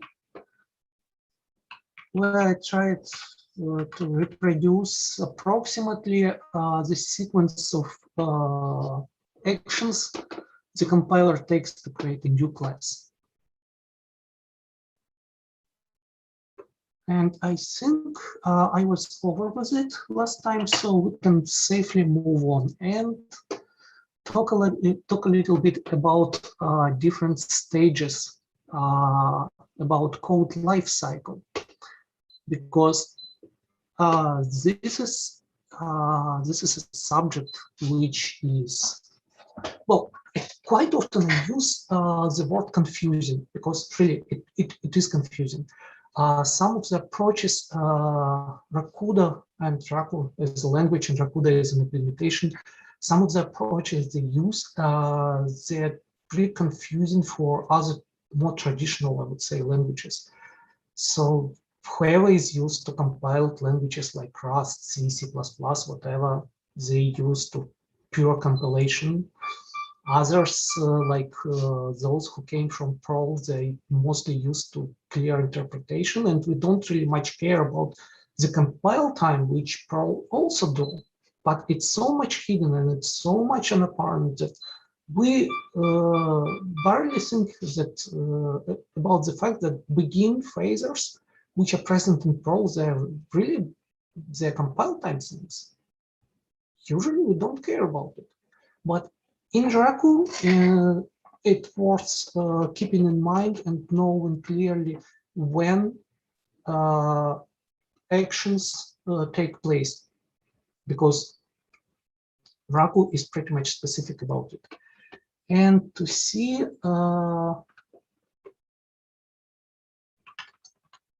start the subject with, I would start with this example. What's in it? Well, it's the module. It's a module c times 0, which we should care about. And the module is also pretty much simple. It has one begin phaser, and it has one say. And yeah, just to make sure. If we try this example, well, we see that here is our phaser. It's done, and then we see the say from main line. So far, so good. Next time you run it, and oops, no phaser. Really confusing. And then I go back. I think it's some kind of bug. So, okay, what if I put another thing here? One. Oh, phaser is back, but wait, it's second. What will, and phaser is gone. And this is a kind of what situation which many people come through. I think by now, when I mentioned compile time specifically, you got the idea. Begin phaser works at compile time only.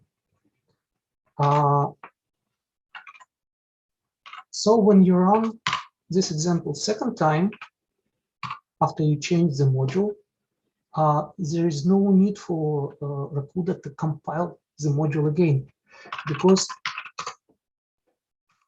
we have what compiler does. It creates a hidden directory .precomp, which actually contains precompiled data for our module.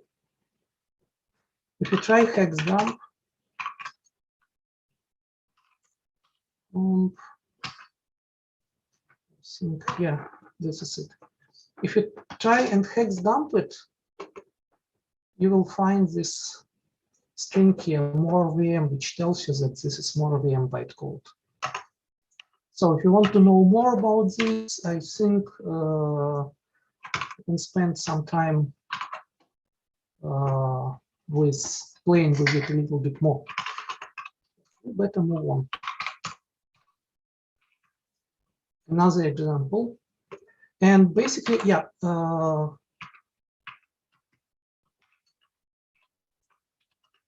remove this hidden directory. Currently, we get back to the example, and we see that phaser has been run again. We remove the directory because we enforce the compiler to recompile the module. And also, when I was using, say, one here, I think it is more clear now why begin was going first, because first we have to compile and then we actually run the code.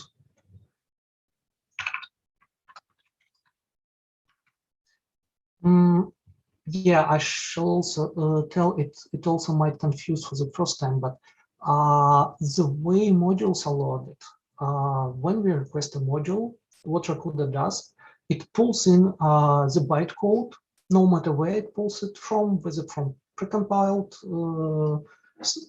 storage or whether it gets it from the compiler because it just been compiled, whatever.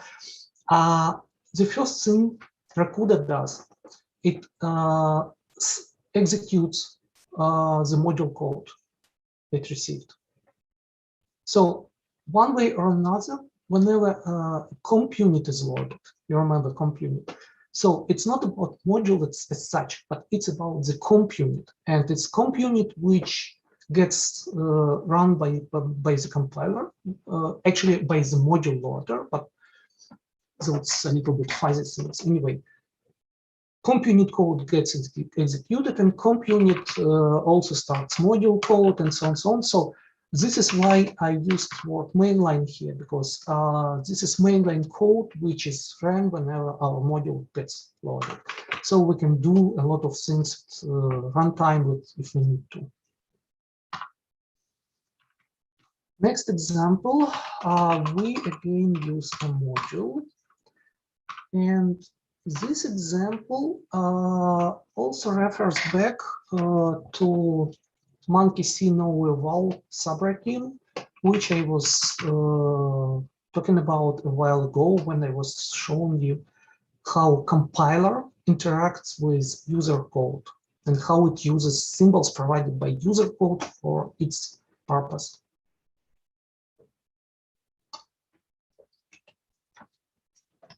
Okay, so let's try it first and see what happens. Monkey sees nothing. This is the code of our monkey see no eval, and then it's our foo being executed by the script which consumes the module. And this is where I get this say OK, and the OK I get here. So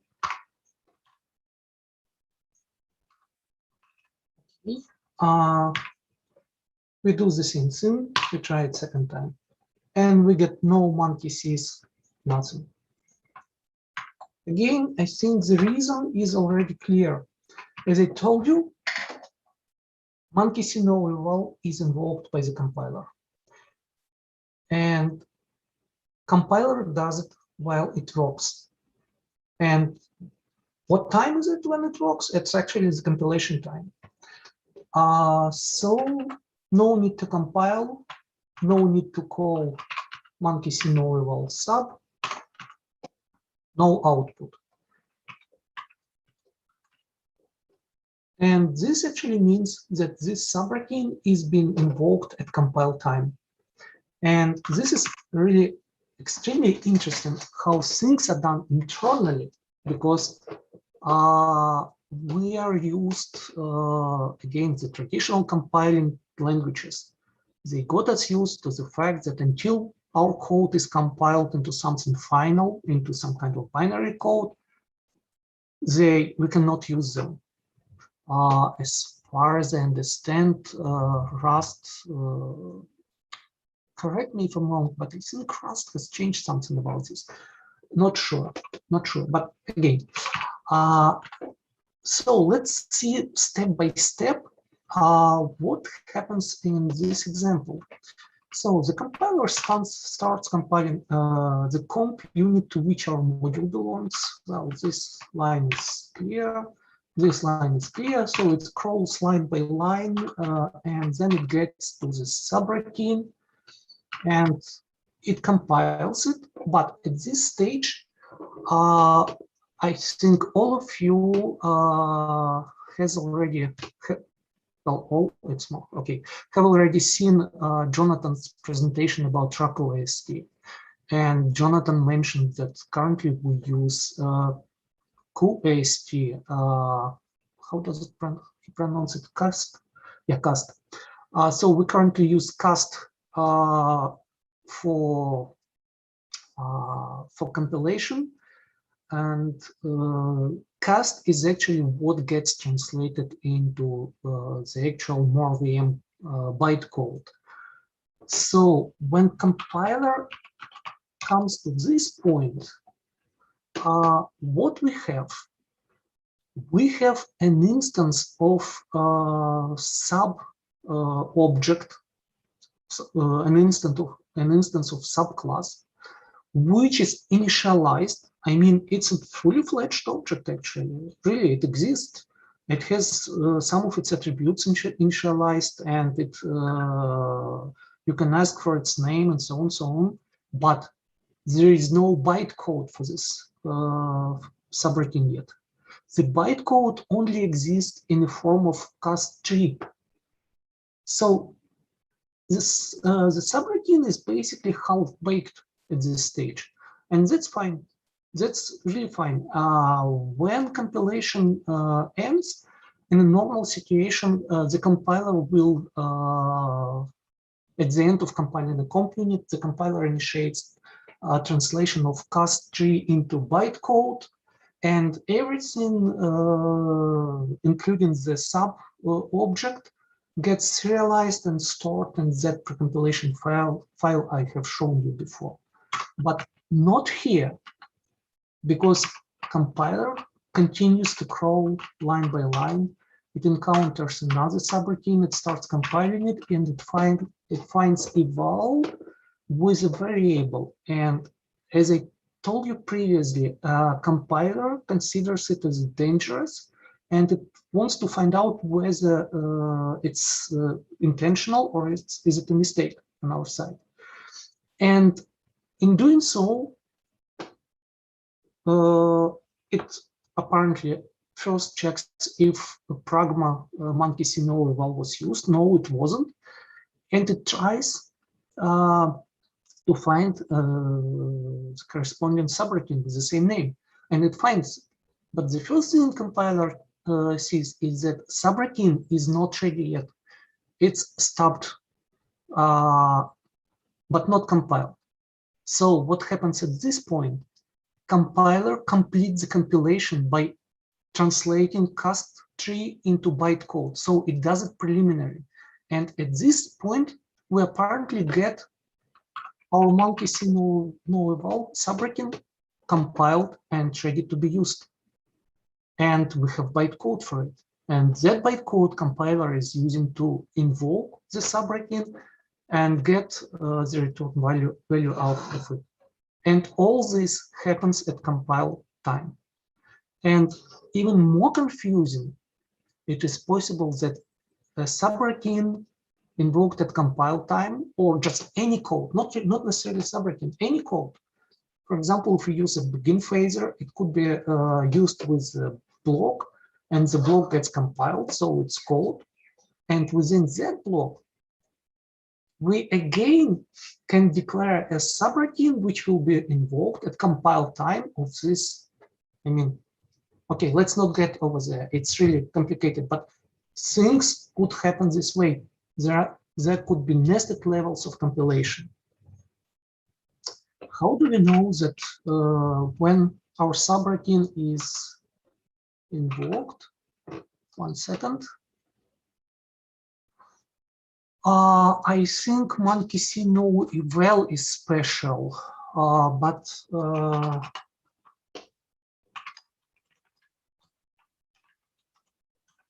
we can check this out actually. It's in, I just don't remember. No, it's probably in the world. Monkey see well. It's probably actions.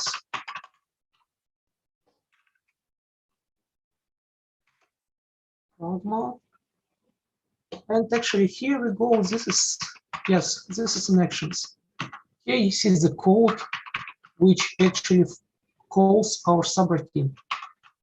So what happens here?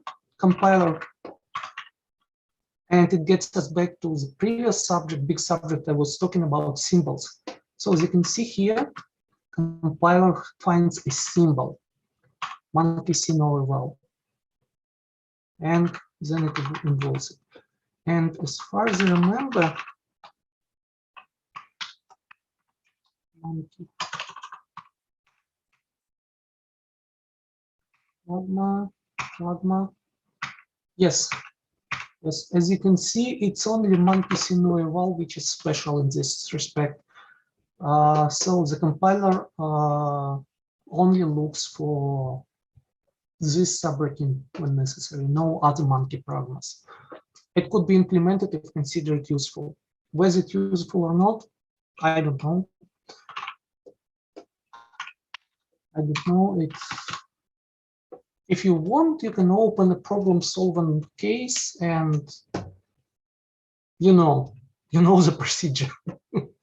And it's very likely that Jonathan will come and say, no, it's useless. And he will put it in the way that you will understand, yes, it's really useless. Well, though maybe not. Who knows?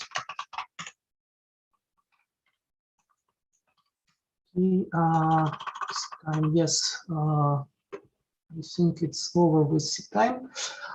So, how do we know if our code has been invoked compile runtime or compile time? Normally, there is no clear indication, nothing that is documented or guaranteed to work. So you would just know that your code at this point will be invoked compile time. So you just know it.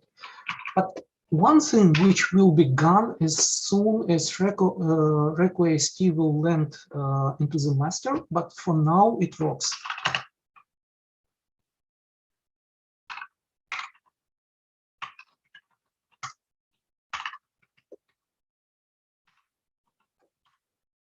Or like this.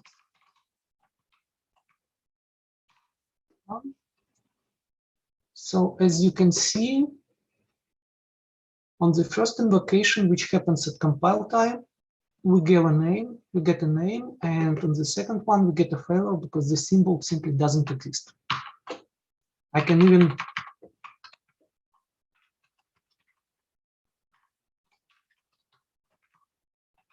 do like this and get the dynamic variable not found. $**W, it's a shortcut for vault. It's an object which is responsible for holding all the information, grammar, and actions. So basically our compiler considers necessary for the evoke, and also this object has a lot of helpers. It provides a lot of templates for cast tree, for example, so that you have a limited number of parameters, you supply them to some of the methods of this object, and as an output, it will provide you with a ready cast tree, which you then simply plant into the tree you built at the moment. But this object is almost in deprecated state, I would say, at the moment. Because as I told you, when Raku AST comes, it doesn't have this concept, it's implemented totally different way. So, complete compiler, 1 second, it's just when I see some notes for myself.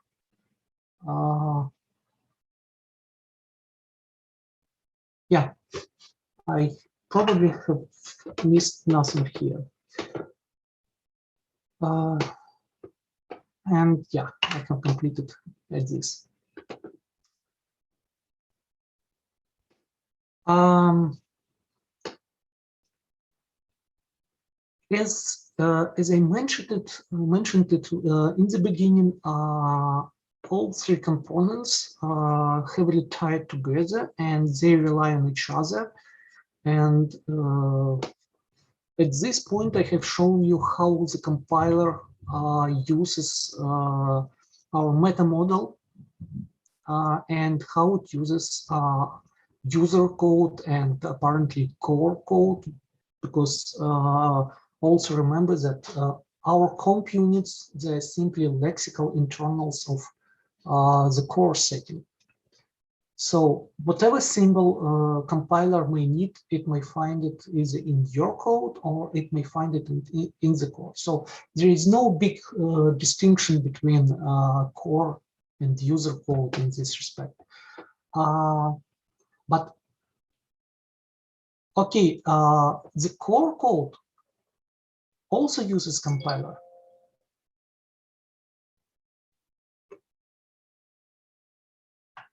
And this part is a little bit tricky to show, but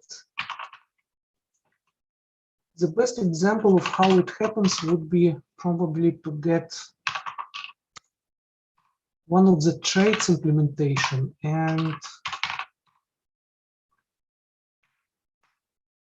okay, and here we go.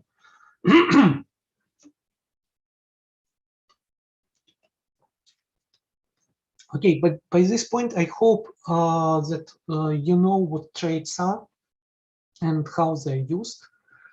And this is an example of how a trait is being implemented. It's deprecated trait, so that when we know that some method, so I cannot declare it, but method foo, something like this, is deprecated, and if somebody tries to involve this method, they will get a warning that, okay, you use a deprecated method, please do something about it. Briefly like this. The way it works, the trait takes a routine object, which could be anything. Routine is a role, and our method sub method, they all inherit, they all consume it. Or is it a class? Okay, I'm sorry, I'm a bit confused, but it doesn't matter. Routine is the base thing here. So it takes this routine and it installs an interphaser. So what we do it manually, it would look about this way.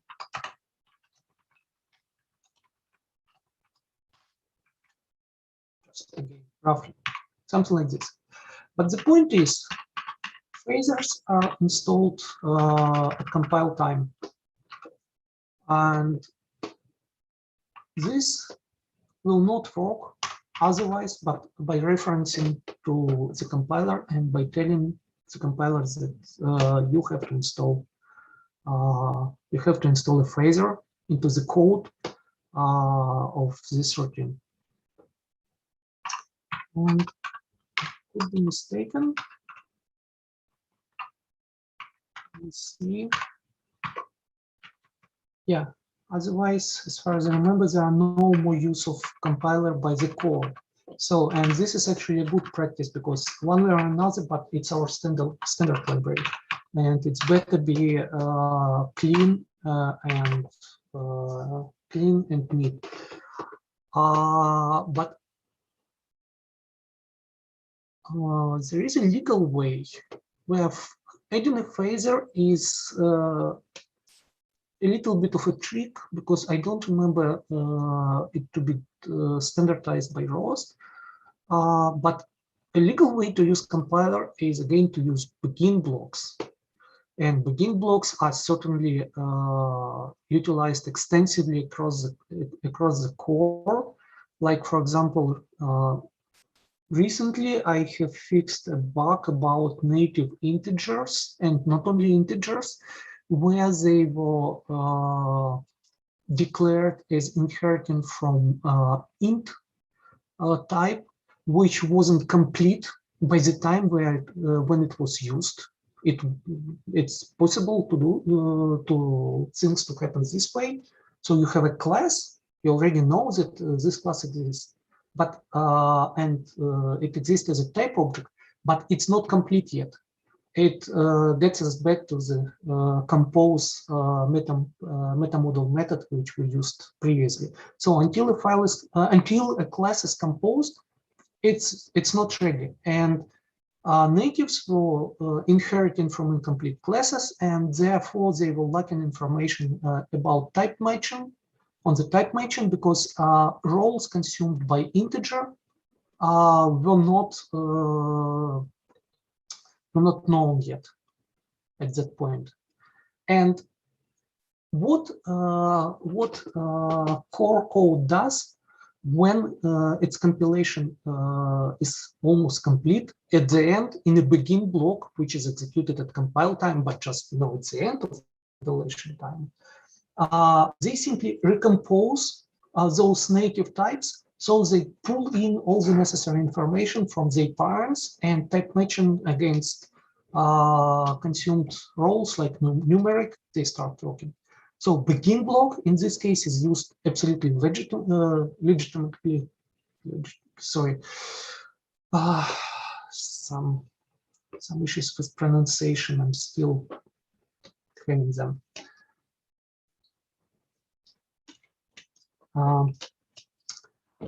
Contrary to the compiler, core is very extensively using metamodel. This is where we have a lot of things happening. So if you get back to traits, you can make this kind of search, and you see we have 1, 2, and well, there are going to be many, just really many. Let me try it like this.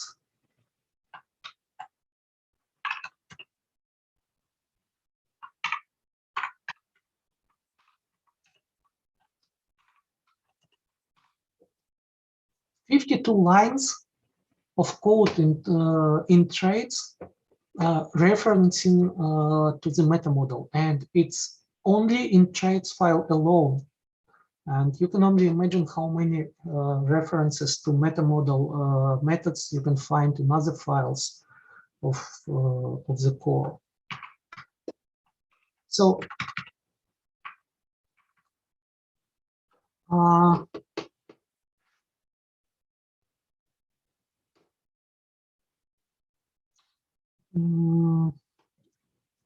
I lost track a little bit, but really,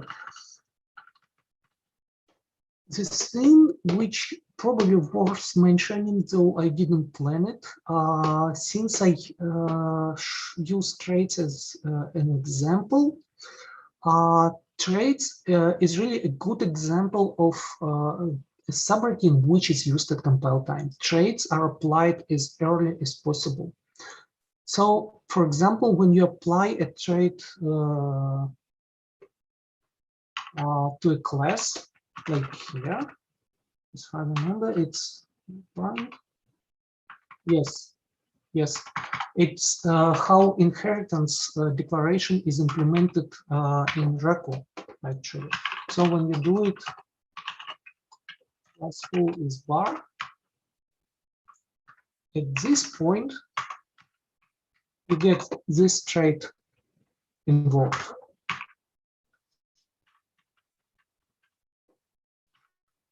And because it all happens at compile time, this trait safely add parents to incomplete yet class. And when this trait finishes its work, even though our class is still incomplete, but it already has the information about its parents, and when the compiler finalizes class compilation, it calls composition on that class, and we get all the parents used and everywhere when they had to be used, like in type matching caches, whenever. So whenever you write, you decide to create your own trait, remember that your code is going to be executed solely at the compile time, and take all the necessary precautions to be safe about it.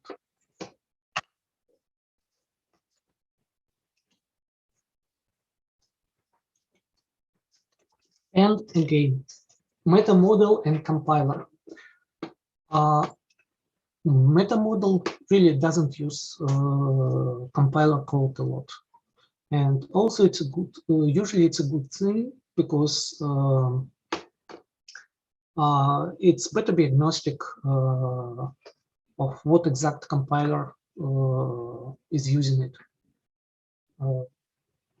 like I said before, it's possible that at some point Rakuda will be not the only Raku compiler, but the other compiler might base itself on the meta model we already have. It's possible. So the less we rely on compiler internals, the better for the language. And the only thing which meta model cannot live without is it has to know what is the current language version is requested by the user code. And this is the information only compiler can provide it with, because it's the compiler which deals with use with its pragma and which sets the actual language version. And MetaModel does use this information on several occasions. For example, if you ever use subsets, you might find out that they look differently, slightly differently, or not slightly differently, in 6C version of the language and in 6E version of the language. And this is because this code is actually depends on MetaModel, and MetaModel does it differently, does it more correct in 6E version. Yet sometimes MetaModel expects also our Raku code and core code to provide certain symbols for it.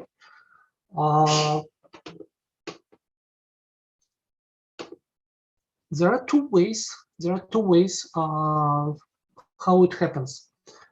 One I have shown you with the actions class and monkey see no eval example. It's when the vault object is used and find symbol method is used to locate a necessary symbol. This could be seen, for example, in model HMPP. I use this code because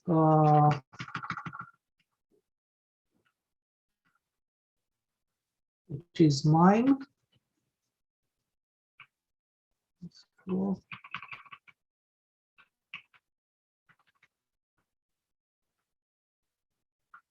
Oh, sorry, it was initial idea, but then I had to change it. So it's another mechanism I use. Okay, let's not get that deep, and just know that MetaModel also uses symbols provided by core, and this particular code here, it's about exception throwing. There is a problem about MetaModel code where it was a period of time when it was more important to get the code working than to get it working the right way. And many cases where MetaModel must react to an error of some kind, it uses, like in this case, though here it's done intentionally, it uses simple die, which throws the most simple exception type, ad hoc exception. And ad hoc carries no other information about what exactly went wrong, but the message it is supplied with, and nothing else. And well, of course, it's really hard for user code to find out and to decide how to behave if it encounters an exception thrown by MetaModel, whether it should die further or it can do something about it to fix the problem, because really the only way we can know what exact kind of problem happened is by parsing the text message, which can change at any moment of time. So to fix this situation, a mechanism of exception registering was developed at some point, and it was too complicated. I simplified it a little bit in this code. And what MetaModel does now, when it knows what kind of exception it wants to throw, and it knows that this kind of exception has to be provided for it by Raku code, it tries to look up this exception in a registered namespace. And what Raku code does, when it has this namespace available, in particular it's x : Raku registers this namespace with the MetaModel, and from this moment on, MetaModel can throw good exceptions, correct exceptions. And the way it does so, it gets exception name and it looks it up in Raku symbol table. So as I told you previously, MetaModel uses symbols provided by Raku. Okay. We are done with interaction of compiler objects. The thing is, I understand that it might sound obscure at the moment, but I hope that at the point, at some moment when you go into the source code of Rakuda, something of what I said today will pop up in your head, and it will be much less confusing for you to understand what exactly happens. So just hope it works this way. Konstantin is asking, is saying that it's built in, what exactly is built into it? So if you could please elaborate a little bit. And in the meanwhile, we actually came to the final subject I wanted to cover with this class. And however, it may sound simple, people do a lot of mistakes when it comes to object construction in Raku. In particular, again, in Rakuda implementation of Rakuda. So what could be simpler than declaring a class and then creating an instance of this class? But then questions come like, for example, okay, why does it take only named parameters? What if I want positionals? Or what if I need to validate some parameters and take some actions at the construction time? When exactly do I do it? And well, a lot of other questions, and I hope to cover, if not all of them, but most of them. I hope I can manage it. So again, however simple it looks, but as a matter of fact, when you create an instance of a class, it's a process which takes quite a long path, and a lot of stages are involved into building a new object. And I'm not even talking about creating a class in the first place, because we spoke about it earlier, and well, it's not really a part of object creation anyway. But no. And of course, it starts with method new. Not necessarily new, it could be any method. After all, we talk about Raku. In Raku, everything is possible. There is nothing impossible. But Normally, yes, it starts with method new, which is defined on class mu. This is our first stage. Let's have a look into class mu.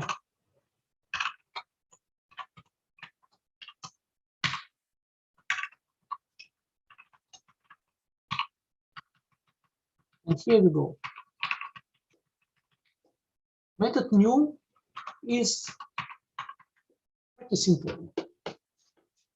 And it's not at all magical. Absolutely not. It has two candidates. The first one takes named parameters only, and the second one is accepting positional parameters, but the only reason it takes them is to throw an exception saying that we don't support positional parameters. So this is the default behavior, and you get it automatically because any class declared automatically gets class any as its parent, as I told you, and any has mu as its parent. So simply just by inheritance, get method mu. What happens next?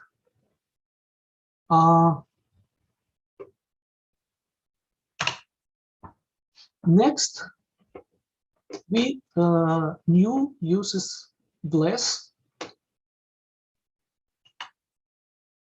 and in turn it uses NQP create bless method. Though it might be okay, don't try to analyze this code. I will explain it verbally. So now let's go to class to method bless and see that what bless does. This NQP create, it creates the object itself. So at this point, we already get an instance, because NQP create takes a type object and it allocates all the necessary structures in the virtual machine to provide this object functionality. And all this process is what we call instantiation, basically, or just the first step of the complete instantiation. And then it invokes build all method on this object.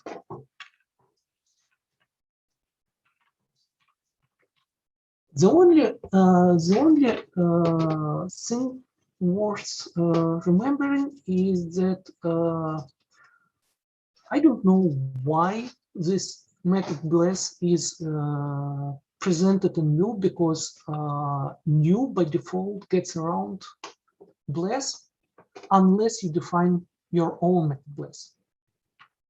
So as you can see, this line is normally what you get used when you create a new object, unless you create your own class.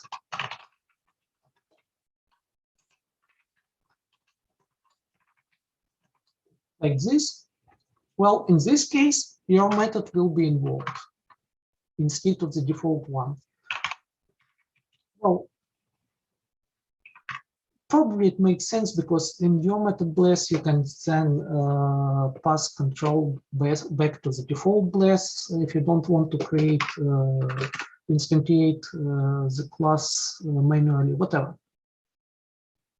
One way or another, I must admit that I don't really understand why we need method bless in first place. Probably it's a reference towards Perl, where bless is the default way of creating an object. Maybe. I don't know, probably something historical. I never thought about it, so just take it as granted. But let's move to what's really important. Let's move to method build all. It's also a method provided by mu, but this method refers further down into meta model, and it takes a build plan from meta model. Here is what it means. Okay. This is the line where it finds build. Oh, sorry, it's that. Yeah, build all plan, and then it invokes this meta model method.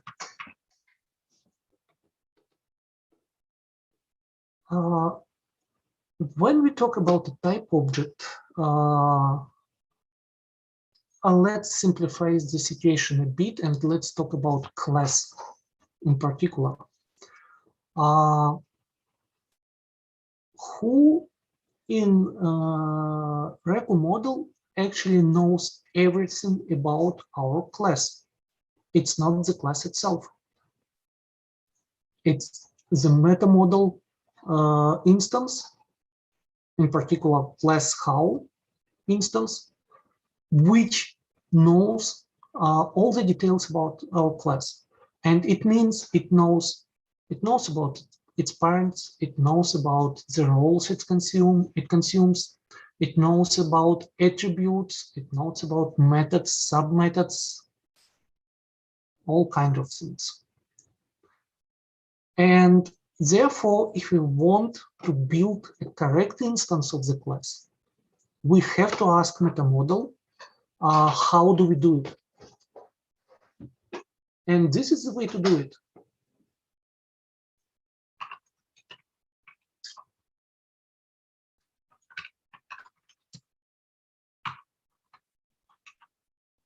Just hopefully I'm not confusing myself.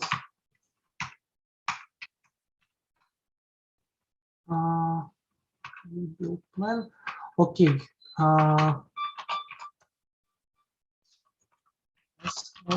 Yes, it's build plan. Yes. Create build plan. Yes. I would skip all the chains of the call chains, which will end up in calling this meta model method. But here, a build plan is created.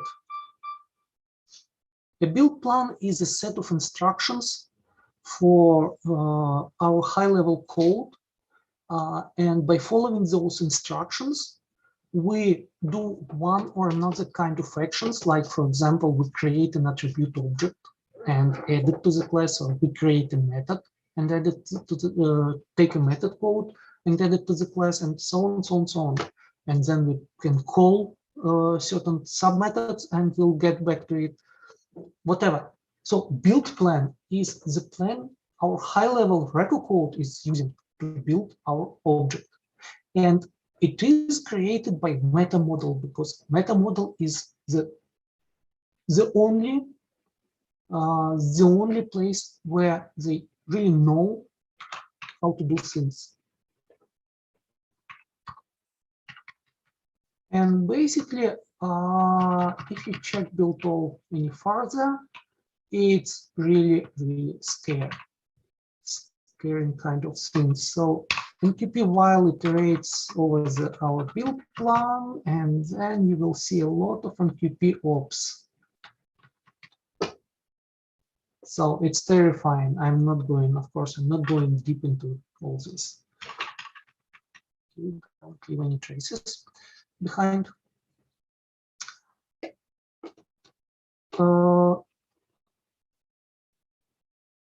It's not that you would need to use this plan on your own, unless at some point you decide to create something which goes that deep into the process of building an object. But what we need to know is that parts of this plan are invocations of two submethods, build and tweak. And those two are basically finalizing the whole object creation sequence.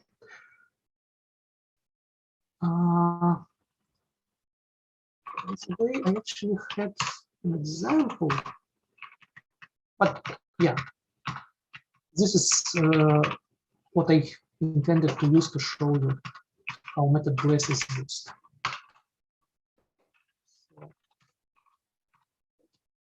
So as you can see, our method bless is involved in creating objects. It's nothing really serious about it. What is serious is how do we deal with build and tweak and what's their role and why are they so important for us and why are they submitted in the first place? Well,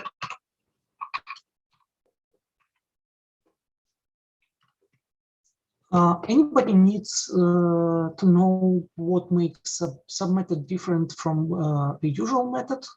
Do I need to focus on this?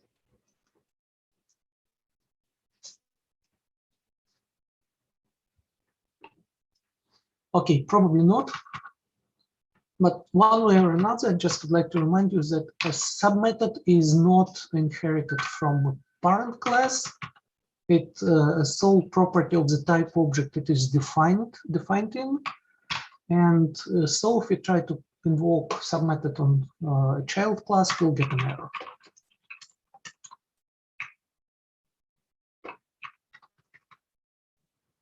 And when it's applied to build and tweak,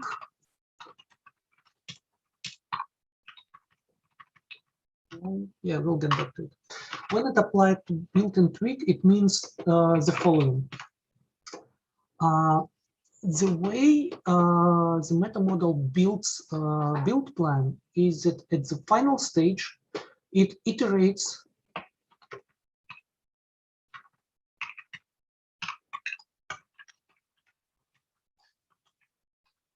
over this MRO order. I think you remember this method. It's method resolution order. I used it previously to see the inheritance chain of a class. And here, as you can see,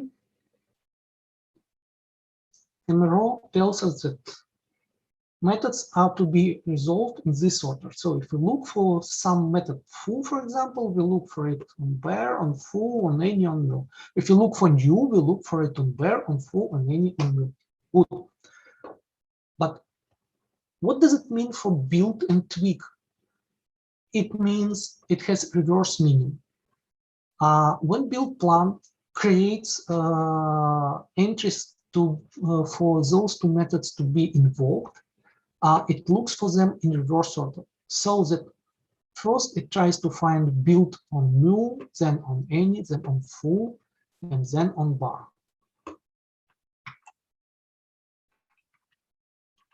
Somehow when I was writing this,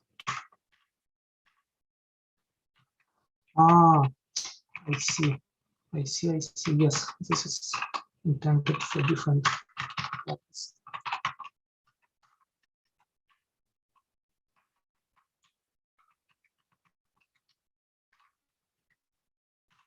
So first we do it like this. And here you see, tweak submethod of foo was invoked first, and tweak submethod of bar was invoked second.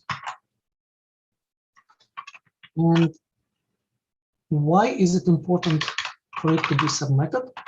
Because when build plan is built, meta model uses normal method lookup approach to find those methods, submethods. So basically, it doesn't care whether it be method or a submethod. And therefore, when it tries to look up for, say, for method tweak on bar, it will find it. But the problem is that this tweak method will belong to foo if it's a method and not submethod. So in this example, as you can see, I stripped down the sub part the method. And if I invoke it, oops, I get the same tweak invoked twice. Of course, it would be pretty normal to ask a question. So why doesn't it look for those methods on those classes explicitly? Why does it use normal lookup approach? Well, sorry.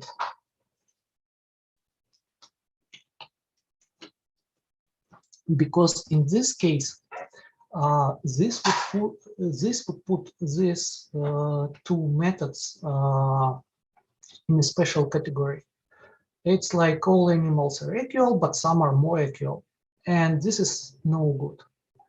Really, it's such kind of situation is always better to be avoided. So submethod in this case is the best solution because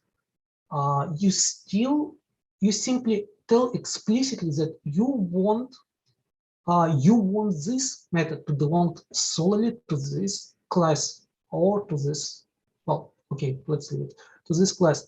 And the idea behind it is that in this case, we can guarantee that this submethod knows how to build this particular class and nothing else. So it bears sole responsibility for this particular class and nothing else. And this is clean approach, the cleanest approach you can think about. So always remember, don't make this kind of mistake. Always use submethod for build and tweak. The next thing to remember about is that there was a change in behavior between 6C and 6E.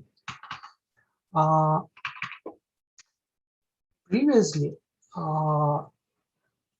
the approach wasn't that clear. So you see, I put explicit stress on the fact that a submethod is sole property of the type object it is defined in. This is not true for 6C and 6D. Why? Because when you declare a submethod in row, it gets copied over into the class consuming this row. So in this code,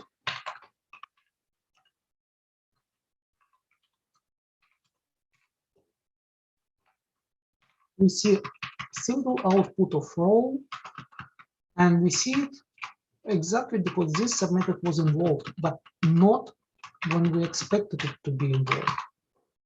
If I add a submethod tweak to class C, oops, I get no row. And to get it invoked, I have to be explicit. I can't even use next same, called same, or whatever dispatchers we have. No, I have to explicitly refer to the class name.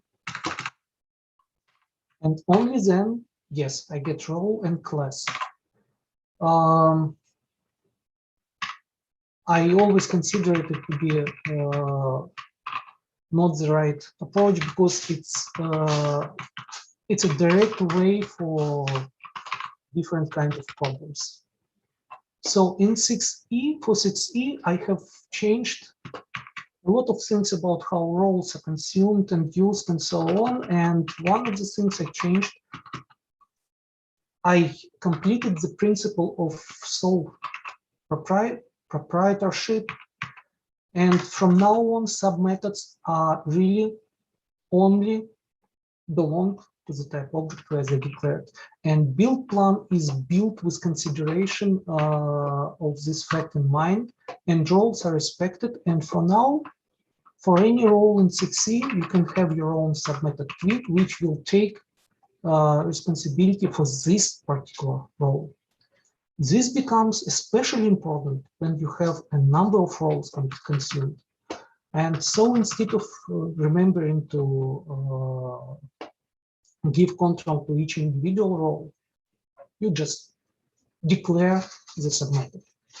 So we use declarative programming in place, and it saves us a lot of headaches.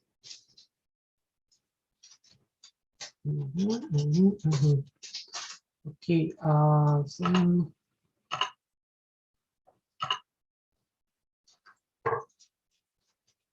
okay, I covered all this.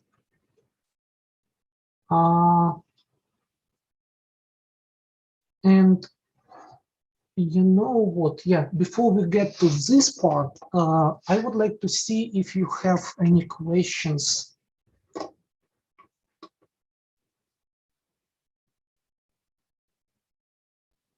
Okay, Daniel, I think I have answered your question already. Because build is part of the build plan, it gets called after build all. So build all gets everything prepared, and then it fires up all other things.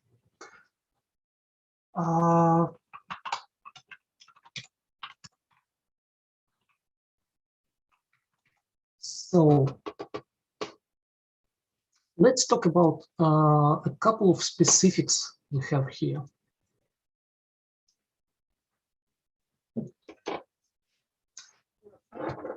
Also, pretty much natural question would be, why do we have build and tweak in first place? Why not just build?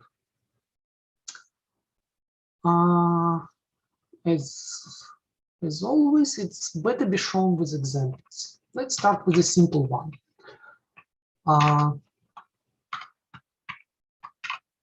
We have an attribute, and we have a default value for this attribute. And we want to do something about the parameters we accept when the class is getting instantiated. Whatever, it doesn't relevant for now. So we don't just output them like here, or maybe process them, whatever. And then we have two approaches, because the attribute has a default. So when we create an object and output this attribute, we expect the default value. But if we initialize the object with different value for the attribute, we naturally expect some different value of it. But no, you see, in the first example, yes, we do get default and no attributes. In the second one, build reports the attributes which we passed to new, but the attribute value is not changed.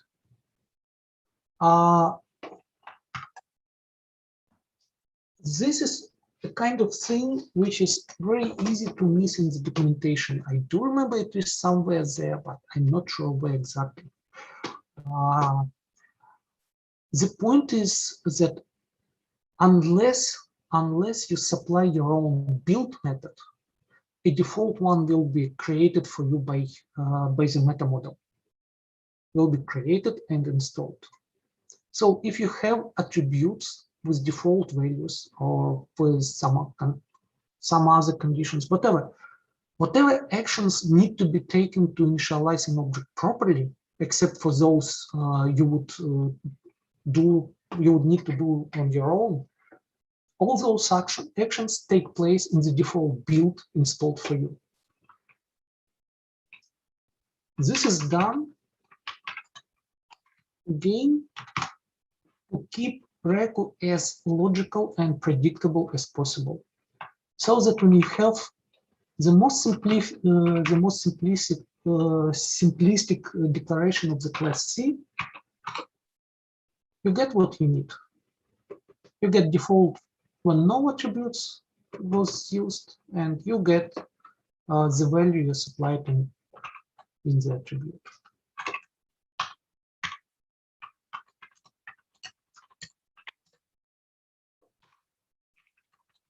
Okay, there is a syntax trick in Raku which allows for quick initialization of an attribute. So if you write your parameter like this, it will be bound directly to your to your attribute. Because otherwise you would have to do something like this, which is apparently too verbose, so nobody likes it. Okay, you say, problem solved. We can do everything like this. Well, let's see what happens.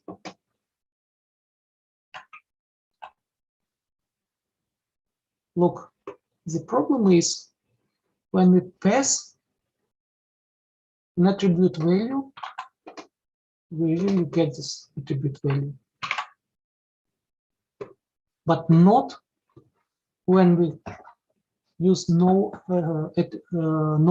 arguments whatsoever with our new. In this case, we get an initialized value here. And this value gets stored instead of the default value. So again, it looks like a simple way, but simple solutions are sometimes really bad solutions. And if you want to modify the attribute in some way, for some reason, we also get into a problem because it works correctly for the first case, but in the second case, we get something really confusing. And frankly saying, I think it's some kind of a bug because it should throw in here. Because we try to multiply undefined value to an integer, but whatever. For now, it's not relevant. So this approach doesn't provide a solution for us. So from now on, just the way to do things for you, if you don't need anything really special, where build is exactly what you need, tweak is what you need, in fact. Because look, without any big changes, we just replace build with tweak, and we modify our attribute, and we know that it's going to be initialized, no matter what, whether we pass an argument or we don't. It works. So here we got E multiplied by 2, and here we got PI multiplied by 2. So as simple as that. And if you need to know what arguments were passed, you still can use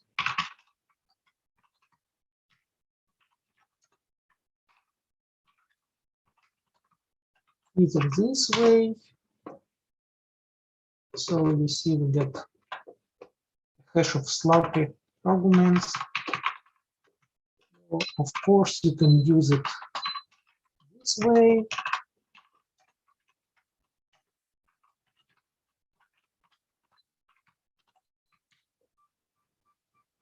Whatever.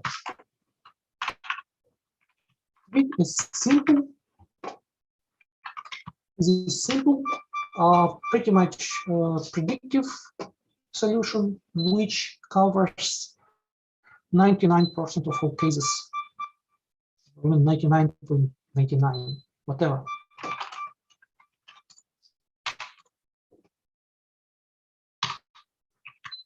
Okay, but what if, really, what if I need my own logic for the for constructing an object? What if I want positionals, for example? How do I do it? Well, apparently, tweak is not a solution here. It wouldn't help you because even if you do it like this, just better.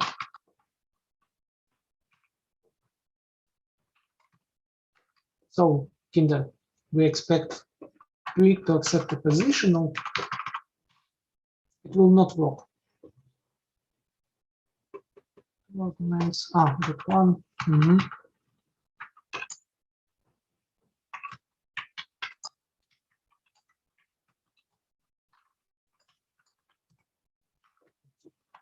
would be the correct test for it.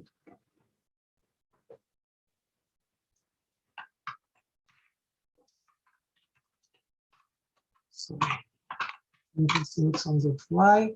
Yeah, so we get this common error because it's new, which doesn't accept the positionals. And changing tweak apparently is useless here. It wouldn't help us. Okay, no problem. Change new. There is no problem in this. Absolutely. And okay, just yesterday, Jonathan talking about his new dispatch told you that call width is really slow. Yes, it is. But there are other way around to do it, whatever. I mean, this approach for now is good enough for our example. So what I do here, I'm just totally override the default new, because the way multi works in Raku, if you don't define a proto method in your class and one of your parents has a proto method for this multi method, then your candidates will be appended to the list of parent candidates. So if I comment out proto, then I will get a proto from new here. Okay, if it's not clear now, then just skip it and just a comment. Anyway, one way or another,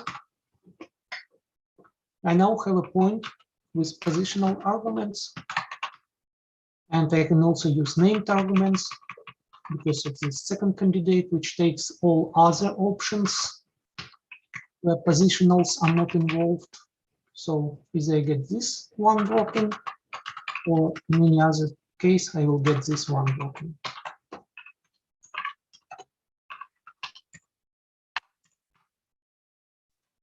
And it's basically the same. So no matter whether I used positionals with new or names with new, I get the same outcome.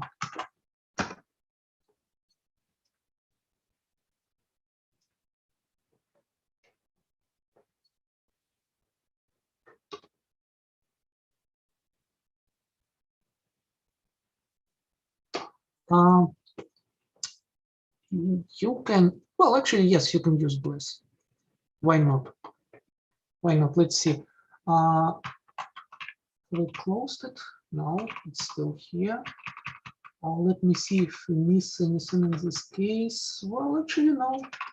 No, yes, you can use Bliss. Probably this is one of the reasons why we have Bliss in first place. So it simplifies. Except that if you do it like this, then you will not get an error. Okay.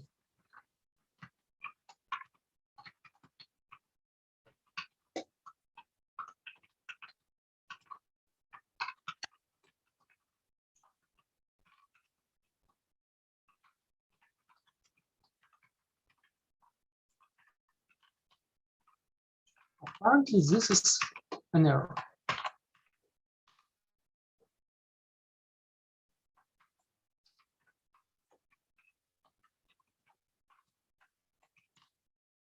Okay, yes. Though error message is not really clear in this case, and we can make it better, but still, I mean, you get an error instantly without. And if you use Bliss,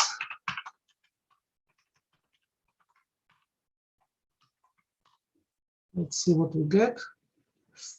Well, okay, in a way it's acceptable. So one way or another, but yes, we can use Bliss. Why not? Good point, really good point. But anyway, just consider it as my recommendation. When you need any kind of specific behavior for your class, then certainly think about using tweak first, whether it can fit into tweak logic, Or sometimes it might be necessary to not only to change the signature of the new method, but you may also need some pre-processing for the arguments you are receiving. For example, where did they use it? Oh yes, when I was developing Vigna, I used an idea from another user interface framework which was developed for Perl called Prima. And Prima used a very interesting concept where when you create an object, you pull in profiles for this object from different sources. And by profile, I mean a set of named parameters, roughly saying. So in Prima, it was possible to pull some arguments for the constructor from config file. Some you get from default values, and some you get from the user when it actually creates an object. And then all three are merged together and validated before they passed over to create an object. So you would get unbroken profile for your object, and and it's really convenient when you create a window, for example. All you need to specify is just window size. And then if a user wants different border for this window, you can simply specify this parameter in config file, and your program would pay no attention to this. It doesn't matter. So, and the best place where it fits is exactly the new method. So before creating an object in Vigna, I implemented basically the same logic. So new takes its arguments, then it traverses all the parent classes and roles and so on, and collects default values, and then it pulls in the config file, and then it's all gets merged and passed further. So this is the place where new works best, because when it comes to tweak, in some cases it might be too late already, for many reasons. Primarily because when you merge three different sources of information, it's really important to know the priorities. It's really to know where some value came in from before deciding that other value depending on it, whether it has to be changed or no. I mean, a lot of logic involved. And when it comes to tweak, all those information is already lost. So you don't have it in tweak. So sometimes new is really a good place to play with arguments before creating your object. But other times, tweak is really the appropriate location.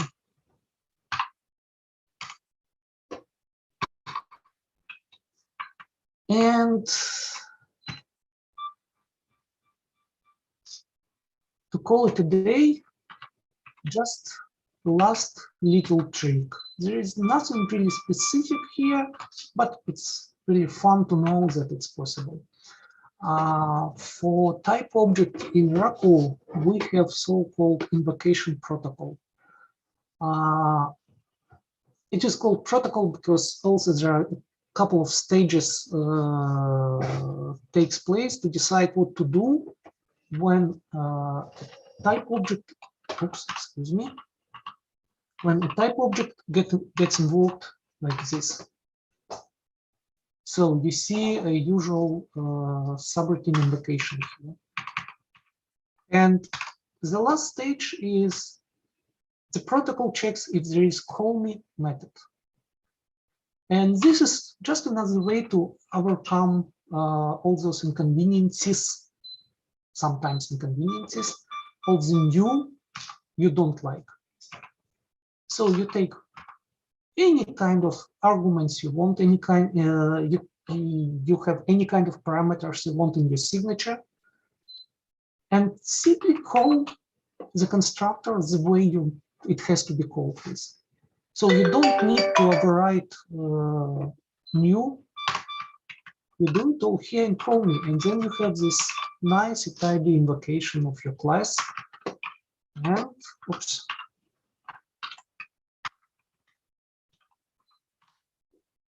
And you have your object. And well, okay, a lot of comments I didn't need anymore. And that's all. I'm basically over all the subjects I wanted to discuss with you in this class. So yeah, thank you for attending and thank you for your appreciation.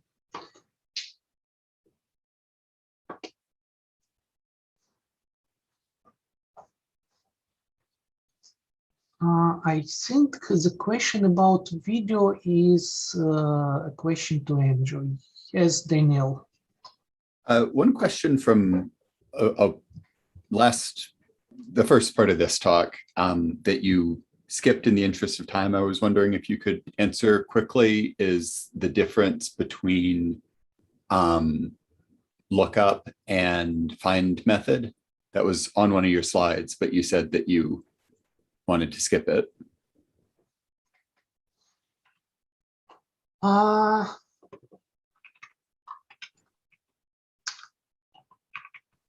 If you don't remember, that's fine too. But I was curious about it because I wondered that myself and didn't know, and then was disappointed when you said, "Well, let's skip that part." No,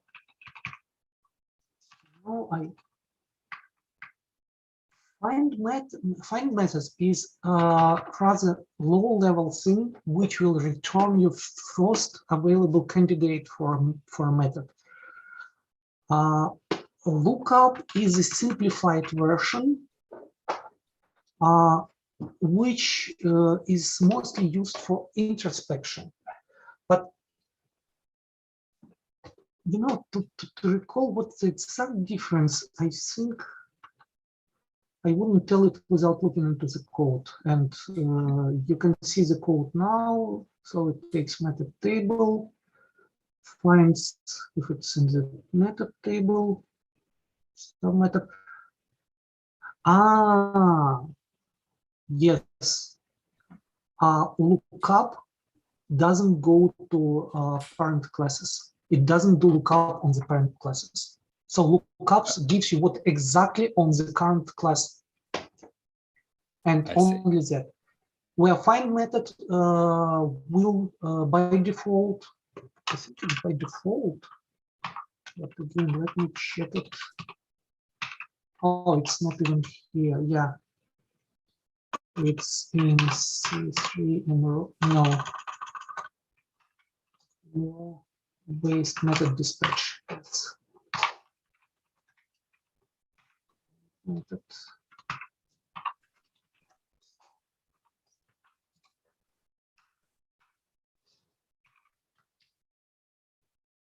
No fallback.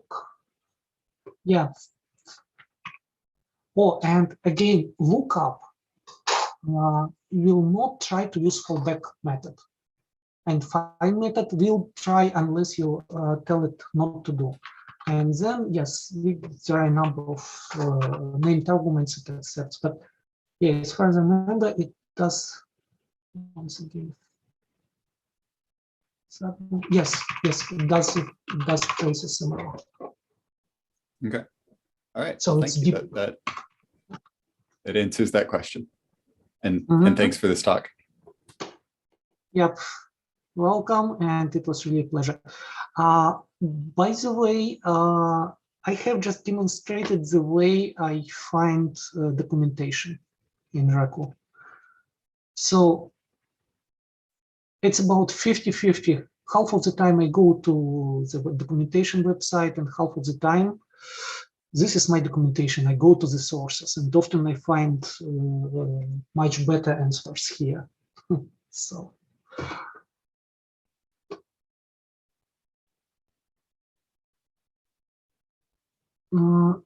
Any more questions or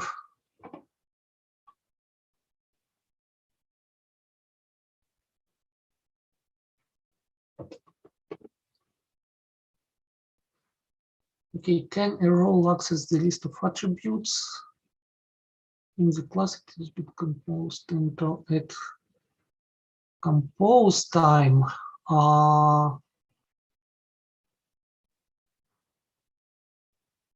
I think yes. I think yes, but the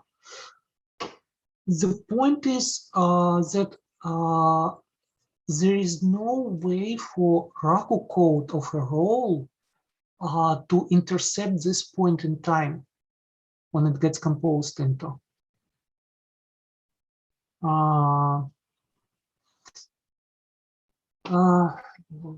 Okay. Parametric. Yes, it's parametric.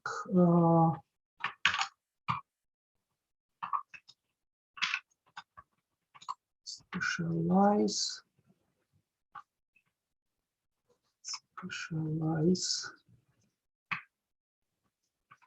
Body block. Yes. Well, in theory, it is possible. You see, a role body block is gets invoked when the role is getting specialized. And basically, specialization usually takes place when it gets applied to the class. So probably you can do something from your body block, but then you would have to introspect grammar's dynamic variables to find out the class. Because at this point, class information is probably not available. Well, why not we try it?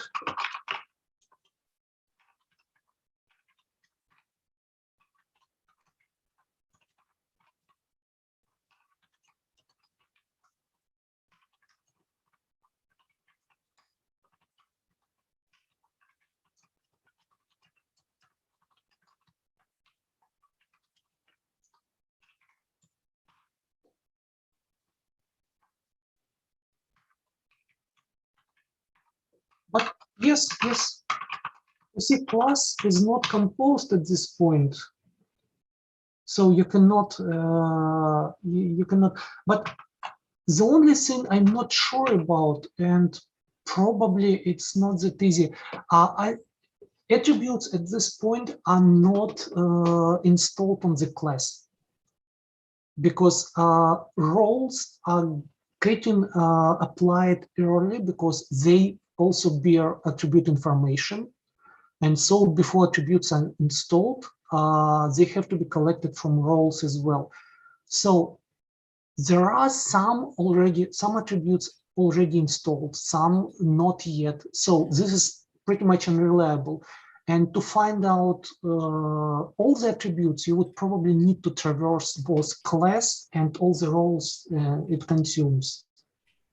But generally, it is possible. It is tricky. It would require you a little bit of knowledge about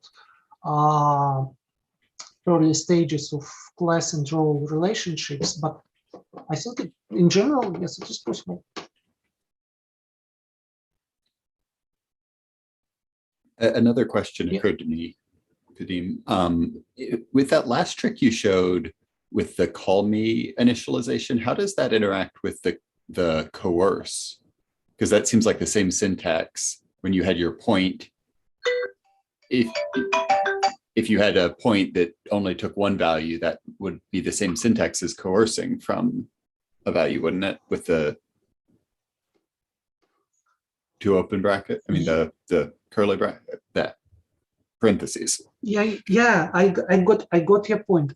Well, one thing is when you get more than one argument, it's clearly not a coercion.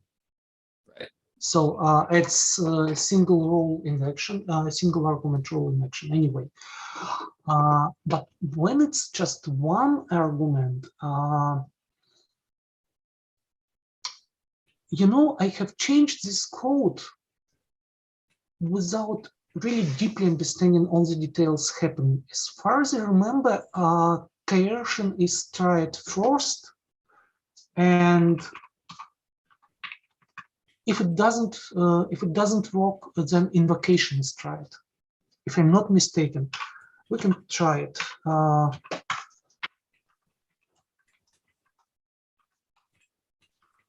let's reduce to 1.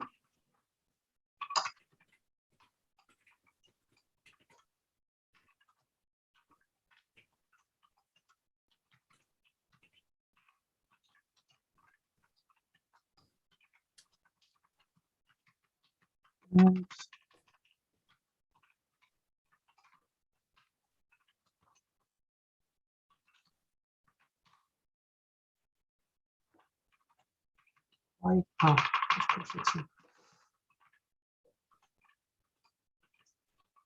whatever. Let it be my. Oh no, call me wins. Call me wins. Well, it's a conflict. Maybe it wins because, but no, I don't think so. Yeah.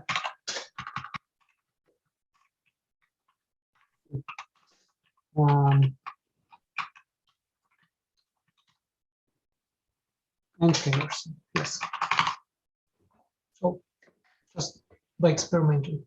Really, I don't remember. I wasn't getting, I just found out that it's broken and it's passing spec text, and I moved on from this piece of code because it's a little bit convoluted. So especially I was remembering about the Raku AST coming, and this part is somewhere deep in the actions as far as I remember. So actions are going to be gone anyway. So there was no reason to analyze it pretty much.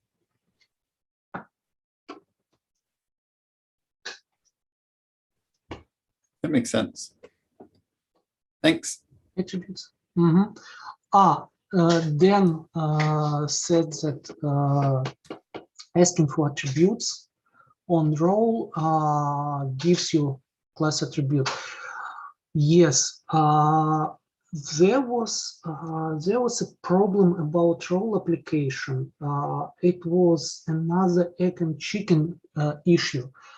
You see, Raku does not impose limitations on what roles can be consumed in which order, and so for any role you can consume any other role, and if you mix it all together you get diamond dependencies, like R1 consumes R0, R2 consumes an R0, and both are consumed by class C, and R0 declares an attribute, so you have two passes for this attribute to end up into the class. And what if the class has the same attribute name? So to resolve all those diamond dependencies, it was necessary to change the logic a bit. So class attributes are getting installed first, and then role attributes are getting pulled in some specific ways to resolve all those diamonds and resolve all the conflicts and so on. And so eventually, yes, when your role is applied, most of the class attributes are already installed. But if you expect attributes from other roles to be installed on the class, this is not guaranteed. They're probably, they may be already there because of the application process, or maybe they're not. So don't rely on this information. If you ask for class attributes at the time of role specialization, you may not get the full list. That's the point.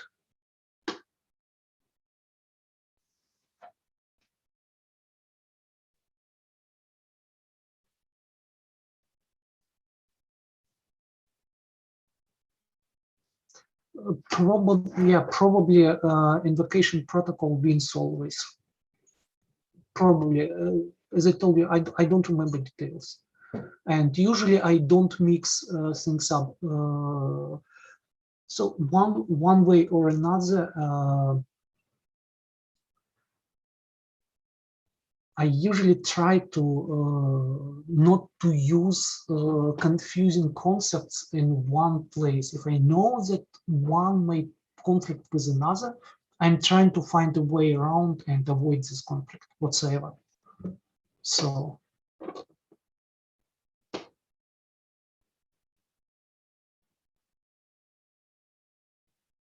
Okay, any more questions?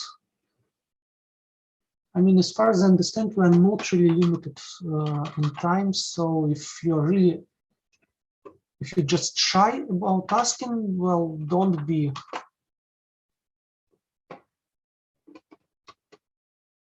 Well, then I think we are done for today, and maybe Andrew wants to say a few closing words before we finish.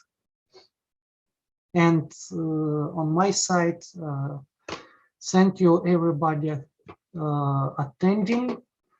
It was really, really big pleasure to me. Yeah, thank you very much indeed. So it was a great class. It was a conference inside the conference, and yeah, I'm going to compile the combined video of both parts and put it on YouTube. And yeah, I don't know. So the first day it was about 5 hours. Now it was about like an hour and a half. So it's a working day of this. So yeah, I'm going to rewatch it because I didn't watch it like from the beginning to the end, but I think it's really interesting. Okay, but yeah, but then that brings us to the end of the day 3 and of the whole conference. And I believe it's the end of the conference during pandemic time. So next time I hope, can meet in person, and probably we have to organize the hybrid conference so that people from other parts of the world can also join. But let's see. So yeah, the plan is to have the conference next year in August in Riga, combined with the Perl conference. Well, not combined, but just grouped together. But yeah, we'll see how it goes. But for now, yeah, so once again, thanks for everyone who attended, who spoke, who sponsored.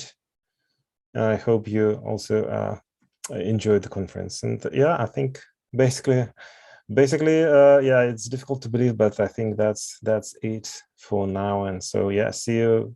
Well, yeah, probably we'll see you in other places, but officially see you next year. Goodbye.